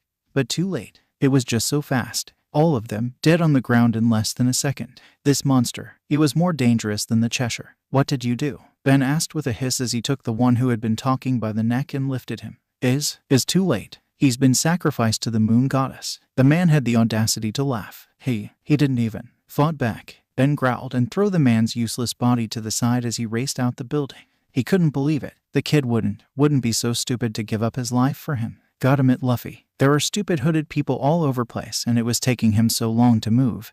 He needed to move faster before Luffy did something colossally stupid. Isn't this your treasure? The head priest asked as he let the sword glint in the last rays of the sun, before he looked at the young boy prostrated in front of him. Oh, and wasn't that hard to achieve? The boy was after all quite headstrong even in his current condition. He could have saved himself from so much pain should he just listen, but no. He had to be a prideful little shit. But it had always been more fun to break the headstrong. You bastard. Touch that and I'll kill you. Luffy shouted and let out a loud growl as he struggled in vain to undo his shackles. The man smirked. What had the boy been expecting? His hands were bound to an iron statue on either side with iron chains. Did he think that they were just going to break? Really? And how are you going to do that when you can't retaliate? The boy only glared at him and made the man smirk. 10 whips for that glare. Luffy bared his teeth. He refused to cry out in pain. He wouldn't give them the pleasure. He had more pride than to submit to such weak creatures. Still, he couldn't help a grunt or two escape his lips as the whip ripped into his skin. You certainly know how to take a beating, brat, the head priest said with a grin as he toyed with the sword Shanks gave Luffy. Tell me, who was it? Were those brutes the ones who did it? Those pirates? Shut, you filthy mouth worm. Shanks and my Nakama would never do something like that. Luffy said with a dark voice. Don't you ever presume you know them, you cowardly son of bitch. He was rewarded with a punch. This is why I don't like pirates. Uncivilized bunch, the lots of you, the man said as he gripped the boy's hair quite painfully and made Luffy look at him. The boy was grinning at him before he spit into his face. Jaya, the hell you little punk, you dare, stop laughing. Shisashishi, what is it, princess? You know I can't hear you all that well, must be lightheaded because of all the blood I lost. Think you're so clever, the head priest shouted before he looked at the sword that was still in his hands and grinned. Let's see how well you hear this, the sound of your sword snapping in two. Stop it. I told you to take off your dirty hands. The sound of the sword breaking into 1,000 little pieces was that Luffy heard. The jeering crowd and the taunting voice of the head priest all became just unimportant background noise. What are you gonna cry now, little boy? I'll kill you, Luffy said, and uncaring of the pain his body was experiencing, snapped the chain on his right hand and punched the man that had stood there with a shock written all over his expression right in the guts. He put every little of power he could muster into one punch, and it was quite rewarding to see the man fell to the ground. With no chance of surviving whatsoever, his insides got smashed into nothings after all. Then there come pain, unbelievably hot, searing pain all over his body. Unsurprisingly, he had after all broken his own promise. Enough, one of the head priests, the elder, shouted. This had been going on long enough. It's time to end him before his body gives in. The boy's health was decaying rapidly, and it was not the poison's fault. It was almost like the boy's own powers were turning against him. If they waited too long, the boy could die, and their chance to sacrifice their goddess a perfect subject too, just because he allowed these fools to play around until the moon was in perfect position. They had no such luxury now. He hoped the goddess would still accept their humble offering. Catching such a powerful prey had not been easy after all. Everything is ready, sir. Let's begin the praise. The cult member all began to chant loudly as two grunts undid the young boy's hands, whose breathing was quite irregular. The Nekomimi was barely hanging to consciousness as he got dragged him to a cave's opening. It was a cenote. The sea water was flowing in through some underground cave system, and now the moon was reflected in that water almost crystal clearly. Luffy, oh, so the pirate woke up, too late. Toss him into the moon cave, the elder shouted, and the sound of fighting took the place of chanting, but it was all too late. No, Basil shouted as he run right past the elder priest and jumped into the cave right after Luffy had been thrown in. His lungs felt like they were on fire. He had never been a good swimmer, but even so, he just couldn't stop his body. It was moving in autopilot, just to reach that cheerful, stupid boy's hand that had still such warm eyes and could still be so honest after all the pain he had suffered through. Such an idiot, wasn't he? Why didn't he just leave him alone like everyone else had? He wouldn't be suffering like this if he only would have walked away, that dumbass, trying to play the hero and now getting himself killed in the process. Like hell he'd allow that. He grabbed the younger boy's hands and swim up. He had to just make it, both of them. One more push and they broke through the water surface. The air was really welcomed and the black spots started to finally disappear from his eyes. Quickly, a rope, Ben commanded, and not soon he was shouting instructions again. Grab the rope. He heard the shout and nodded as he swam to the rope the pirates had let down. The dark-haired man dragged them both up all alone. Luffy was taken from him, and he was shocked once again as he laid eyes on the massacre the pirates had conducted. The entire cult, with thousands of followers and all dead. Come on, breath, kid, Ben shouted with fervor as he tried chest compression, his voice snapping Basil back to reality. Luffy, you idiot, Basil shouted as he kneeled beside Luffy. How can I follow you if you go and kill yourself?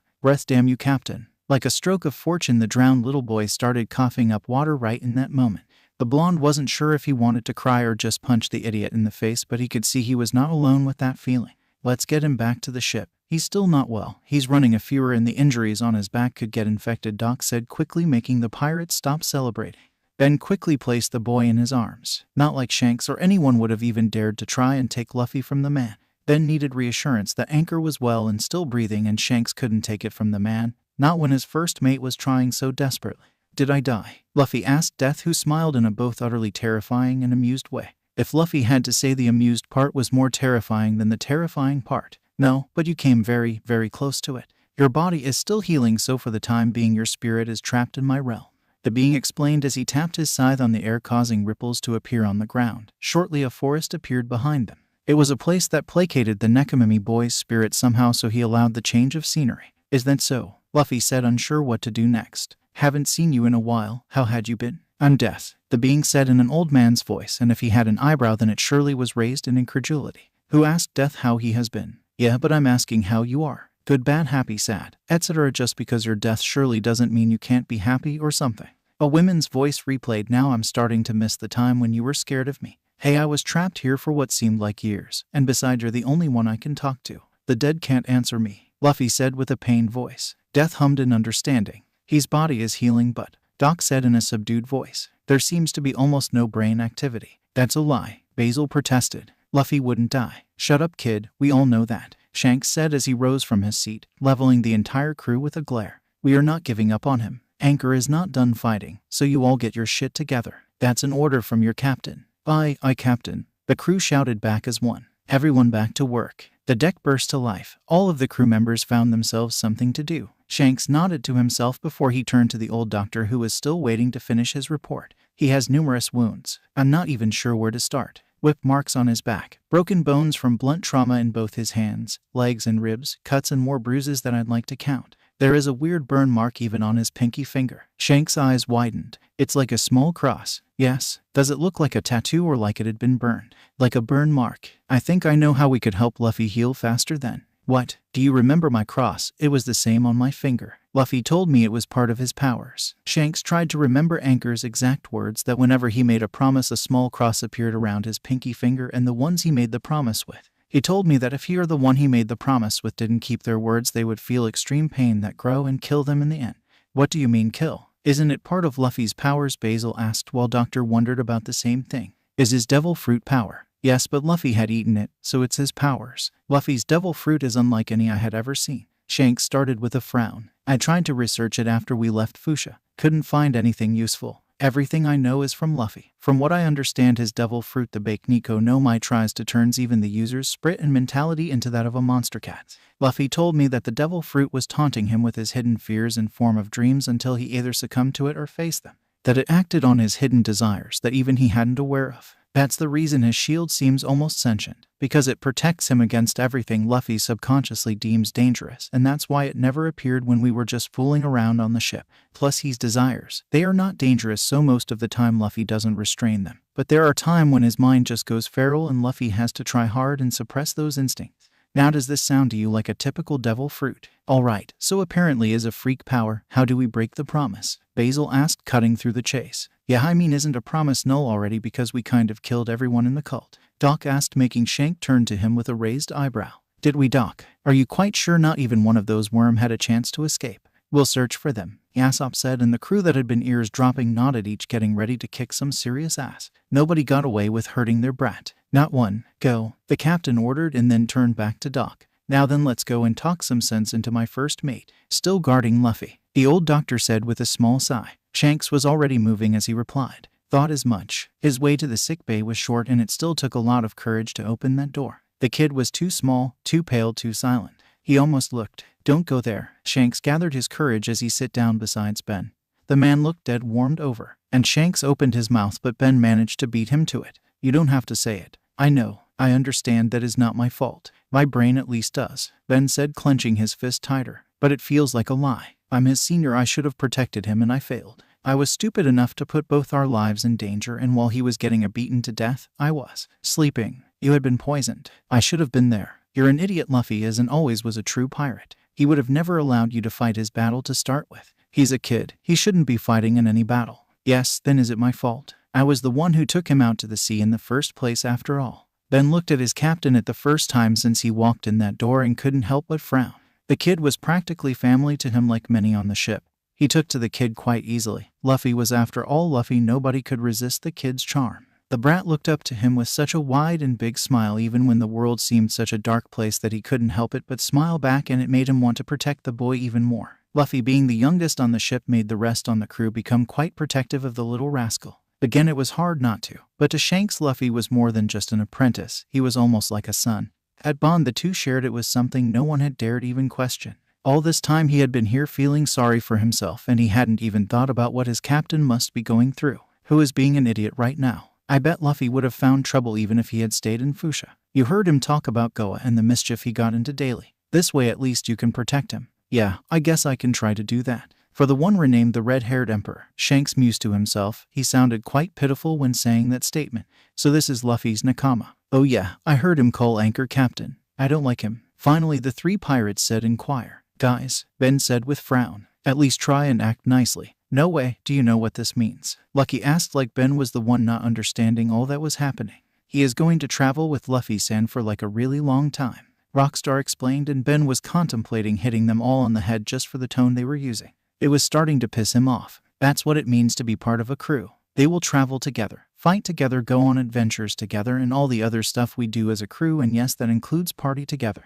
No, I don't wanna. The crew was again throwing a childish tantrum, and Ben was slightly impressed by the kid's determination. Others would have run away by seeing the crazies this pirate crew called their own. He's so Jimmy, what's so good about him anyway? Rockstar asked, annoyed, making the Basil, who had been present and witnessed it all, now raise an eyebrow. He had been described in many ways, but Jimmy was never been one of them.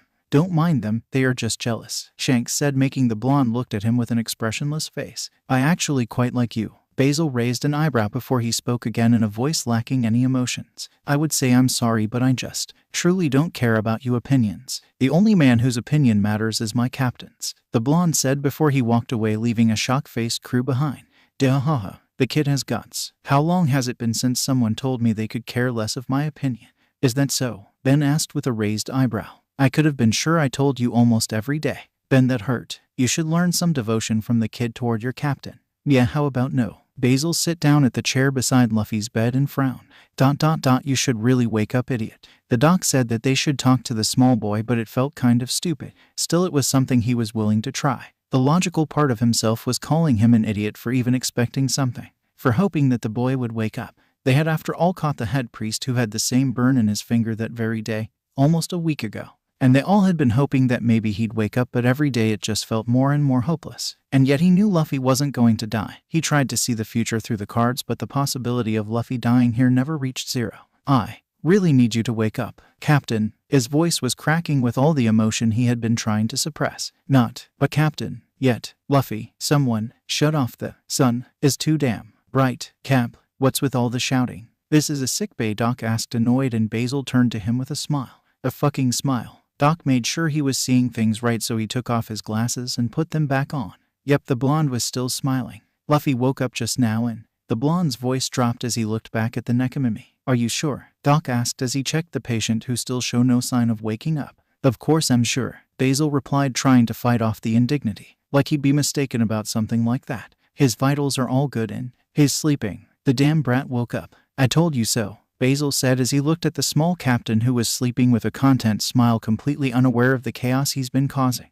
The next time he woke up, he was greeted by both Shanks and Ben. Had been camping out in the sickbay ever since they heard that Luffy was starting to wake up. He had stayed up just a few minutes, but it was enough to demand some food and reassure both captain and first mate that he was not going to bite the dust anytime soon, then fall back asleep before he could eat. The next time he awoke, Lucky's food had gone missing. His fault for visiting the sick with meat on his person. After demanding more food and eating enough for Red Force to be forced to buy new supplies, Luffy took another nap and woke up feeling fine. Doc had been in awe by his recovery and demanded he'd stay a few more days just to make sure he was fine, but the Nekomimi was for one stubborn, if nothing else. Basil came to visit a few times, and the crew members seemed to dislike the blonde for some reason he hadn't been allowed to know. It was also something given his character. Basil wasn't even trying to change. So you still didn't go to your D. That dude's grave, Luffy repeated with a frown before he stood up. His entire upper body was covered in white bandages, and he had been wearing a loose sleeveless hoodie with gray sweatpants that looked almost too big on him, but at the same time just too damn comfortable for the boy to actually give a fuck. Fine, let's go then. What you mean now? Basil asked, unsure of what was just happening. Yes, the Nekomimi said as he jumped off the ship railing. Wait, Luffy, where are you going? Yasop, Shanks and Rockstar asked all at once, making the teen sweat drop slightly, like they hadn't been ears-dropping the entire time. I'm going to desecrate a grave, Luffy replied with an easygoing smile as he took a pipe he found lying on the beach and swung it around a few times with a small frown. Oh, all right then, have a nice trip, the three shouted before Ben's sweat dropped at the scene. Was I the only one who found it worrying that Luffy said desecrate a grave? The guy probably deserved it. Anyway, we are going to follow them, Shanks said, like he had just explained everything before he turned his expecting smile to the first mate. Ben just shook his head as he walked away. He did not want to get caught up in one of Shanks' schemes. Ben, he could feel them following him. He could totally sense them. Were they even trying to hide? The Nekomimi sighed as he pretended not to notice the tagalongs. Instead, he looked up at Basil reassuringly as they both stopped at the grave. You know, I'm not even sure if I hate him more or myself for being unable to leave. Basil started talking and Luffy listened attentively. A long time ago we had everything. We were from a noble family, living happily in our home, with servants and everything. But then everything changed after I made my first prediction. The boy was bitter about it. I predicted my mother's death, And now the bastard I once called father is now dead. Laughable, isn't it? All those things I wanted to tell him to shout them in his face. And he just got himself killed before I could. Well, he is dead. But you can always do this, Luffy said before he swung his pipe and hit the grave, taking a chunk out of it, making Basil's eyes widen. What loving father? The boy shouted in annoyance. That worm was the worst kind of human that existed, Luffy said, hitting it a few more times. Fucking scumbag. He kicked it so hard the headstone cracked in two as he passed the pipe to the blonde boy. You drunkard, Basil shouted as he brought down the pipe on the headstone. Bastard, rest in peace, he asked, reading the text with so much sarcasm that it almost hurt. I hope you burn in hell for all you've done. He broke the dam and now he couldn't stop himself. He just kept hitting the stone again and again. You asshole, you ruined my childhood. Who the fuck give you the right? He hoped to destroy the entire thing. You sold me for fucking money, you son of a bitch. Your own son. You want a prediction? Then here's a prediction for you, fucktard. This is the last time you will be ever remembered. He shouted as he finally broke the headstone to little pieces. Oi, what are you doing? One of the guards shouted as he approached the two. The Nekomimi grinned as he grabbed the blonde's hand and dragged him away. Shishishi, that was fun, Luffy said with a grin as he let himself fall on a bench. Yes, it was, Basil said as he sat down beside the Nekomimi, feeling quite content. It was fulfilling. It was something he had to do before he could finally move on. Luffy, what is your real name? The blonde-haired teenager finally asked the small boy, who smiled almost melancholically. I have discarded it when I became a pirate. You see, my Gramps works for the Navy and I didn't want to cause him trouble. But now that I think about it, I am in need for a new name. Cheshire, wasn't that what they called me? You mean those degenerates? Basil asked as he felt his blood run cold, remembering. Nico seems too long and is too precise. Liking giving my powers away, so no way. The small boy reasoned. But Cheshire D. Luffy sounds better. I like it. Fine. Basil wanted to comment on the way too easy way the boy was changing his name, but he could already hear the answer to it. I'm a pirate, I do what I want. Answer, so he just moved on. Cheshire D. Luffy, it might come as a shock, but I have sworn my life to you. It was all said tonelessly, but Luffy could see the smirk the blonde was trying to hide. Okay, wait, what? When did you? Right after we fished you out from the moon cave. Luffy stood shocked before he frowned. Wait, I told you I didn't help you, so I did it out of my own selfishness, so. Don't mind, Basil said with a grin, making Luffy scoot back in caution. Why does that sound so scary when you say it? Believe me, it can't be scarier than you saying it with your megawatt smile. Reason number 1, people were helpless against it. Reason number 2, it was always followed by crazy actions. Reason number 3, it was a weapon. It made people act like stupid fools. And just 100 or so more reasons people should run whenever Luffy said that. How is that even scary? Luffy asked as he looked up at Basil with a clueless look, making the man pinch his nose to stop a nosebleed. Now that expression was scary too. Oh Kami, how had the mighty fallen? Just take my word for it. In the end, the Nekomimi just nodded, still clueless as of why. Why is he here? Rockstar asked in distaste as he looked up and down their new guest. Not your business. Shanks let him travel with us for a while. Luffy's voice was heard before the small boy dropped from the crow nest with a happy smile made both pirates melt, and Basil had to pinch his nose slightly. He hadn't been sensitive to anything cute before, so he just couldn't understand it. Why was he reacting in such an undignifying manner to Luffy's expressions? It's just Luffy. Basil blinked at the man. Rockstar, was it? I know that symptom, we all had suffered from it, but it's only Luffy. We don't like cute things, but this is Luffy. The words were left hanging in the air, like they explained everything. Anyway, don't worry. You won't develop any burning desire to help small helpless animals or such. It's only Luffy. That is still quite worrying. Even more since he doesn't use his hoodies on the ship. Rockstar said just as Luffy smiled at something Shanks had said, making Basil's sweat drop slightly before he turned to Rockstar with a fervor uncharacteristic to the blonde. How does one develop resistance? The boy demanded. Rockstar chuckled, amused. Resistance? You're kidding. There is no resistance to that. I'm doomed. Okay, sadly the chapter is over. And if you enjoyed the video, just leave a like and subscribe with post notification, so when the next chapter is ready, you will be notified. Okay, see you in the next video. Bye.